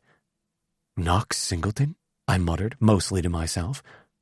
Mathewson, who stood off to the side with his tablet, peeked over at me, then at the board. Yeah, you didn't hear? He got traded to us last night. He's active today, starting at first. I tried to play it cool. Didn't see the trade news. He's a solid guy, played for the Twins and now he's with us. Wait, didn't you two play on the Rockies together? I nodded, still processing the info. Yeah, we did. He's a good guy and will fit right in. Mathewson gave a small nod. Good to hear. He's talking with Parker now. It was like I needed to see for myself that Knox was in the same building as me, so I made my way toward the skipper's office. The door was closed, but just as I was about to turn and head back to my locker, the door opened. My stare met Knox's, and at the same time, we both beamed. Hey, I greeted as he stepped into the hall. Hey. After a brief pause, we gave each other a bro hug. I wanted it to be more. Wanted to wrap both arms around him and feel his entire body pressed to mine, but since we were in public, I couldn't possibly. We pulled apart, and my eyes connected with Parker's as he sat at his desk. We played together in Denver, I clarified. I know. My manager smiled. Mind showing Singleton around? Not at all. My hand itched to reach down and lace our fingers together, but instead I motioned with my head for Knox to follow, and I gave him the grand tour of the clubhouse. When we got to a rarely used closet at the far end of the hall, I pulled him inside and locked the door. I had no idea you were traded, I whispered. I was surprised you didn't call or text me. I didn't see the trade news. You should have called or texted me. I had packing to do. So it's like that, I teased. He stepped closer, his body brushing mine. The space was tight, but I didn't care. I reached out and cupped his cheek. Nah, it's like this. Before I could think, he was kissing me. It wasn't slow or hesitant. It was like we'd both been waiting for this, and as soon as our lips met, I wanted more. I drew him closer until no space remained between us. The kiss deepened and became hungrier, like a few weeks apart had been too damn long. We broke apart, both of us breathless. I ran my thumb over his bottom lip. Come over after the game, I murmured. We need to talk. He didn't hesitate. Text me the address. Better yet, I'll drive us. After we beat the Reds 3-2, Knox climbed into my passenger seat, his hair still damp from showering. I tossed my game bag in the back and then slid into the cab. Not that I'm surprised, but that off-balanced throw from Jacobs you snagged was awesome. Coming from you, I'll take it. Think you'll like it here? Yeah, he answered. Already feels better than Minnesota did. I nodded, eyes on the road. Parker runs a good ship, Mathewson too. The guys are great and you'll fit right in. Hope so. Seems like you've got a solid team. I glanced over. So do you now. We didn't say much else, not because it was awkward. It just didn't feel like we had to fill the silence. When I pulled into my building's garage, I parked and leaned back in my seat. This feels kind of surreal. Yeah. He turned toward me. You ever think we'd end up on the same team again? Not once, but I'm so happy we did. I missed you. I missed you too. We got out and headed inside. I flicked on the lights and dropped my keys on the counter while he walked in. He didn't seem surprised by anything, just gave the place a once-over as he strolled further inside. Looks like your place in Denver, just smaller. Same furniture, I said with a shrug. Different city. He nodded and stepped closer, then nudged his head toward my bedroom. Bed still comfortable? Yeah, same bed too. Good. He smirked. Without another word, I kissed him. He kissed me back, quickly sliding his hands up my arms to grip my shoulders. We didn't break the kiss as he guided me back toward my bedroom. I grabbed a handful of his shirt and pulled him closer. The heat between us grew as we stumbled a little, and the edge of the bed bumped against the back of my legs. When we finally pulled apart, his breath came in quick pants, and his forehead pressed against mine. We stood there for a second, eyes closed, still holding on to each other, just trying to catch our breath. "This feels easy," I murmured and turned on the light on my nightstand. "Too easy? I don't know." His hand drifted up my neck, thumb brushing under my jaw. "Maybe it's just supposed to be." "Maybe." He leaned in again and I didn't stop him, didn't want to. I kissed him harder this time, like I could make up for every night we hadn't done this. He grasped the hem of my shirt and slipped it over my head. He let the shirt fall wherever and shoved me back onto the bed. I hit the mattress hard. The second he straddled my hips, he kissed me again. I slid my hands under his shirt, feeling the heat of him, the strong lines of his back and shoulders. I needed more, needed him. "Off," I breathed against his mouth, tugging at the fabric. He grinned as he yanked it over his head and tossed it aside. My hands were on him before his shirt even hit the floor, sliding over his chest, tracing the V of his hips, memorizing every inch all over again. He leaned down to brush his mouth against mine. "I missed this." "Me too," I whispered back. He took my mouth again, deeper this time, making me feel every second we'd lost. Neither of us rushed. It wasn't just about getting off, it was about this, about us. His lips moved down my throat, across my chest, biting lightly at my skin until I was arching into him. I fisted my hand through his hair as he went lower. When he palmed me through my jeans, I groaned and rocked up into his hand. "Did you miss this dick, too?" I teased him, my lips against his ear. He chuckled, fingers already working my fly. "Missed all of you." I lifted my hips as he shoved my jeans and boxers down together, leaving me bare beneath him. His hand wrapped around my shaft, and a ragged breath tore from my throat as he stroked me tightly. "Thought about this every damn day," he admitted against my neck. "Yeah?" I hooked my fingers under his waistband, tugging the button free. He pushed up enough to kick off his jeans. When he pressed against me again, his erection brushed mine, both of us hard and leaking, and we slid against each other easily. I grabbed the back of his neck and kissed him again, harder, deeper, until I couldn't breathe. Then I broke away and reached blindly for the nightstand. Once I got a hand on it, I yanked the drawer open until I found the lube and tossed it onto the bed between us. "You sure you want me to top?" he asked. I stared up at him without hesitation. "Yeah. I need you inside me." Hunger and possession darkened in his eyes, but he didn't say anything else. Didn't need to. He grabbed the lube and coated his palm, stroking his length with slow, steady pulls while watching me like he was already inside my head. I slid my hand down too, jerking myself to match. "Fuck, look at you," he breathed out, pumping his cock. "I love watching you touch yourself." I wrapped my hand tighter around my shaft, matching his rhythm, our eyes locked. "Couldn't stop if I tried." "But don't come yet," he rasped. "I want to feel you break when I'm inside you." I gritted my teeth, dragging my fist over the flushed head, the tease almost painful. "Then get inside me already." He coated his fingers again, and I spread my legs wider. He worked my hole, his fingertips gliding over the tight ring before easing one inside. I groaned low as my hips rolled into the burn. "Fuck," I gasped. "More." He worked a second digit in, stretching me open with practiced, deliberate precision. I clenched around him, the hot glide making my thighs shake. "So fucking tight," he muttered, circling my rim before sinking deeper. Panting, I clutched the sheets as I watched him rub more lube over his shaft and line it up against my hole. He pushed in, the blunt head forcing me open and dragging a ragged sound from my throat. He didn't rush. He made sure I felt every thick inch as he buried himself inside me. "Jesus," I rasped. "You feel so fucking good." He grunted, and when he was as deep as he could go, he paused, giving me time to breathe. We stayed like that, staring at each other until his hand slid to my jaw, and he ran his thumb over my bottom lip.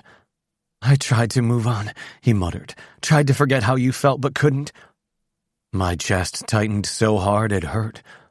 "I didn't want to either," I admitted. "I still love you. I always have." "I still love you too," he replied. Doesn't matter where we are, you're still mine. I hooked my legs around his waist, holding him inside me, refusing to let the world take this away from us again. Yours, I breathed. Always. He kissed me briefly, then pulled back and slammed into me. Fuck, don't stop, I gasped. Not gonna, he panted, grinding into me with perfect rhythm to split me open over and over. I fisted the sheets tighter as he pounded into me, every brutal thrust sending fire through my veins. He moved like he was trying to carve himself into my body, into my fucking soul. God, Crew, he gritted out, his hips hitting deep. So fucking good. Harder, I gasped, digging my heels into his back. I needed more. I needed everything. He gave it to me rough and relentless until I was writhing under him, my cock trapped between us, desperate for friction. Touch yourself, he ordered. I didn't hesitate. I wrapped my hand around my dick and pumped fast, chasing the edge he was driving me toward with every thrust. He slammed into me again and again. Our bodies were coated with sweat. I'm close, he growled. Gonna fill your mouth. Open up for me. Before I could think, he pulled out. I let go of my cock and grabbed his thighs as he straddled my chest. His hand wrapped around his shaft, jerking fast and rough, eyes locked on mine. I opened up, needing it. He cursed low, muscles straining, and then he came, hot and hard, spilling into my mouth and down my chin. I swallowed what I could and licked my lips, but he wasn't finished. Knox slid back down my body and wrapped his hand around my cock. Not leaving you like this. He took me into his mouth deep, sucking hard like he was starving for it. My head slammed back against the mattress as my hips jerked helplessly. Fuck! His mouth tightened around me while his tongue dragged under the sensitive ridge, and I broke apart. I came hard down his throat, my entire body locking up, a shout ripped from my lungs. He swallowed everything and didn't stop until I was shaking and gasping beneath him. Then he crawled back up and kissed me hard, the taste of sweat, cum, and everything filthy between us still on his skin. I grabbed the back of his neck. You're mine, I whispered against his lips. Every fucking inch. He didn't answer, just pressed harder into me like he couldn't stand even a centimeter of space between us. I held him there, our hearts hammering wildly against one another. We were wrecked, raw, and still shaking. But he was here. That was all I needed. My sheets were pulled halfway up, my arms stretched behind my head while Knox laid on his side, facing me, his fingers dragging slowly across my stomach, tracing my six-pack. He hadn't stopped touching me since we'd fallen back into bed. I never wanted him to stop. Still can't believe this actually happened, he murmured. I peered over at him. Us or the trade? He grinned. Both. It was quiet for a while after that, but it wasn't weird, just comfortable. I took a breath and shifted a little under the covers. I've been thinking about coming out. His hand paused, then continued its slow trail across my stomach. Yeah? I nodded, looking at the ceiling. For a while now. I hesitated, letting the words sink in before I continued. Seeing Parker with his husband Mathewson, too, it made me start thinking about it more. I don't know if I'm ready yet, but I want to be. Knox didn't respond right away. Then he scooted closer to rest his head on my shoulder, his breath warm against my skin. And now that I'm here? I exhaled softly, then turned my head slightly to meet his gaze. I wanted even more. Whatever pace you need, I'm here for it. I blew out a breath as my eyes drifted back to the ceiling. You always make things feel easier than they should. He chuckled quietly. Pretty sure that's just us. I reached over and brushed my knuckles along his jaw, the feeling of his stubble against my skin reminding me how much I missed him. You really missed me? Once he met my gaze, a soft smile spread across his face. Yeah. I tried not to, but I did. Good, 'cause I missed the hell out of you, too. Chapter 25. Knox. I'd been with the Seawolves for more than a month, and I couldn't think of another time in my life when I felt this happy. Crew and I had basically picked up where we had left off in Denver, only we'd both agreed this time it was official. Even so, we still hadn't gone public. A few days ago, Crew told me he was ready to take the next step by not hiding anymore. We planned on telling our parents and then coming out to our team, but first Crew invited Parker and Mathewson, along with their husbands, to his place for drinks after the game, stating he had something he wanted to talk to them about. Since Parker was our manager, we felt we owed him a heads up in case our relationship became a distraction in the clubhouse. And honestly, I hoped he and Drew could offer us some guidance. They'd been teammates when they had gotten together, and I figured it would be good to hear how they'd navigated it all. As I finished my sprints in the outfield, I began walking toward the dugout and noticed Crew standing near home plate, talking to 3 people in the stands. The 2 guys flanking the petite blonde looked like athletes themselves, and based on their body language, it seemed like both of them were interested in the woman between them. I took a seat on the bench next to Chapman, our hitting coach, for a few last-minute pointers before the game started. A couple of minutes later, Crew dropped in beside me. My curiosity got the better of me. "Were those friends of yours?" He adjusted the straps on his shin guards. Sort of. That's Levi Sexton. We grew up together, and he plays for the Bruins. He's in town with his girlfriend, Kaylee, and Austin Butcher, another Bruins player. "Oh, she's dating your friend?" When I glanced over there, it seemed like they were both interested in her. He chuckled. I think the 3 of them might have something going on. There were definitely some vibes I was picking up on. "Good for them," I said. Yeah, it's nice seeing people live their lives the way they want. Our eyes locked, and he smiled at me. That'll be us soon. I couldn't stop my leg from bouncing as I sat at the kitchen island in Crew's apartment. Even though I'd never been shy about my sexuality, it seemed I was the more nervous out of the 2 of us as we waited for the others to arrive. You're fidgeting, which is stressing me out, Crew grumbled as he wiped down his counters for the 3rd time since we'd walked in. Sorry, I don't know why I feel so anxious about this. I really don't think Parker or Mathewson are going to have anything negative to say. Soon the buzzer rang, and he pushed a button to let our guests into the building. A couple of minutes later, there was a knock at the door. You ready? He asked as he took a deep breath. I nodded. Yep, let's do this. Hey, Crew greeted them at the door. Thanks for coming over. Parker and Rockland walked in first, followed by Mathewson and Gage. When they saw me sitting on a bar stool, they stopped and glanced at each other. If I wasn't mistaken, I was pretty sure I saw Parker and Mathewson both smirk. Parker turned back to me and said, Singleton, didn't realize you were going to be here too. Hope that's not a problem. Not at all, he replied. I didn't know what you all were drinking, so I figured this was a safe bet. Gage held up a 6-pack of a local IPA. Beer always works, Crew chuckled. I've got a variety in the fridge, too. Once we all had a drink in hand, our group moved into the living room. Crew sat next to me, but not too close.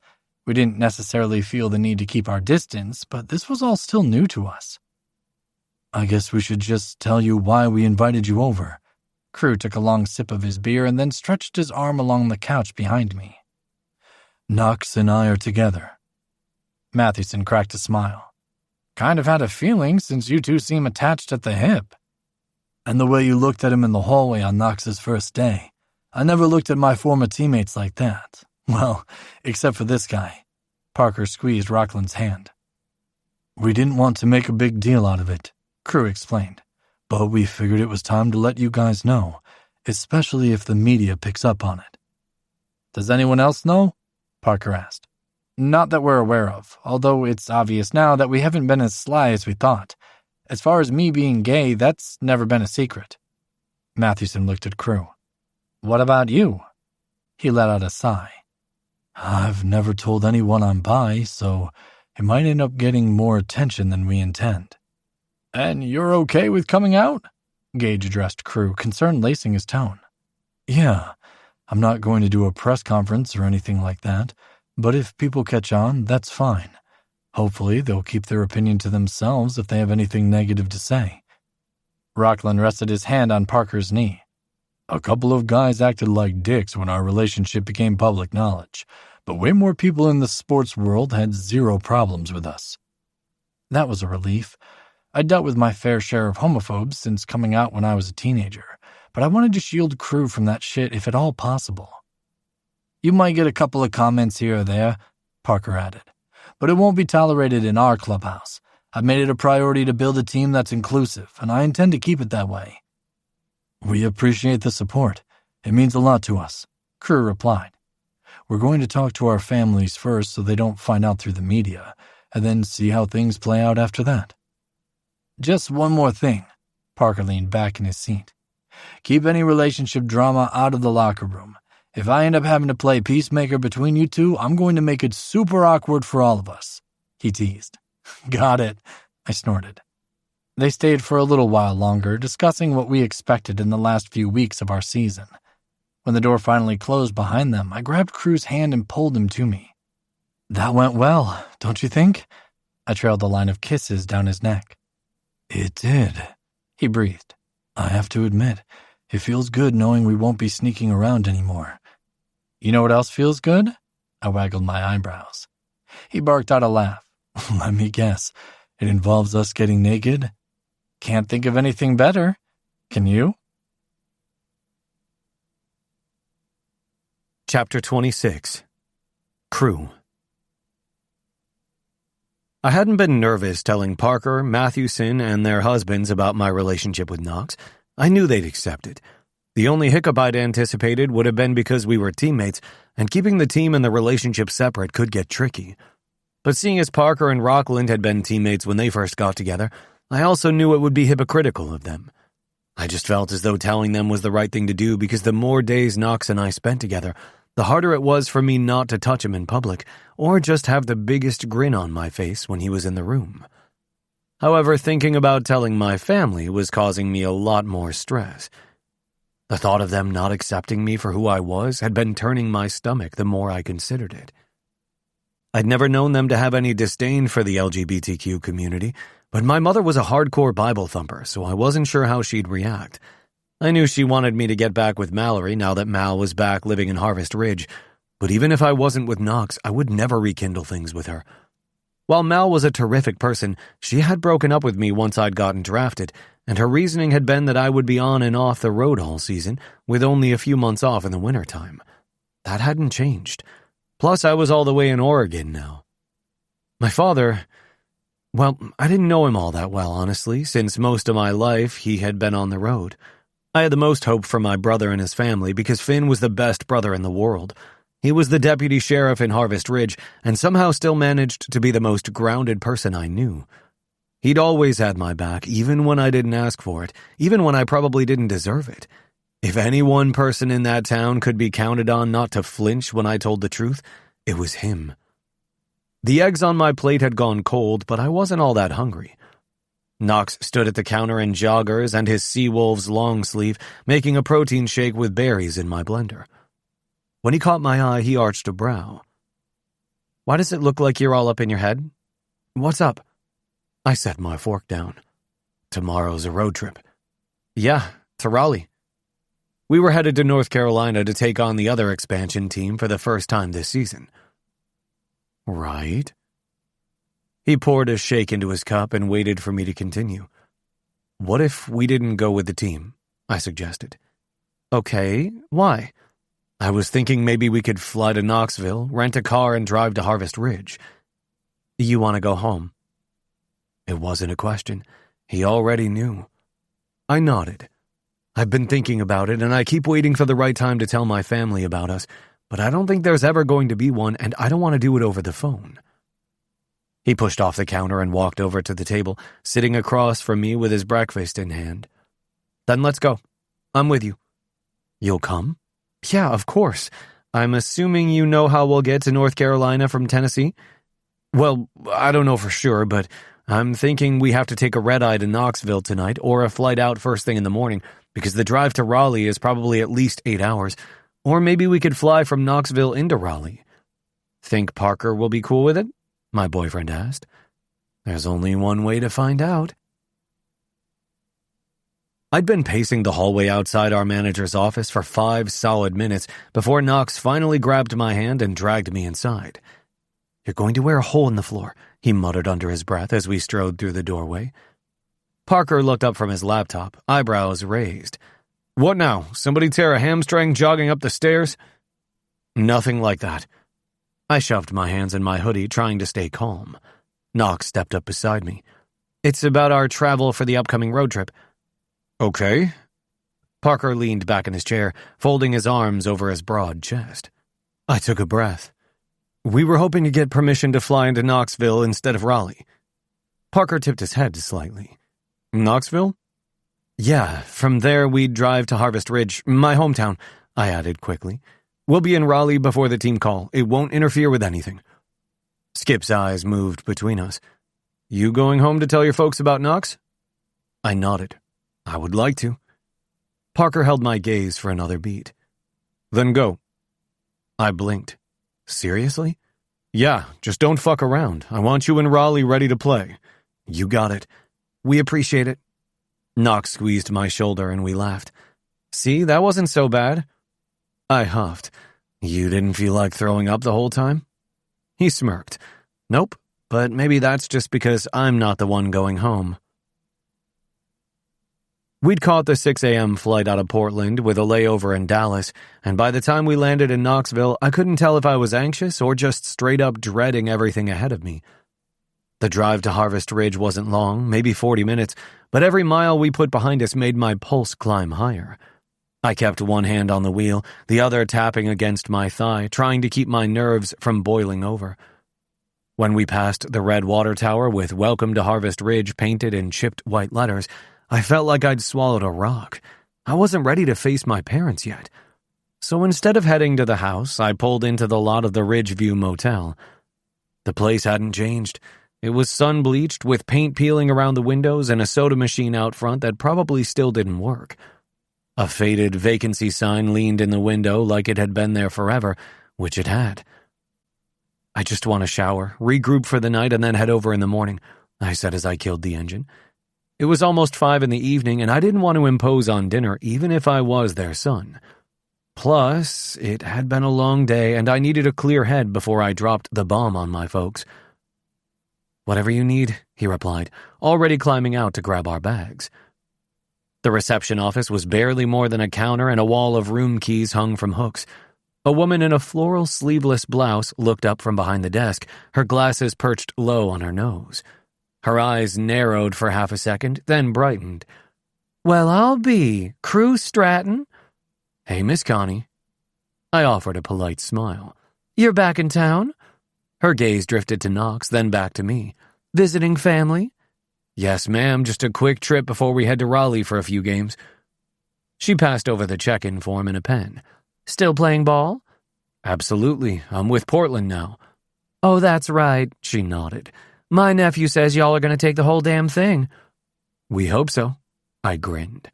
When I checked the box for 2 beds, her eyes lingered just long enough to make my neck itch. Knox didn't say anything, just stood there, calm as ever, while I worried if Miss Connie was about to start a small-town gossip train and it would get back to my mom that I was in town. "I hope y'all are my Braves, do." She reached behind her and grabbed a key. "Room 12 is upstairs and at the end of the row." I signed the form and took the key. "Thanks, Miss Connie." Outside, Knox and I walked toward the stairwell as gravel crunched under our shoes as we crossed the lot. "I picked 2 beds," I stated. "I know. Not because I wanted space." He looked over.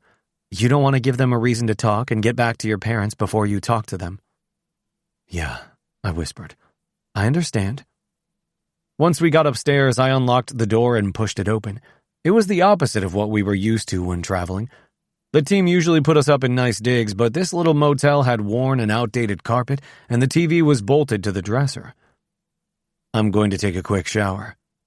I set my bag on the bed closest to the door. "Need a hand with that?" Knox asked with a smirk.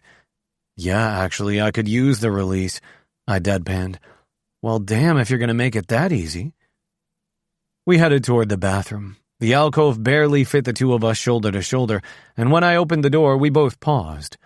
The tub was narrow, the curtain half off the rod, the tile cracked along the back, and the faucet was already dripping.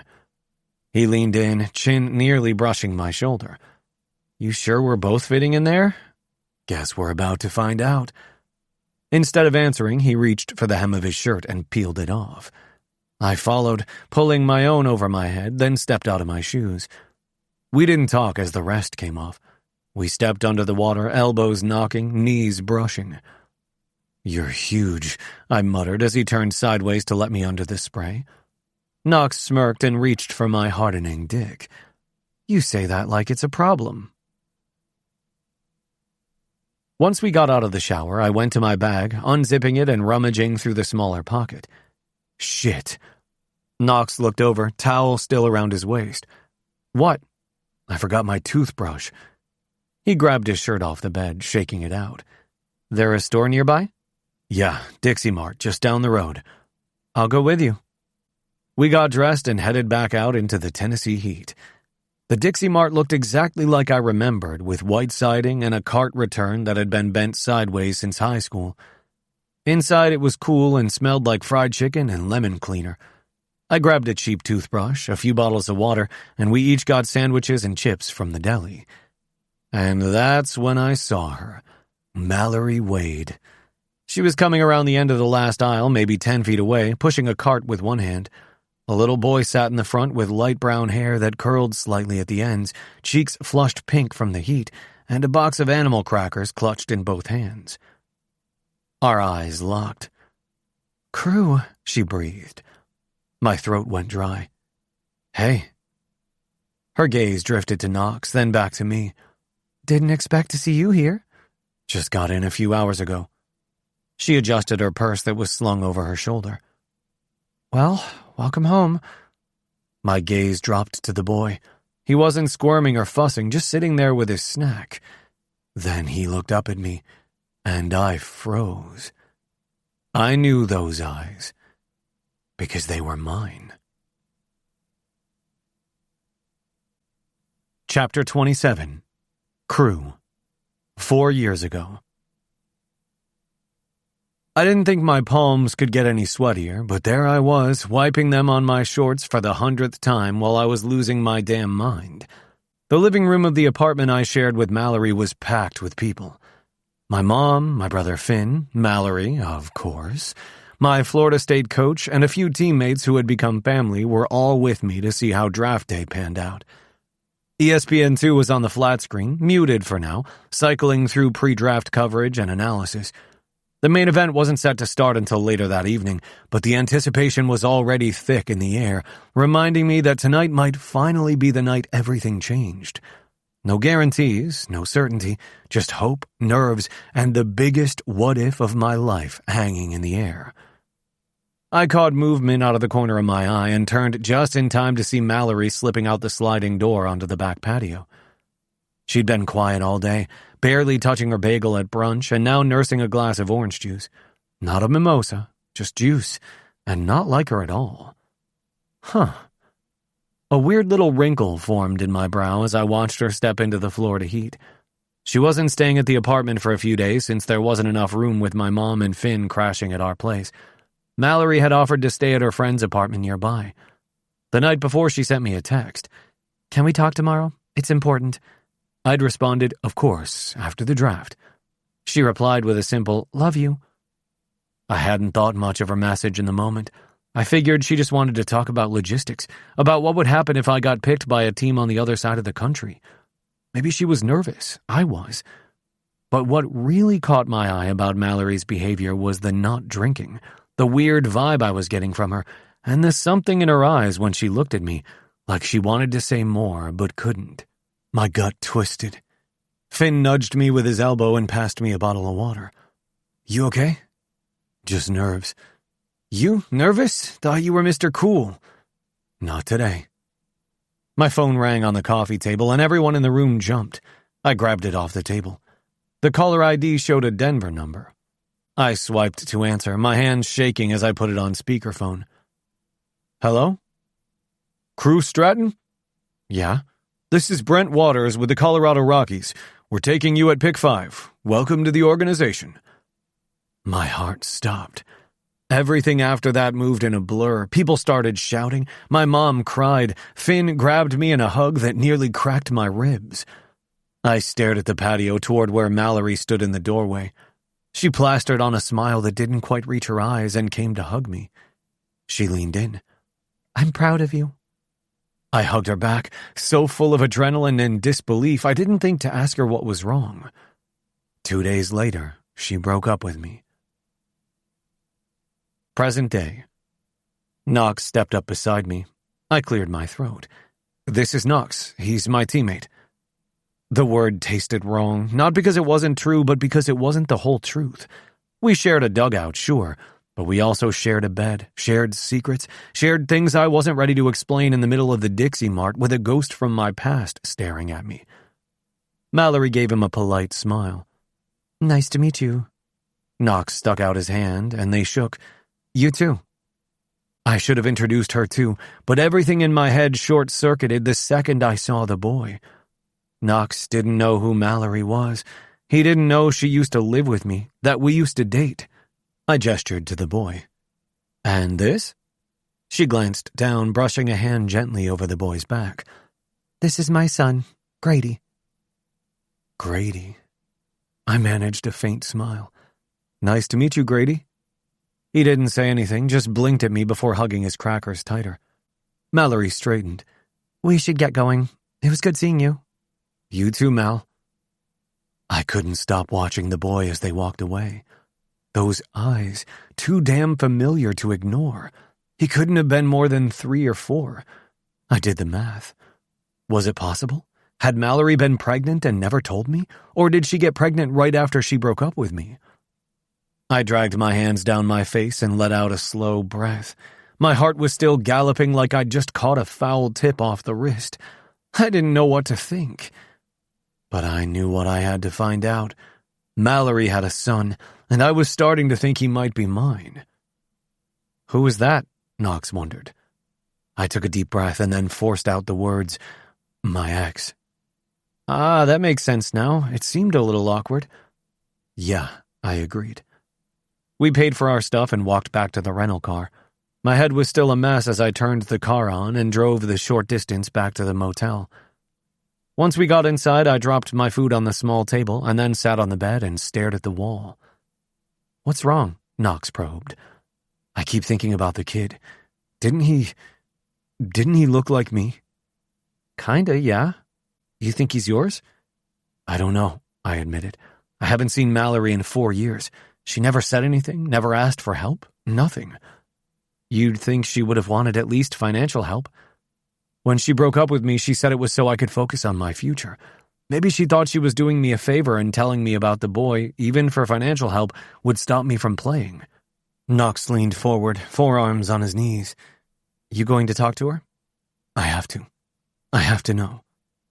He nodded slowly. "Want me to come with you?" I met his eyes. "Would you?" "In a heartbeat." I wasn't even sure where to start looking for Mallory, but this was Harvest Ridge. Small town, no secrets. I figured her parents still lived in the same place and they'd know where to find her. It wasn't much, but it was a start, and I needed one. The next morning I woke before my alarm, already wired with nerves. I hadn't slept much, not with Grady's face stuck in my head all night. Every time I closed my eyes, I saw him staring back at me. I'd wanted the trip to Harvest Ridge to be me coming out to my family, and now it had turned into the possibility I was a father. This wasn't a maybe he's mine situation like that woman in San Diego. This was different. This kid was already here, and if he was mine, it hurt to think about everything I'd already missed. Knox and I checked out of the motel and stopped at the diner where my mother used to work for coffee and breakfast sandwiches to go before heading to Mallory's parents'. I didn't need GPS to find the place. I could have made the turns in my sleep. They lived in a little one-story ranch house off a gravel road, same as they had back when Mallory and I were teenagers sneaking around after curfews. When I pulled up to the house, the driveway was empty except for a tan SUV and a red tricycle tipped over on the grass. My throat went dry. Knox glanced over at me. "You want me to wait here?" I didn't hesitate. "No, come with me. Please." "Okay." We walked up the front steps and I knocked. Footsteps approached, and then the door opened. Mallory didn't seem surprised to see me. I was just dropping Grady off, she explained. I have to get to work, but I can call in and say I'll be late. Are you sure? I asked. Yeah, I had a feeling you'd come find me. Her eyes landed on Knox. You want to talk alone, or? I'd like for Knox to stay, if that's okay. She pulled the door open the rest of the way. Yes, of course. Come in. We stepped inside, and I braced myself for whatever came next. Knox and I had a flight to catch, and I had yet to visit my parents. Everything was a whirlwind in my head, but I needed the truth from Mallory before I talked to my folks. After Mal called her work and I said my hellos to her parents, they left the three of us in their living room while they fed Grady breakfast. Mallory sat on the edge of the recliner, her arms wrapped loosely around herself, while Knox and I took a seat on the couch. You probably have questions, she said, breaking the awkward silence. A lot, I admitted. But mainly, he's mine, isn't he? She took a pause before she answered, Yeah, he is. For a moment, I couldn't do anything but stare at her as I tried to process what I already knew deep in my gut. I was a father. I don't understand, I whispered. Why didn't you tell me? She looked away. Because you were about to have the life you'd always dreamed of. You were going pro, Crew. Everything was lining up, and I couldn't be the reason you gave that up. You should have told me. My throat felt tight. I deserved to know. I wanted to, so many times. Her voice trembled as she looked down at her lap. But every time I picked up the phone, I stopped. I knew you'd come back, and I couldn't let you do that. Not after everything you'd worked so hard for had paid off. I took a shaky breath. It wasn't only your decision, Mal. She finally met my gaze, eyes filled with regret. I know, and I'm sorry. The room fell quiet. I struggled to find my next words. I had questions, 1,000 of them, but none of them felt right. How do we even do this? I finally managed. Mallory let out a breath. I don't know. I never really thought this far ahead. Does he know anything? She shook her head gently. No, he's too little to ask, and I haven't told him anything. She paused. But someday he'll need to know. I glanced toward Knox, who sat quietly, his presence grounding me. He gave me a subtle nod, just enough encouragement to keep going. I want to know him, I told Mallory. I want him to know me. Her shoulders relaxed slightly.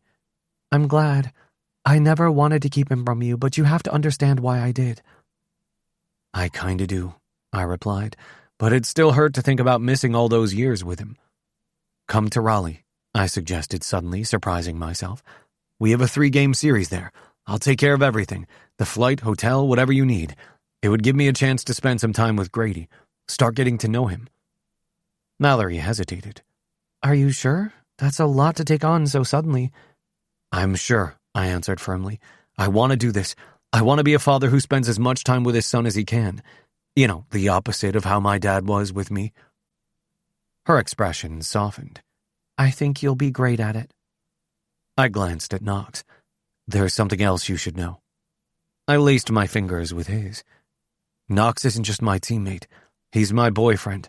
I came home for the night so I could tell my parents, but I want you to know too, especially now. Mallory blinked, clearly caught off guard. For a moment, she said nothing. Wow. Okay. Yeah, I know, it's a lot. I blew out a breath but didn't let go of Knox's hand. But what we had back then was real. This is just me not hiding anymore. She shook her head quickly, raising a hand to reassure me. No, it's not that. I'm just surprised. But thank you for telling me. Her gaze drifted briefly to Knox, then back to me. I'm glad you're happy, Crew. And of course we'll come. Grady deserves to know his dad. Thank you. I stood. We better get going because we've got a flight to catch, and I've got more bombs to drop before we leave town. Thank you for being honest with me. I wrapped her in a hug. Let's book your flights and I'll get you a room at the hotel the team's staying at and have a car pick you up at the airport. Text me whatever you need. My number's still the same.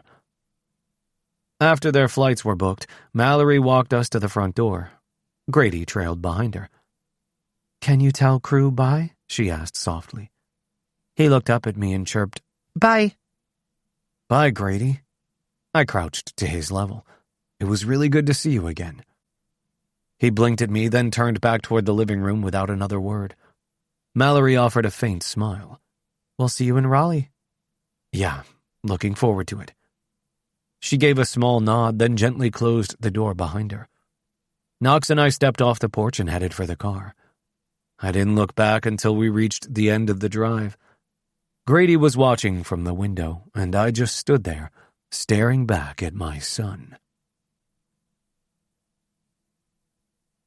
Chapter 28. Crew. We pulled up to my parents' place just before 10. I half expected somebody to already be waiting on the porch, arms crossed, ready with 100 questions. Word traveled faster than lightning in July in Harvest Ridge. The fact that no one had popped up yet was suspicious. As we walked up the steps, I muttered, "Can't believe we haven't been swarmed yet. Usually by now the welcoming committee would have rolled up with pitchforks and pound cake." Knox huffed a laugh. "Miss Connie's slipping in her old age?" I smirked. Doubt it. She probably sent out a group text the second we checked into the motel. I knocked once out of habit, then opened the front door. "Can I help?"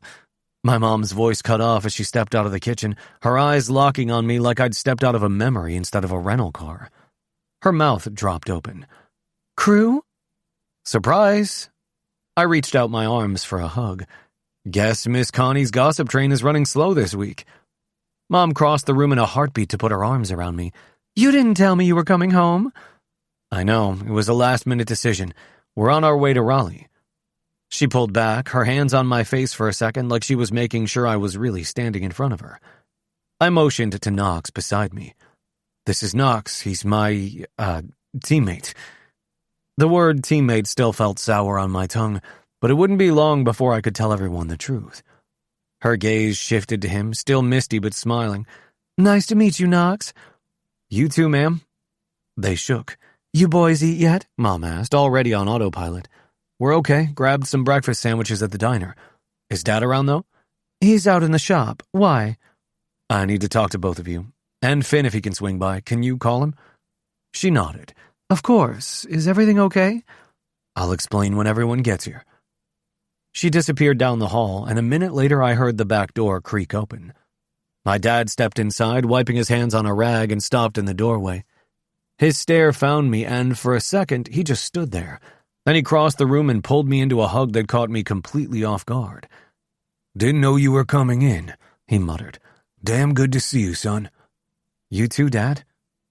When he let go, I motioned to Knox. "This is Knox. We're teammates." My dad offered a firm handshake and a solid smile. "Welcome. You a corner guy?" "First base," Knox confirmed. "Ah, good spot. Glad to have you out here." "Finn's on his way," my mom called from the kitchen. "Y'all want tea?" "Sure," I answered. Sweet tea in the South was exactly what I needed to put me at ease, though something stronger would be better, but seeing as it was only 10 in the morning, 7 back in Portland, tea would have to do. Mom disappeared again, and we all eased into the living room. My dad took his seat in his recliner, and Knox and I sat side by side on the couch. My knee bounced, and I caught my fingers twisting together in my lap. A few minutes later, my mom returned with 2 glasses of sweet tea and handed them over. "Thank you," Knox said. I echoed him quietly, gripping the glass and taking a long sip. Then the front door opened. "Well, damn," came Finn's voice. "Look what the cat dragged in." I placed my tea on the coffee table and stood.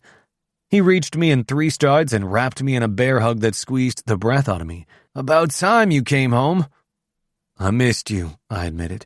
"Missed you too, bro." He stepped back and looked at Knox. "And I know who you are. You're the Seawolves' first baseman." Knox offered his hand. "Sure am. Nice to meet you." Finn shook it. "You've got a hell of a swing. I watch whenever I can." Knox glanced at me, then back to Finn. "Thanks. Appreciate that." Finn dropped onto the arm of the couch and leaned forward slightly. "So what's going on?" I grabbed my tea, took a slow drink, and looked at the glass. No turning back. I'd played this conversation 100 different ways in my head. On planes, in hotel rooms, alone in the dark after road games. Sometimes they got angry, sometimes they didn't believe me, sometimes they hugged me and said they already knew. But not once had I actually pictured myself in this exact room with Knox sitting beside me, his leg brushing mine, and my family staring at me. This wasn't just telling them I was bisexual. It was admitting I'd been hiding a part of myself from the people I loved most. And no matter how much I told myself I had my reasons, the guilt sat heavy in my gut. I just hoped the truth would feel lighter. I wanted to come home because... The words trailed off before I could catch them. No one rushed me. I took a breath and reached over and slid my hand into Knox's. My mom's breath caught, my dad balked, my brother's mouth fell open. Knox isn't just my teammate. I kept my voice even. He's my boyfriend. Silence. Just the clock ticking and the low hum of the fan overhead disturbed the stillness. It seemed like hours passed before my mom spoke first. "Crew," her voice cracked. "Why didn't you tell us sooner?" "I didn't know how," I admitted. "I was scared of how you'd react." "Because I go to church?" she probed. I nodded slowly. "Yeah, partly. Not because I thought you'd hate me or anything, just because I've heard what people in your congregation are supposed to believe, and I didn't know where you really stood." She reached across the coffee table, her fingers curling lightly over mine. "I don't understand it all," she whispered, "but you're my son. I could never stop loving you." "You don't have to understand. Just knowing you still love me means everything." "Always." Mom let go of my hand. Dad cleared his throat. "I drove trucks my whole life. Missed birthdays, holidays, most of your games. I got no room to judge how you live your life, crew. I just want you to be happy." "I am," I assured them. Finn grinned like he'd known the whole time. "You could have just told me, jackass." I huffed a breath, shaking my head. "Wasn't that easy. You know I've always got your back, right?" He stood and hugged me again. "Yeah," I murmured. "I do." Everyone stood and more hugs were exchanged. "Is it okay to say welcome to the family?" Mom asked Knox. He looked over at me and I smiled, giving him the okay. For the first time in hours, maybe days, I actually felt like I could breathe. "I'd like that," Knox said to my mom. "Good. Now you boys can't be strangers anymore. I want you both here during the off-season, even if it's only for a couple of weeks or Thanksgiving or Christmas." "Deal," I replied. My dad glanced at the clock. "You boys need to get going?" "Yeah, we've got a game tonight." "What time is your flight?" "Soon, but there's actually one more thing." I sat back down and could feel 3 pairs of eyes landed on me at once. "I ran into Mallory yesterday," I began, "at the Dixie Mart." My mom blinked. "You did?" "Yeah, she was there with her son. His name's Grady." I let out a breath. "And she said he's mine." My dad's brows shot up, Finn froze, my mom's hand went to her mouth. "I guess she got pregnant right before the draft, and that's why she broke up with me. She's been raising him on her own." "And you just found out?" my mom questioned. "Yeah, she told me this morning. We went to her parents' house before coming here. I asked why she didn't say anything. She said she wanted me to focus on my career, that she didn't want to hold me back." Finn let out a slow breath, dragging a hand over his jaw. 3.5 years. "Yeah." My mom's eyes welled. "Does he know who you are?" I shook my head. "No, but I asked her to bring him to Raleigh so I could spend some time with him. I want to be a part of his life." Dad leaned forward, elbows on his knees. "You really think you're ready for all this?" "I have to be," I replied. "He's mine, and I don't want him growing up wondering why I didn't show up." My mom reached for my hand. "We'll help however we can. Just say the word." Finn's face softened. "Damn, man, first you come out, then you tell us you have a kid? You really don't mess around." I huffed a laugh. "Yeah, well, figured if I was going to drop bombs on y'all, might as well do them at once." After we said goodbye, I gave my mom one last hug that I didn't want to end. My dad clapped me on the back. Finn walked us out and told me to text him when we landed. Once we got in the car, I pulled away from the curb and headed out of town. "You good?" Knox asked gently. I blew out a long breath. "I think so. You did it, you know. All of it, and you're still standing. Yeah. I turned my head to look at him. And what about you? Not only did I find out I have a kid, but you found out the guy you're dating has a son. Knox shrugged like it wasn't even a question. Then I guess I'm dating a hot dad now. Something in my chest cracked open again, but this time it wasn't panic. It was relief. I grabbed his hand and kissed the back of it. I love you. I love you too. Once we landed in Raleigh, the sky was starting to shift with the late afternoon light. With no time for a hotel stop or downtime, we grabbed a rideshare and headed straight for the stadium. As soon as we walked into the clubhouse, the noise swallowed us. Music thumping from the corner speakers, conversations overlapping, typical game day energy. Parker was waiting near the back lockers, tablet in hand. He looked up the second we stepped in. Figured you two would cut it close. At least we made it, I replied, tossing my bag into my locker. How'd it go? Better than I expected, I admitted. Not easy, but good. Yeah? His gaze held mine. You all right? I gave a nod that actually felt real. Getting there? He jerked his chin toward Knox. You? Knox grinned.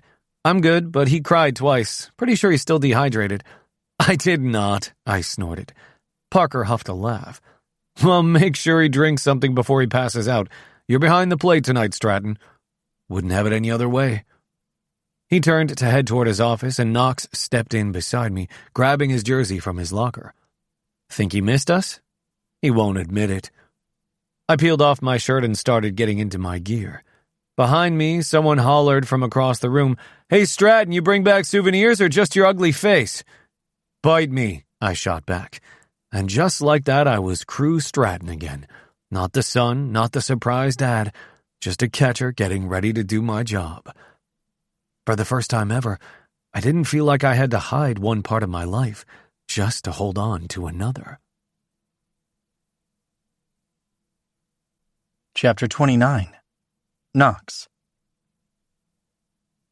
After the first game in Raleigh, Crew and I barely made it to our hotel room before collapsing onto the bed. Between the travel, meeting Crew's parents, and the emotional roller coaster of finding out about Grady, our bodies finally gave up and we were asleep in seconds. The next day, we were hanging out in the clubhouse waiting for Mallory and Grady to arrive. Crew had gotten them tickets for our 2 remaining games against the Crushers and hoped to spend some time with Grady tomorrow before he had to get to the field. It felt like every other day in the clubhouse except for the nervous energy radiating off Crew as we changed into our jerseys. He was jittery as hell, unable to sit still and focus on anything. You're going to give yourself a heart attack if you don't calm down, I whispered, not wanting to draw attention to my boyfriend on the verge of losing his shit. He looked at his phone for what seemed like the 100th time since we'd finished batting practice. I thought they'd be here by now. What if she changed her mind? Mallory texted you from the airport saying they were on their way. They probably ran into some traffic on the drive over. Mathewson walked in to post the lineup and threw me a grin when he saw Crew running his hand over his hair while typing on his phone. He and Parker were the only 2 people on the team who knew the reason Crew looked like he'd pounded a case of energy drinks. The day before, Crew had asked our manager for permission to bring his son and his ex into the clubhouse for a quick tour. Mathewson happened to be there at the time, and both of them were on board with our visitors. Crew and I had initially planned to tell the team about us after we came out to his family, but we decided to hold off for a bit because of everything that had gone down in Harvest Ridge. Grady was the priority, and once the dust settled from that life-changing news, we could address our relationship. Son. It seemed weird to think of Crew as a dad. Not that I didn't think he was capable. In fact, it was just the opposite. He would make a great dad. But after going through the pregnancy scare when we first started messing around, I didn't expect parenthood to be something either of us would be tackling at this point in our lives. But I knew how badly Crew wanted to be a part of Grady's life, and I would do everything possible to support that. His phone vibrated, and he looked at the screen. They're here. He jumped up. I'm going to meet them so they don't have any problems getting back here. A few minutes later, he stepped back into the locker room, Grady standing next to him but clinging to Mallory's hand. When my eyes met Crew's, I could see he was still nervous, yet he was sporting a huge smile as well, showing how happy he was to have his son close. The 3 of them started walking toward Crew's locker. When they got to me, Crew rested his hand on my shoulder. Grady, this is my teammate, Knox. I knelt to his level and held my fist out for a bump. Nice to meet you, little man. He blinked at me and then mumbled something that sounded like hi. Mallory smiled. He's a little shy, but he couldn't stop talking about watching a baseball game the entire way here. Hopefully, we'll put on a good show for you. I stood and continued to get ready, although it was hard for me to keep my eyes off of Crew and Grady. This is where I keep all my gear, Crew explained as he pulled out his chest protector. Do you want to try it on? Grady beamed as Crew placed it on him. The thing practically swallowed the kid, but he couldn't have looked happier. Hey, Stratton, who's the kid? Diaz called out from the other side of the room. Crew quickly introduced Mallory and Grady. They're friends of mine from back home. It was how Crew and Mallory agreed to describe their situation for the time being if questions came up. Neither of them wanted it to come out that Crew was Grady's dad before they had the chance to explain things to him. I didn't know how they planned to break the news to a 4-year-old, and I didn't ask.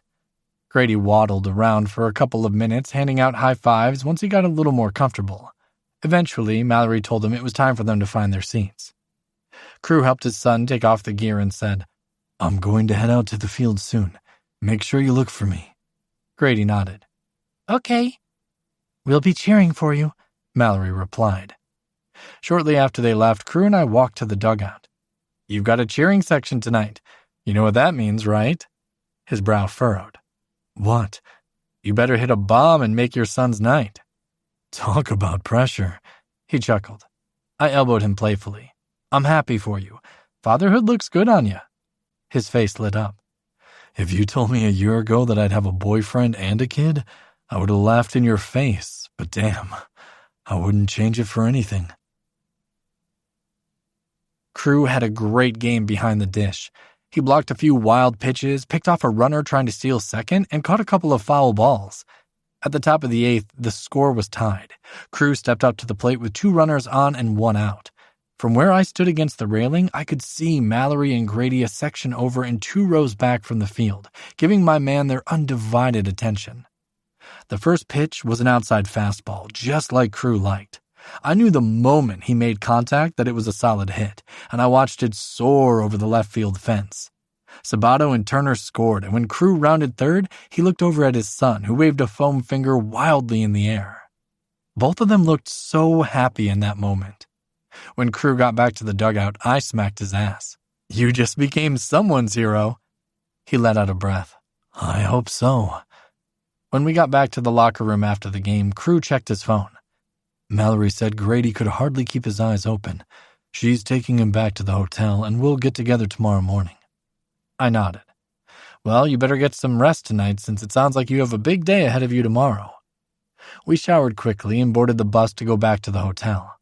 Our travel coordinator still booked us our own rooms, but I followed Crew to his. As soon as the door closed behind us, we stripped down to our boxers and climbed into bed. I rolled onto my side, my hand trailing up and down his abs. So I'd say today went pretty well. I'm not even sure the World Series could top that. He turned to me.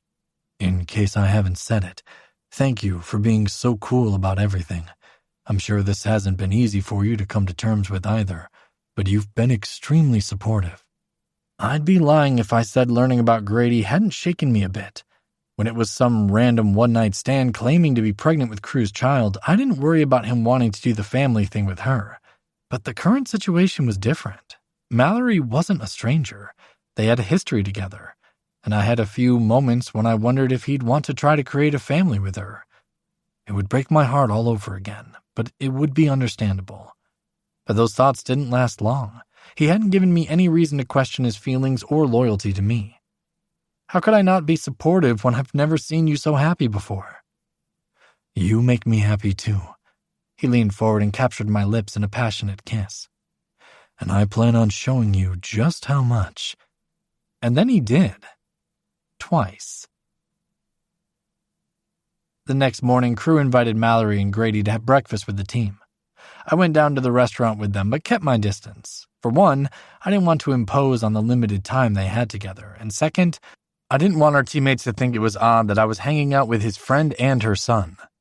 After breakfast, the 3 of them headed to the pool and I returned to my room with a promise to join them in a bit. I had something I needed to do before it was too late. I sat on the edge of the bed and pressed the button on my phone to call my parents. My dad answered after the second ring. Hey, Knox, how's it going? I could tell he had me on speakerphone because I heard my mom in the background say, "Hi, sweetie." "Hi, you guys," I greeted. "Things are good, really good, actually." We've been watching your games, and it seems like you've found your place with the Seawolves, Dad mused. I smiled to myself. I'd found a lot more than my place on a team since moving to Portland. "Yeah, I think I'm exactly where I'm supposed to be." "Oh, I'm so happy to hear that," Mom offered. "For a while, it seemed like every time we talked you had bad news to share." "I do have some news, but I promise it's good." Well, don't leave us in suspense, my dad laughed. I've been seeing someone, and it's become pretty serious." "That's great news," Mom squealed. "I'm guessing it's someone you met there in Portland?" "Actually, I met him in Denver," I explained. "We played together on the Rockies and then ended up on the Seawolves together." You're dating Crew Stratton? It didn't surprise me that my dad knew who I was talking about. He was a stats and players sort of guy and always kept up to date on my teammates. It made sense he would figure out the only guy I'd played with on both teams. "Yep," I confirmed. Mom gasped. "The good-looking catcher?" I shook my head, even though she couldn't see me. "That's the one." "Wow, he's a great ball player," Dad said. "He's an even better man," I replied. "Right now, only a couple of people know, but it won't stay a secret for long, so I thought I'd better let you know before the media reports on it." "I'm so happy for you." Mom sounded like she was on the verge of tears. I almost told them about Grady, but that wasn't my story to share. Crew and Mallory still hadn't talked to him about Crew being his father, and until they did, I didn't feel like it was my place to say anything. "I'd love for you all to meet him," I added instead. "Maybe we can get together when the season ends?" "We'd love that," they both agreed. We talked for a few more minutes before we finally ended the call, and I tossed my phone on the bed. Between baseball, my family, and my relationship, life seemed as close to perfect as possible. And I couldn't wait to join my boyfriend and his son down by the pool and spend the rest of the day with the people I wanted to build a future with. Chapter 30. Crew. 1 month later. I checked my phone again, even though I didn't need to. The flight was on time. Mallory and Grady were landing any minute now. I wanted to text Knox because I was nervous. I needed him to reassure me everything with Mallory and Grady was going to work out. But it was our day off, so he and some of the guys were out to lunch, an occasion I'd usually join in on, but seeing as my son was coming to town for the week for our last homestand, I had other plans. Instead, I pulled up the most recent text message from Knox. "You've got this. I'll see you tonight. Love you." He knew what I was planning, what Mallory and I had discussed a few nights ago. Not only were they staying at my apartment while in town, and I would be at Knox's place, but Mallory gave me the okay to tell Grady who I really was to him. I leaned against the railing just outside baggage claim at PDX, scanning the crowd. I spotted Mallory first, pulling her carry-on behind her with one hand while holding on to Grady's with the other. The second his eyes found me, he lit up. "Crew!" he shouted, breaking free from Mallory and barreling toward me. I bent down as he crashed into my chest, his little arms locking around my neck. "You came to get us!" he squealed. Of course I did. I stood, holding him in one arm while reaching for Mallory's bag with the other. "What kind of friend makes his favorite kid take a cab?" "I'm not a kid," he corrected. "I'm a boy." I beamed, shifting him onto my hip. "You ready to see where I live, little man?" "Do you have snacks?" "I've got fruit snacks and goldfish waiting in the truck." He gasped. "You're the best." Mallory grinned as we headed toward baggage claim. "Just so you know, you're setting the bar very high." "Good. I'm planning to clear it." I drove into the parking garage under my building about 20 minutes later. Grady had talked the whole ride, grilling me with questions from the back seat about how elevators worked, why bridges had lines, and whether you could build a baseball field on top of a building. At one point, he pointed out the window. "Those are mountains." "They are," I'd said, smiling at him in the rear view. "Big ones." "Do bears live on them?" "Not the ones we're driving past, no." He'd thought for a second. But maybe mooses? Mallory shook her head, smiling. I think moose like quieter places, but hey, you never know. I put the truck in park and stepped out, walking around to open the back door. Let's get you out of here, bud. He squirmed as I undid the 5-point harness and helped him wriggle free. Mallory came around from the other side, tugging their suitcases behind her. Do you always park down here? Yep, keeps the truck out of the rain. She smiled, not saying anything more as we crossed to the elevator. Inside, Grady peered up at the lights. How many buttons can I push? Just one, I told him, unless you want to get stuck riding all afternoon. He giggled. I want to live in an elevator. Let's not, Mallory suggested, but you can help Crew push the number to his floor. I showed him which one was mine. Once we were at my door, Grady strode inside and stopped, eyes wide. Your house is so big. It's not that big. He turned slowly in a circle. It's taller than mine. Mallory came in behind him and closed the door. This is nice, Crew. Thanks. It's still coming together. The furniture wasn't fancy, but it was comfortable and clean. Charcoal gray couch, wooden coffee table, TV mounted on the wall, a few photos tucked onto a bookshelf. Natural light poured through the tall windows, painting soft shadows across the floor. Grady padded toward the windows, palms flat on the grass. I can see the road, and that blue car, and that tree. While he checked out the view, I showed Mallory the 2 bedrooms and put their bags in the primary, where she would sleep in my bed. We walked back into the living space. Make yourself at home. I have water and drinks in the fridge, snacks in the pantry. Whatever you want, it's yours. Thank you. She helped herself to a bottle of water from the fridge and juice box for Grady. I grinned and crossed to the closet, grabbing the glove and the foam ball I'd picked up last week. Hey, G, got something for you. He turned as I knelt and held it out. His eyes widened. Is that a baseball glove? Yep, your size, and the ball's soft so we can play without worrying about breaking anything or getting hurt. He took the mitt and slipped it onto his hand.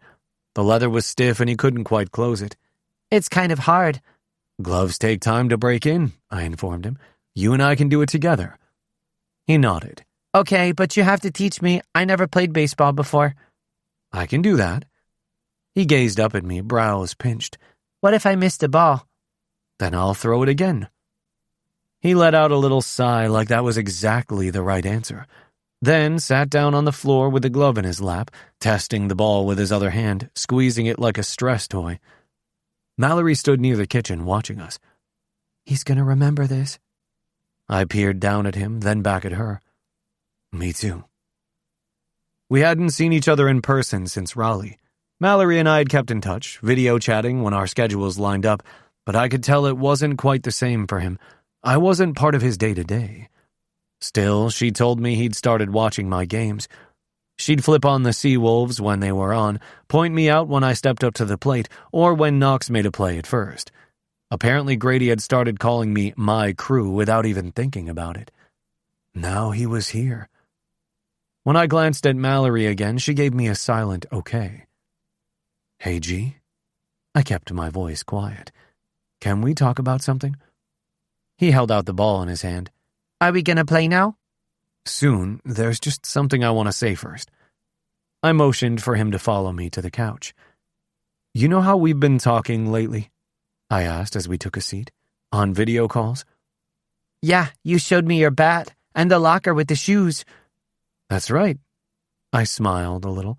And you've been watching the games with your mom? He perked up. You hit the ball so far. Well, I try. I chuckled at the compliment. But I want to tell you something really important, something I just found out a little while ago. He stopped playing with the ball. His eyes were steady on mine. I took a deep breath and draped my arm lightly across his shoulders. I'm your dad. He blinked. You're my daddy? Yeah, I didn't know before, but now I do, and I really want to be part of your life, if you want me to. He looked at Mallory. She moved forward and kneeled near us. It's true, baby.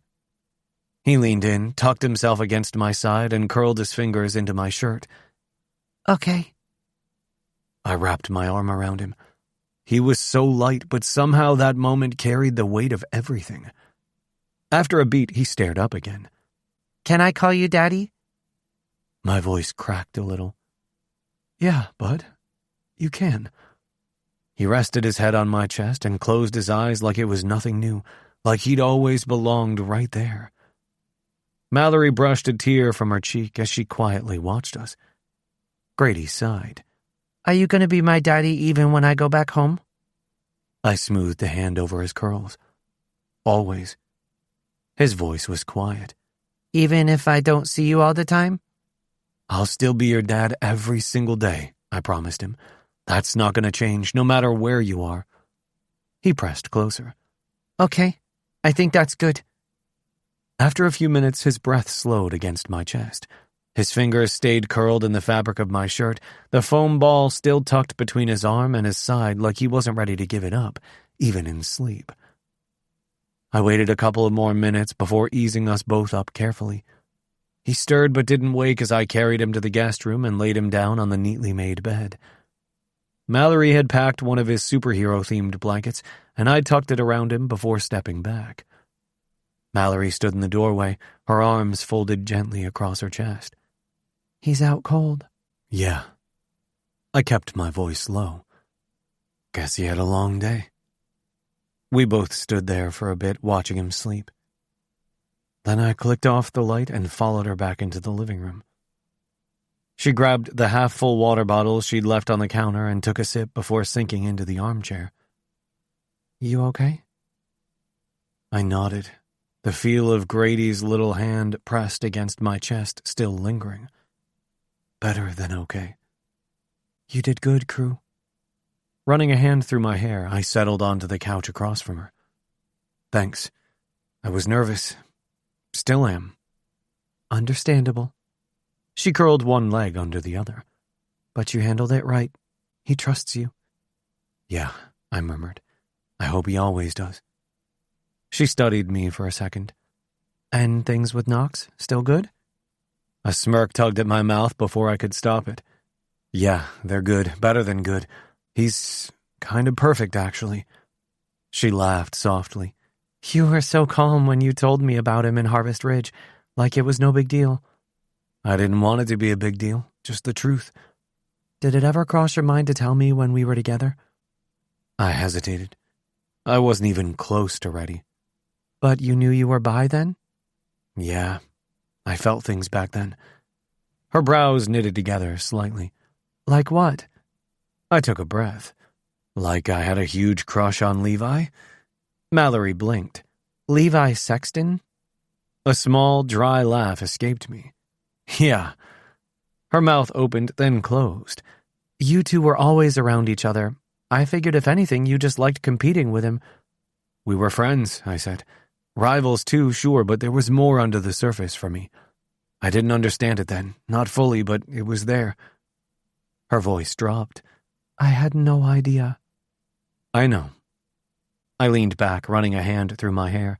"It wasn't something I was trying to hide from you. I didn't even let myself say it in my own head because it was Harvest Ridge, and you know how that town is." Mallory was still staring at me, not with judgment, just surprise. "I do, but I always thought I knew you better than anyone." "You did." A beat passed before she asked, "You ever think about how different it all could have been?" "Sometimes." I looked at her. "If you had told me you were pregnant, we probably would have stayed together. I would have tried to balance it all, you and Grady, the team, everything." "That's what I was afraid of." I frowned slightly. "What do you mean?" "I was afraid you'd try to do everything and lose yourself in it, or worse, walk away from baseball altogether. Maybe not right away, but eventually." "I would have done what I had to." "I know." Her voice dropped to almost a whisper. "That's why I didn't tell you." "I would have loved you, and I would have loved him." "I never doubted that. We were 21, Crew, and I couldn't ask you to split yourself in half." "I think I would have tried to believe it was enough, tried to convince myself I didn't want anything else." Her gaze didn't waver. "You would have tried, and maybe you would have made it work for a while, but you never would have stopped wondering what you gave up." We weren't only talking about baseball anymore. and I probably would have stayed hidden. Mallory let the silence stretch for a moment. Are you going to come out with Knox? I want to, eventually, just not sure when. What about your team? I hesitated. They don't know yet. Do you want them to?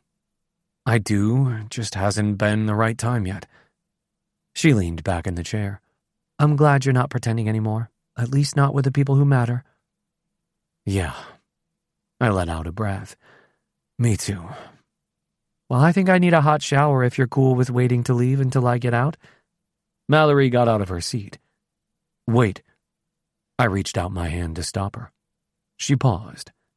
There's something I've been thinking about, and I know it's big, but I want to say it anyway. Her eyes met mine and she sat back down. Okay. What if you and Grady moved to Portland? She blinked but didn't say anything. We don't have to rush it, I added. The off-season gives us time to figure everything out. I can help you get settled and help Grady adjust. But I want this to be permanent. I want him to grow up knowing I'm right here. She looked away from me. I'm not trying to undo what you've built in Harvest Ridge. I know you just got settled again, but if you came here, I could give him something real. A home base, a dad who's more than a name on a screen or a weekend every few months. She didn't say anything, so I went on. I'll buy a house for you and Grady, something stable with a yard, a room that's really his and not my guest room. I'd stay where I am or get something nearby. I'm not asking you to move in with me. I'm asking you to move here so he can have both of us in his life. Her eyes returned to mine. You've never lived with a kid. I know. It's not just pancakes and t-ball games. I don't think it is. I think it's long days and early mornings and a whole lot of figuring it out. But I want to try. I want to know him for real, not just in pieces. A long breath passed between us. It would be another big change. I know. Another pause. Her fingers tapped lightly along her arm. I'll think about it. That's all I'm asking. Chapter 31. Knox. When I finished shagging balls in the outfield during batting practice, I jogged off the field. It was possible for the Seawolves to clinch our division with a win tonight, and everyone was a little more amped than usual. As I made my way to the dugout, I was about to toss a ball to the fans, but I spotted Grady and Mallory sitting a couple of sections away in the front row. Grady looked like a diehard fan in his Seawolves jersey and hat, holding onto the glove Crew had bought him. Grady scanned the field, watching the guys still out there getting ready for the game, including Crew, who was warming up with our starting pitcher. My boyfriend hadn't stopped smiling since he'd told Grady he was his father. He'd even teared up a bit when recalling how Grady asked if he could call him Daddy. I was happy for him, happy for both of them. Crew may have missed out on the first 4 years of Grady's life, but he was determined to be an involved father. I hadn't given much thought to whether or not I wanted kids in the future, but knowing Crew was now part of a package deal that included Grady, I was all in. Maybe it was because Grady was a pretty awesome kid, or maybe I just loved Crew that much. Whatever it was, I would do everything in my power to support their new relationship. Instead of walking down the stairs, I headed toward Grady and Mallory. Mallory noticed me first and smiled. "Hey, you two, are you ready for the game?"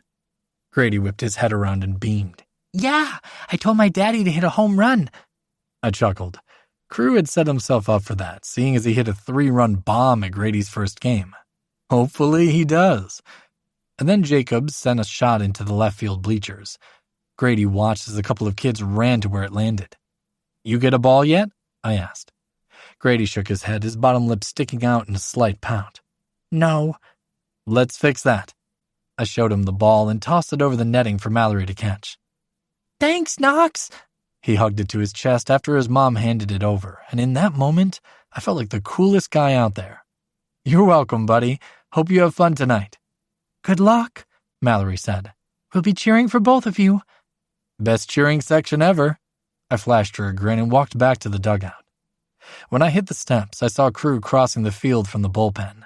He went straight toward his son, and it was clear nothing could take away from the happiness he felt having Grady there to watch him play. It would have been easy for members of a new team to let the pressure of the playoffs get to them, but the Seawolves had shown all season that we were the real deal, and tonight we were proving it again. Crew had done a great job behind the plate, keeping Mejia calm and focused. The Royals had only scored 1 run through the top of the 8th, and looking at their dugout, I could tell they felt the game slipping away. We were leading by 4 with 2 runners on and 2 outs when I stepped up to the plate. It felt like the win was within reach, but we couldn't let up now. The Royals reliever loved using his slider whenever he was ahead in the count, and it just so happened I'd been working on hitting that exact pitch in the batting cages the last few days, preparing for this possibility. He got ahead of me in the count, and I knew what was coming next. When the off-speed ball moved into the zone, I drove it up the middle, straight into center field. Both runners scored, and my teammates cheered from the dugout as I pointed to them from first. Sabato followed, but popped up to the third baseman. We were 3 outs away. Jensen came in to pitch and made quick work of the first 2 batters. The crowd got to their feet. Crew sent Jensen a sign, and I watched as the 99-mile-per-hour fastball sailed past the batter for strike 1. The next pitch was another fastball that was followed off for strike 2. I could barely hear anything over the cheers ringing throughout the stadium, but I maintained focus and watched Crew set up to receive the next pitch. It was a curveball that dropped into the strike zone at the very last second. The umpire called strike 3. We swarmed the mound, everyone hugging and grinning like idiots. We were division champs. The season before, I'd been in a similar situation with the Twins, but this felt different. I had more than just the game I loved. I had the man I loved by my side as well. The celebration on the field continued in pure chaos, but I couldn't stop watching him in the middle of it all. Crew pulled off his gear and walked over to Grady, who was jumping up and down, hands raised in the air. I headed for the dugout, giving the 3 of them a wave as I walked down the steps. I wanted them to have their moment, but I couldn't ignore them either. Grady and Mallory were extremely important to Crew, making them equally significant to me. Inside the clubhouse, music was blasting, and Perez started passing around champagne bottles. I grabbed a pair of ski goggles from my cubby that I'd brought in for this exact moment, then popped the cork and sprayed my teammates.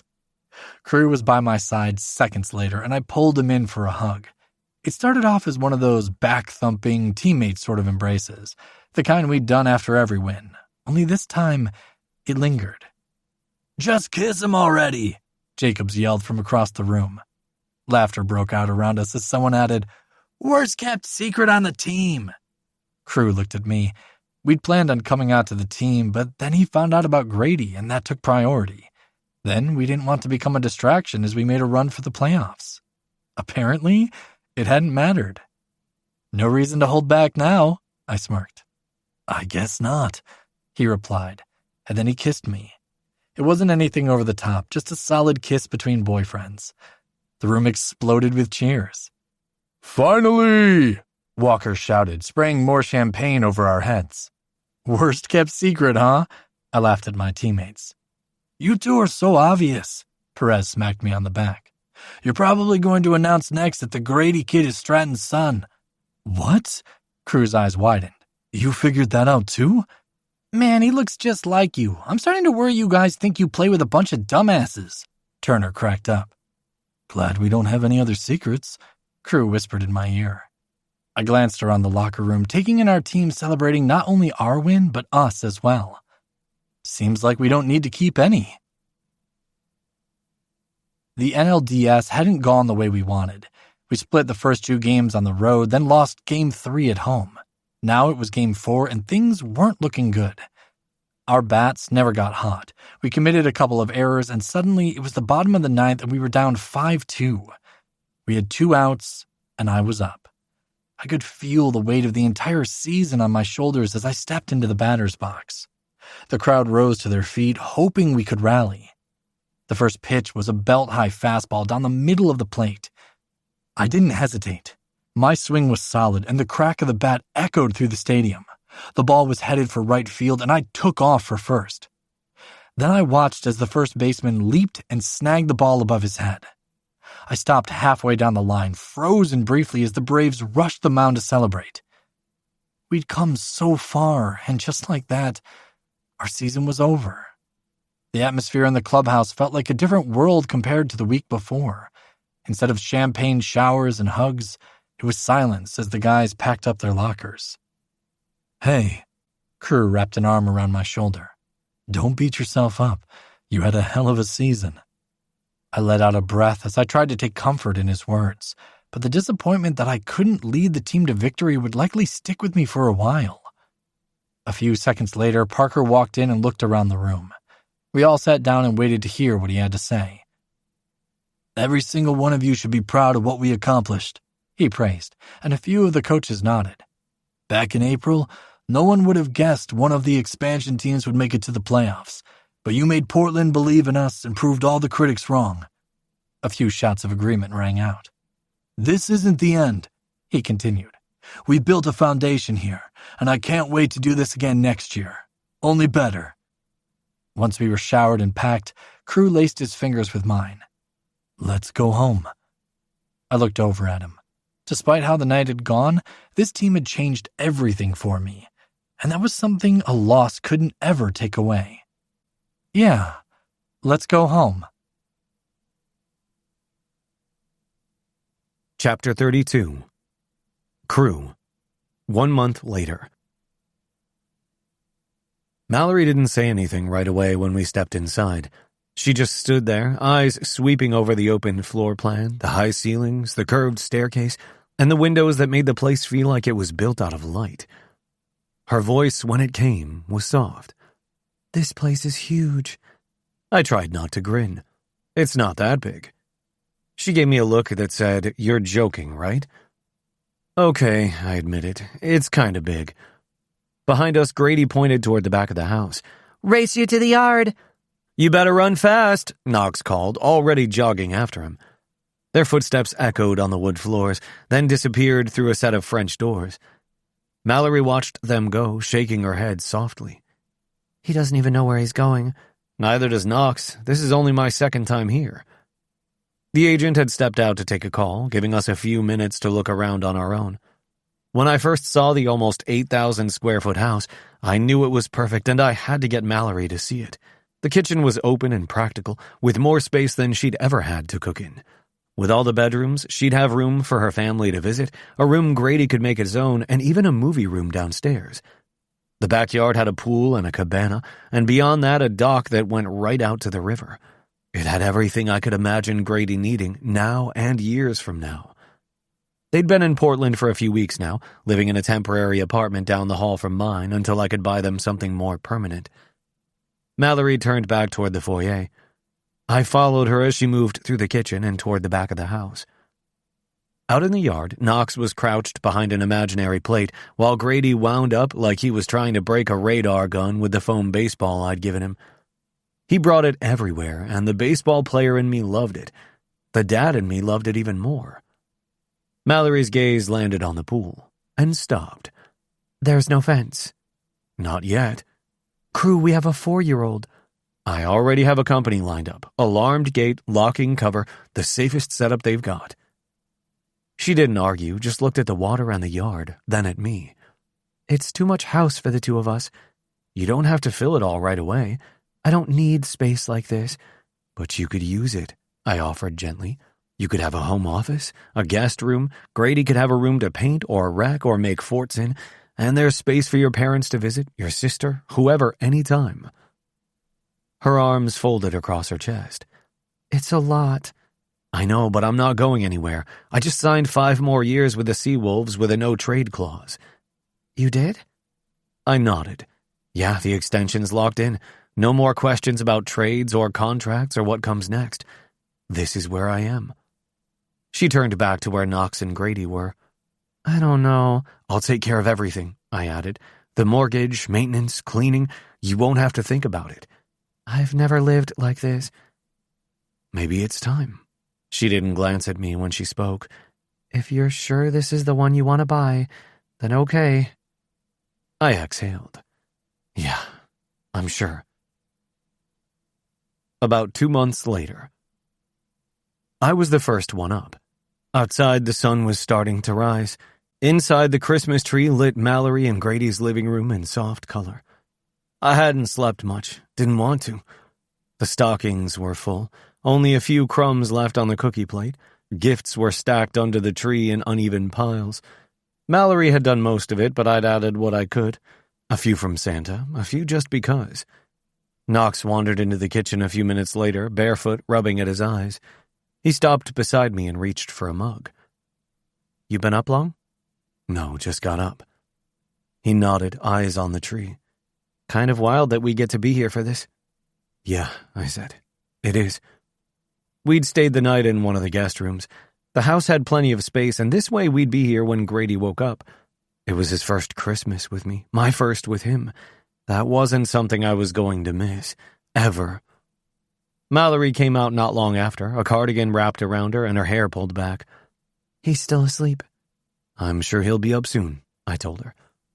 She poured herself a cup of coffee and then took a sip and glanced toward the living room. You ready for the chaos of Christmas morning?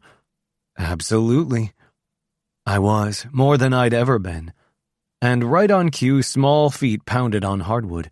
Then a little voice shouted, Santa came! Grady dropped to his knees in front of the tree. He sure did. Mallory sank onto the couch, a smile hidden behind her mug. Opening the presents went exactly how one would expect, in the best way. Wrapping paper everywhere, boxes tipped on their sides, tape stuck to the bottom of Grady's socks. He needed help with the corners sometimes, handing things over and asking, Can you start it? Most of the gifts were his, of course. He got books about dinosaurs, a puzzle with way too many pieces, and a toy that lit up and made noise every time he touched it. I wasn't sure what it was supposed to do, but it was loud and definitely didn't come with an off switch. He got a new bike with training wheels and a helmet with a bright green mohawk down the middle. The second he saw it, he gasped. Somewhere in the middle of it all, he spotted a smaller box tucked behind the tree. He crawled over, picked it up with both hands, and carried it to me. This one's for you. My eyebrows lifted. Yeah? Mommy said so, he stated. You have to open it now. I sat cross-legged on the floor while he climbed into my lap, eyes wide. I peeled back the paper and opened the box. Inside was a silver keychain printed with a photo of Grady on Halloween when I visited them in Harvest Ridge. He was in his custom Stratton Seawolves jersey with eye black smudged under his eyes. I was crouched beside him, arm looped around his back. We were both grinning. You can bring it with you when you go to your games, he told me. I touched the photo. So you don't forget me, he added. I pulled him close, hand resting on the back of his head. I won't forget you, bud, not ever. He squeezed for a second, then wriggled free and dove back into a pile of gifts. I reached behind the couch for a bag and handed it to Mallory. She eyed it. What's this? Just open it. She pulled out the envelope inside, skimmed it, and froze. You're giving me a weekend away? Spa package, Knox stated. Hotel, massage, room service, the works.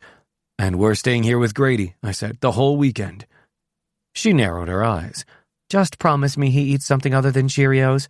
We've already got a grocery list, Knox replied, with at least one vegetable. She shook her head, amused. You two sure about this? We are, I nodded. You deserve it. Mallory didn't say anything right away, just smiled and tucked the envelope back into the bag. Thank you, for real. After a deep breath, Mallory handed me and Knox each a box. And these are for me. Once I unwrapped mine, I pulled out a coffee mug. It was matte black with simple white text. Dad. My fingers curled around the handle as I stared at it. The word looked so simple, but it felt like everything, like being known, like finally being exactly who I was supposed to be. Knox had a mug, too. His was navy blue with bold print. Cool boyfriend, mediocre babysitter. He turned his over in his hands, smiling. She's not wrong. I am cool. Mallory raised her mug. I stand by it. When things settled again, Knox pulled out a box. He tossed it to me. I peeled back the paper. Inside was a black t-shirt with one word across the chest in block white letters. DILF. I stared at it. Knox shrugged like it was no big deal. It's accurate. I held it up. You really gave your boyfriend a shirt that says DILF? You're welcome. I'm not wearing this in public. He grinned. Didn't say you had to. I shook my head. You're unbelievable. But I folded it neatly and kept it. Then I picked up a small box I'd kept tucked under the tree, passed it to him without a word. He popped the lid. Inside was a hotel key card with the name of the hotel across the front. Tucked behind it was a small folded note. He opened it. L.A., 1823. He looked at it for a second. It was the first night. I know, he cut me off. I smiled warmly at him. Guess that was the start, even if we didn't know it yet. I can't believe you kept it. I have both. Usually we left our keys in the hotel rooms when the team checked out and went to their next destination, but somehow mine had slipped into my bag after the first night he and I had first hooked up in L.A. after he was traded to the Rockies so many moons ago. He leaned in and kissed me. Thank you, he murmured. I love it.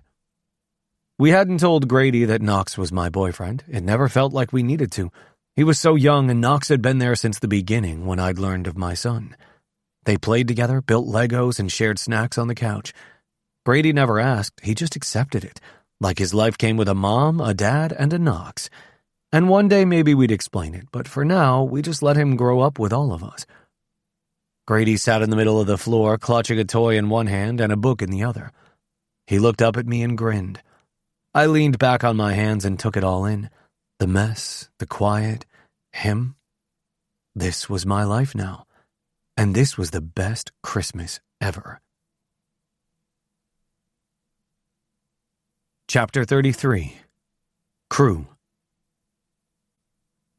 The second Mallory's car pulled away for her spa weekend, Grady turned to me. Can we have cereal for lunch?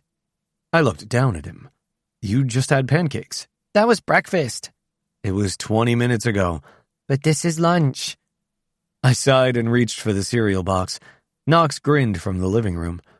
Wow, 5 minutes in and you're already caving. Technically 20. Still a record. Afterward, I wrangled Grady into clothes that mostly matched, cleaned up the kitchen, packed snacks in a Ziploc, filled his water bottle, and grabbed his helmet with the green mohawk. Knox tossed me a look like I was prepping for a cross-country hike.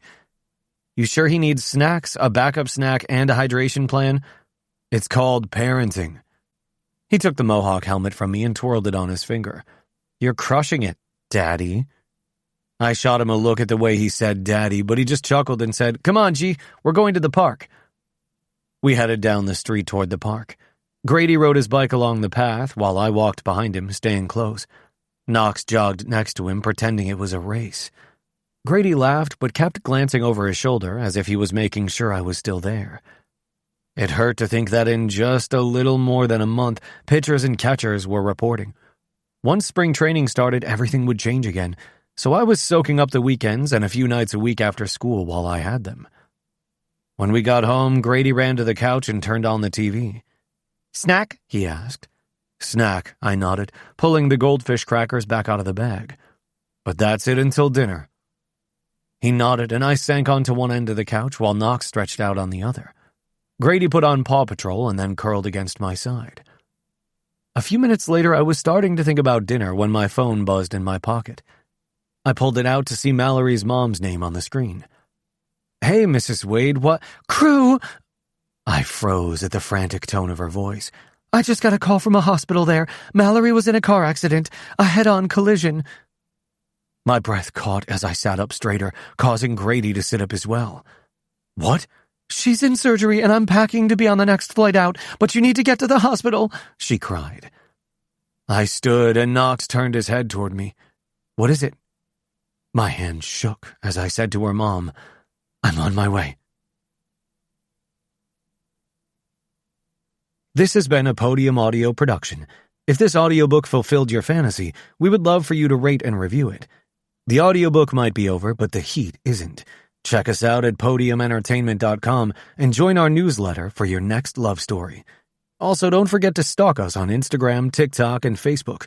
We hate to see you go, but love to watch you leave. Until next time. You have been listening to Crew, Book 1 of the Comeback Duet, produced by Anna Erickson, written by Kimberly Knight and Rachel Lynn Adams, performed by Tim Page and Liam DeCosimo. Text copyright 2025 by Kimberly Knight and Rachel Lynn Adams. Production copyright 2025 by Podium Audio. All rights reserved.